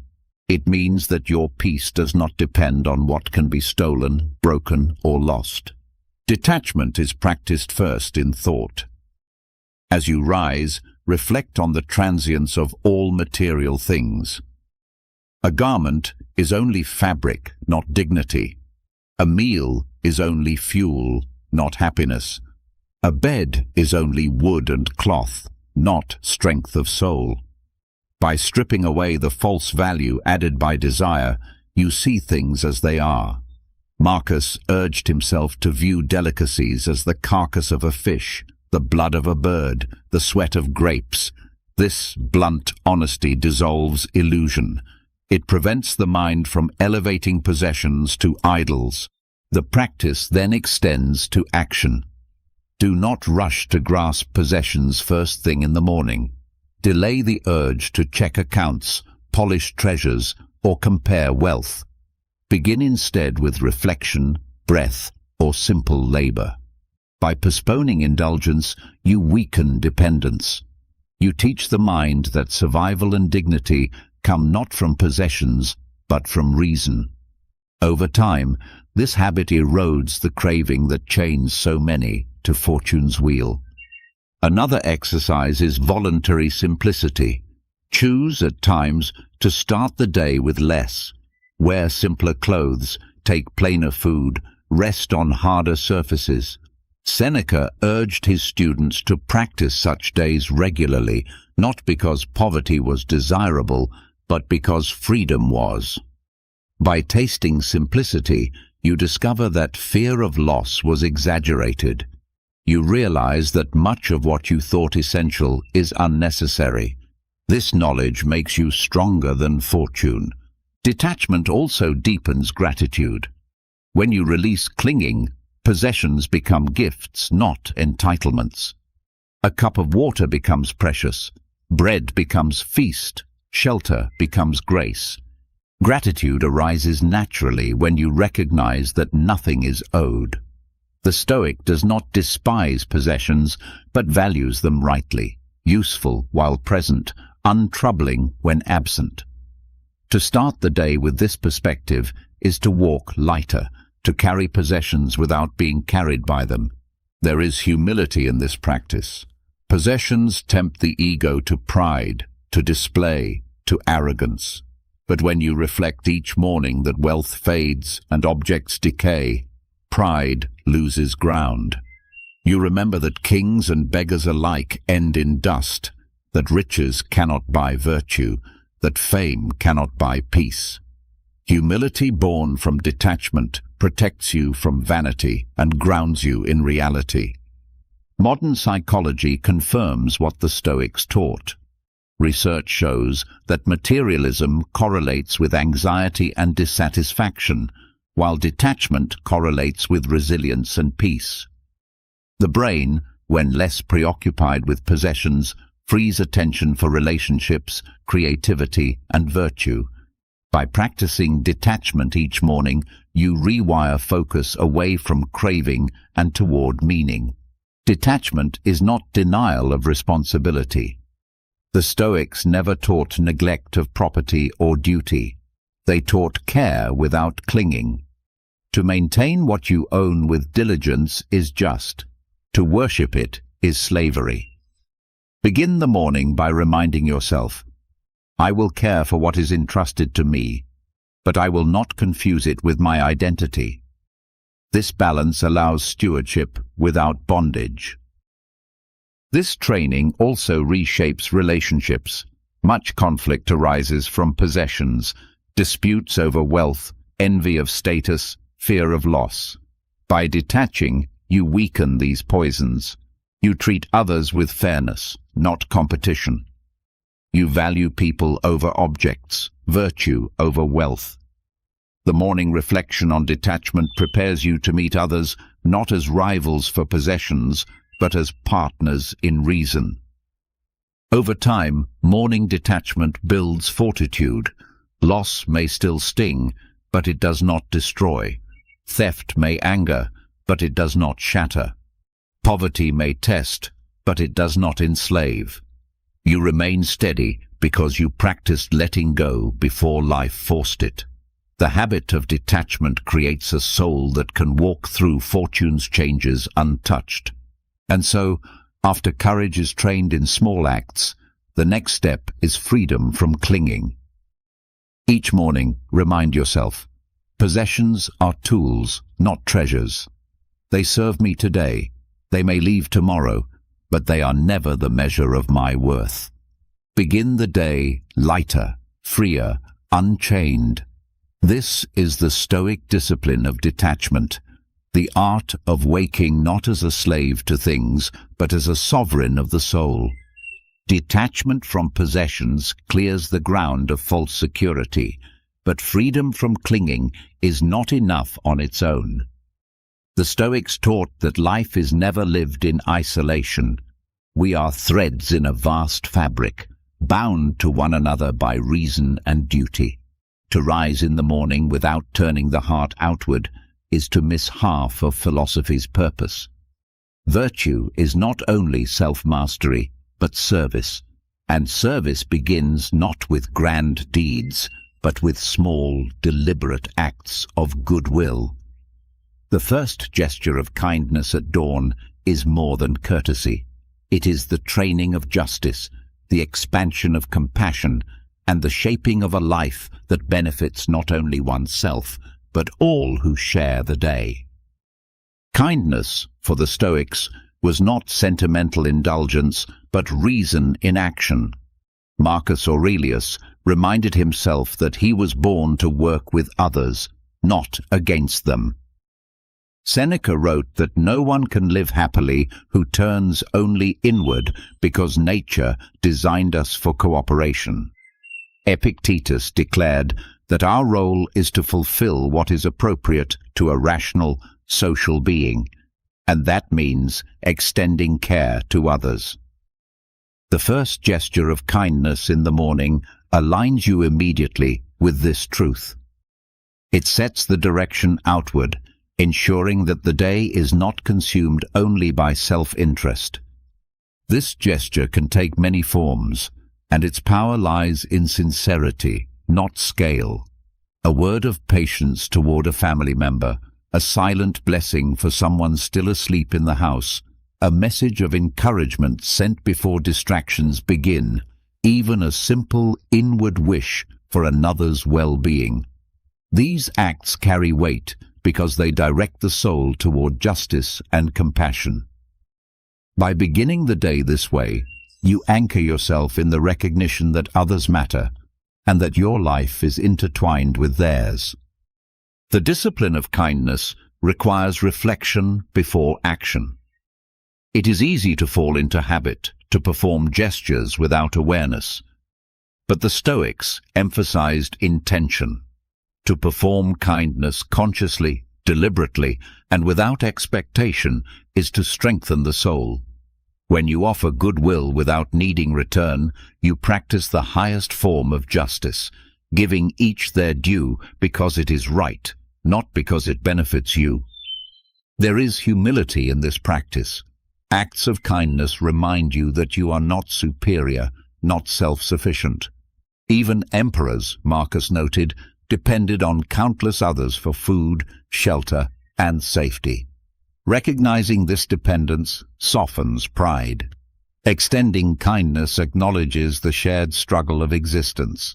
Each morning you can remind yourself, the person before me carries burdens unseen, just as I do.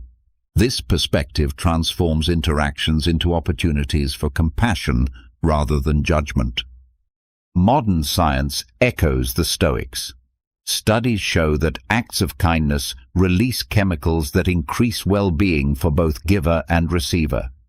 Yet the Stoic valued kindness not for mood, but for virtue. The biochemical reward is incidental, the moral alignment is the true gain. To start the day with kindness is to strengthen justice, the virtue that ensures harmony in human community. This practice also strengthens resilience. A mind that begins with kindness is less shaken by insult or ingratitude. You do not offer goodwill to control others, but to fulfill your role. When kindness is grounded in principle, it cannot be stolen by another's reaction.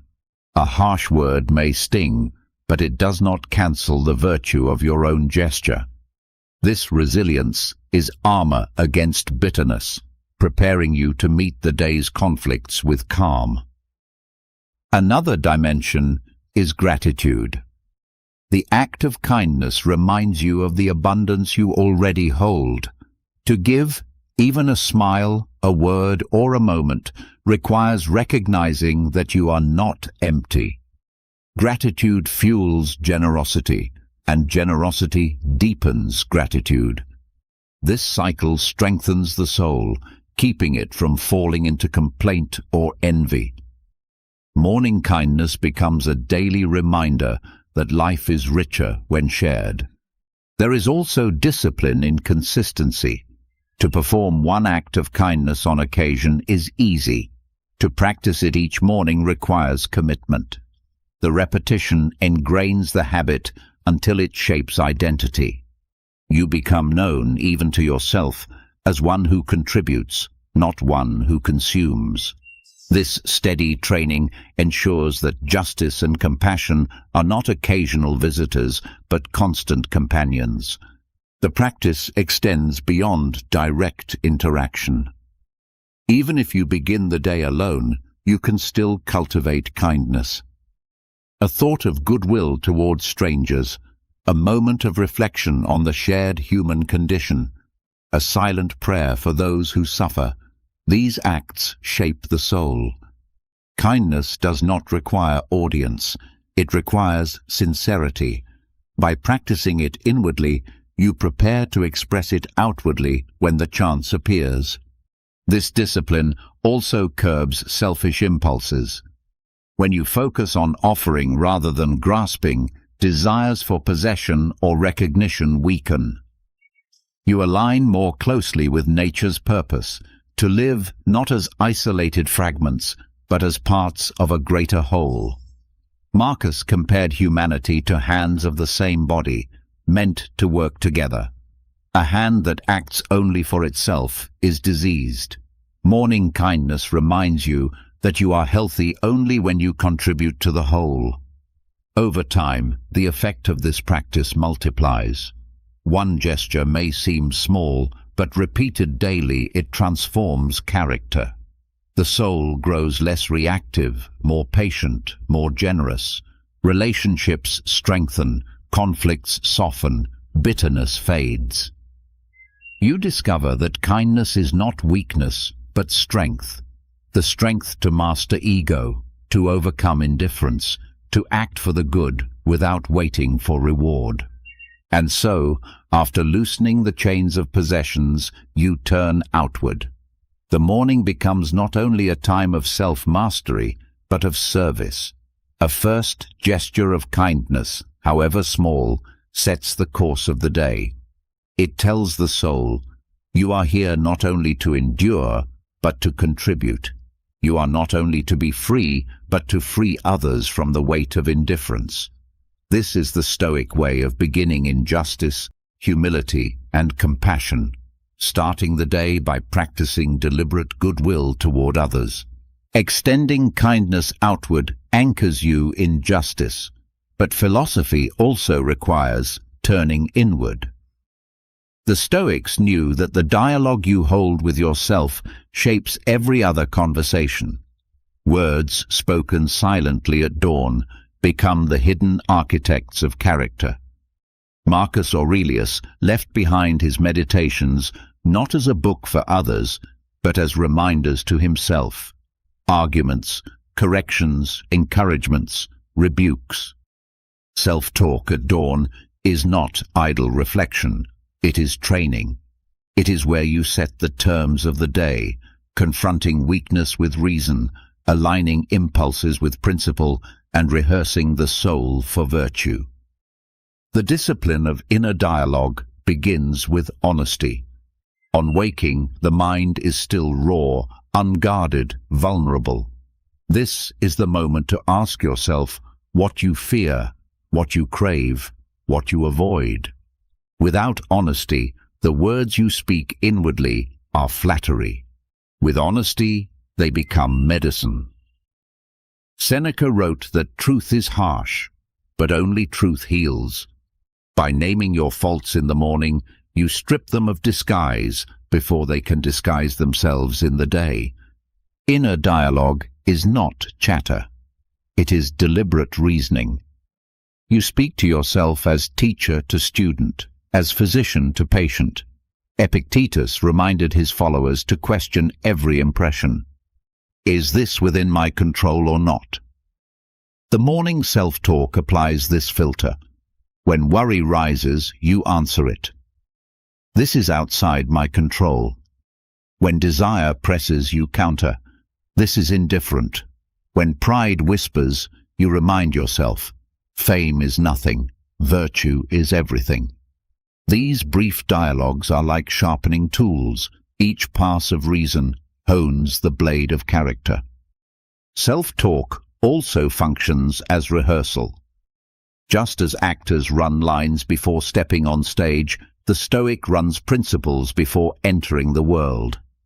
You tell yourself, today I may meet the ungrateful, the arrogant, the dishonest. Their behavior is theirs, not mine. My duty is patience, my strength is justice, my shield is temperance. By hearing this in your own words at dawn, you build a memory that returns when provoked later. Inner dialogue lays down tracks that the mind follows under pressure. The practice teaches humility. To address yourself critically each morning is to admit you are not yet wise, not yet perfect. Marcus Aurelius, emperor of the known world, still spoke to himself like a student, correcting laziness, urging courage, reminding himself of mortality. If the most powerful man alive needed morning dialogue, how much more do we? Humility guards against complacency and keeps the soul in training. There is also encouragement in this dialogue. Stoicism is not only rebuke, but also reinforcement. You can tell yourself, you have endured before, you will endure again. You faced hardship yesterday, and yet you are here. Each breath is proof of resilience. By acknowledging strength as well as weakness, the dialogue fuels confidence without arrogance. The balance of correction and encouragement is what makes the practice sustainable. Modern psychology confirms the power of inner speech. Research shows that deliberate self-talk influences focus, reduces stress, and increases persistence. Athletes use it to sharpen performance. Therapists use it to restructure thought patterns. The Stoics anticipated this science by centuries, treating self-talk not as superstition, but as discipline. The words you feed your mind shape how it acts. Morning is the most potent time because the mind is malleable. Neural pathways are fresh. Attention is not yet scattered. What you say to yourself then imprints deeply. A single phrase repeated daily, such as, I control my mind, not events, can anchor behavior for hours. Without this discipline, the first words in your head are often reactive, shaped by fatigue or distraction. By choosing words deliberately, you reclaim sovereignty. The practice can be structured. Begin with acknowledgement. Here are my weaknesses. Then correction. Here is what reason demands instead. Then rehearsal. Here are the trials I will face. Then encouragement. Here is the strength I already hold. Finally, commitment. Here is how I will act today. This sequence covers the soul like armor, leaving fewer gaps for passion to exploit. Inner dialogue also deepens gratitude. You remind yourself, I did not earn this dawn, yet it is given. I may not receive another, so let me live this one well. Gratitude grounds you, preventing entitlement. It turns complaint into awareness of gift. This tone, set privately, colors how you treat others publicly. There is justice hidden in this practice. By disciplining your inner words, you prevent injustice in outer ones. Harsh speech often begins as unchecked inner dialogue. By moderating the voice within, you train patience in the voice without. Self-talk becomes the first courtroom, where you try thoughts before they become actions. Over time, this discipline becomes identity. You no longer wait for others to correct you, you correct yourself. You no longer rely on external encouragement. You encourage yourself. The dialogue becomes constant, not only at dawn, but throughout the day. You carry within you a wise companion, always present, always guiding. This is the Stoic aim, not to silence the inner voice, but to educate it until it speaks with reason. And so, after beginning with kindness toward others, you now return to yourself. The morning becomes a tribunal where you both question and answer, rebuke and encourage, commit and prepare. The discipline of inner dialogue is not easy, but it is transformative. It turns dawn into training ground, words into armor, thought into strength. With it, you step into the day not as a passenger of impulse, but as a commander of soul, guided by Stoic principles that have been spoken, heard, and anchored within you before the world begins. You have walked through every step of this journey, from the discipline of negative visualization before sleep to the silence of dawn, from the strength found in voluntary discomfort to the gentleness of deliberate kindness, from detachment from possessions to the armor of inner dialogue. Each lesson has pointed to the same truth. Clarity, strength, and freedom are not gifts of fortune, but products of daily training. The Stoics showed us that peace is forged in practice, not in chance. By preparing the mind at night and directing it with intention in the morning, you wake not only rested, but renewed, steadier, calmer, and ready to meet the day with unshakable composure. Now, it is your turn. Which of these practices spoke most deeply to you? Was it the reminder of mortality at sunrise, the quiet of early silence, or the courage of tiny morning victories? Share your thoughts in the comments. I would love to know which Stoic ritual you will begin with tomorrow. And if you found value in these reflections, don't let this be the end. Subscribe to the channel and join a community that is learning to grow stronger, clearer, and freer with each day. This is only the beginning of your Stoic path. The next sunrise is waiting. Sunrise.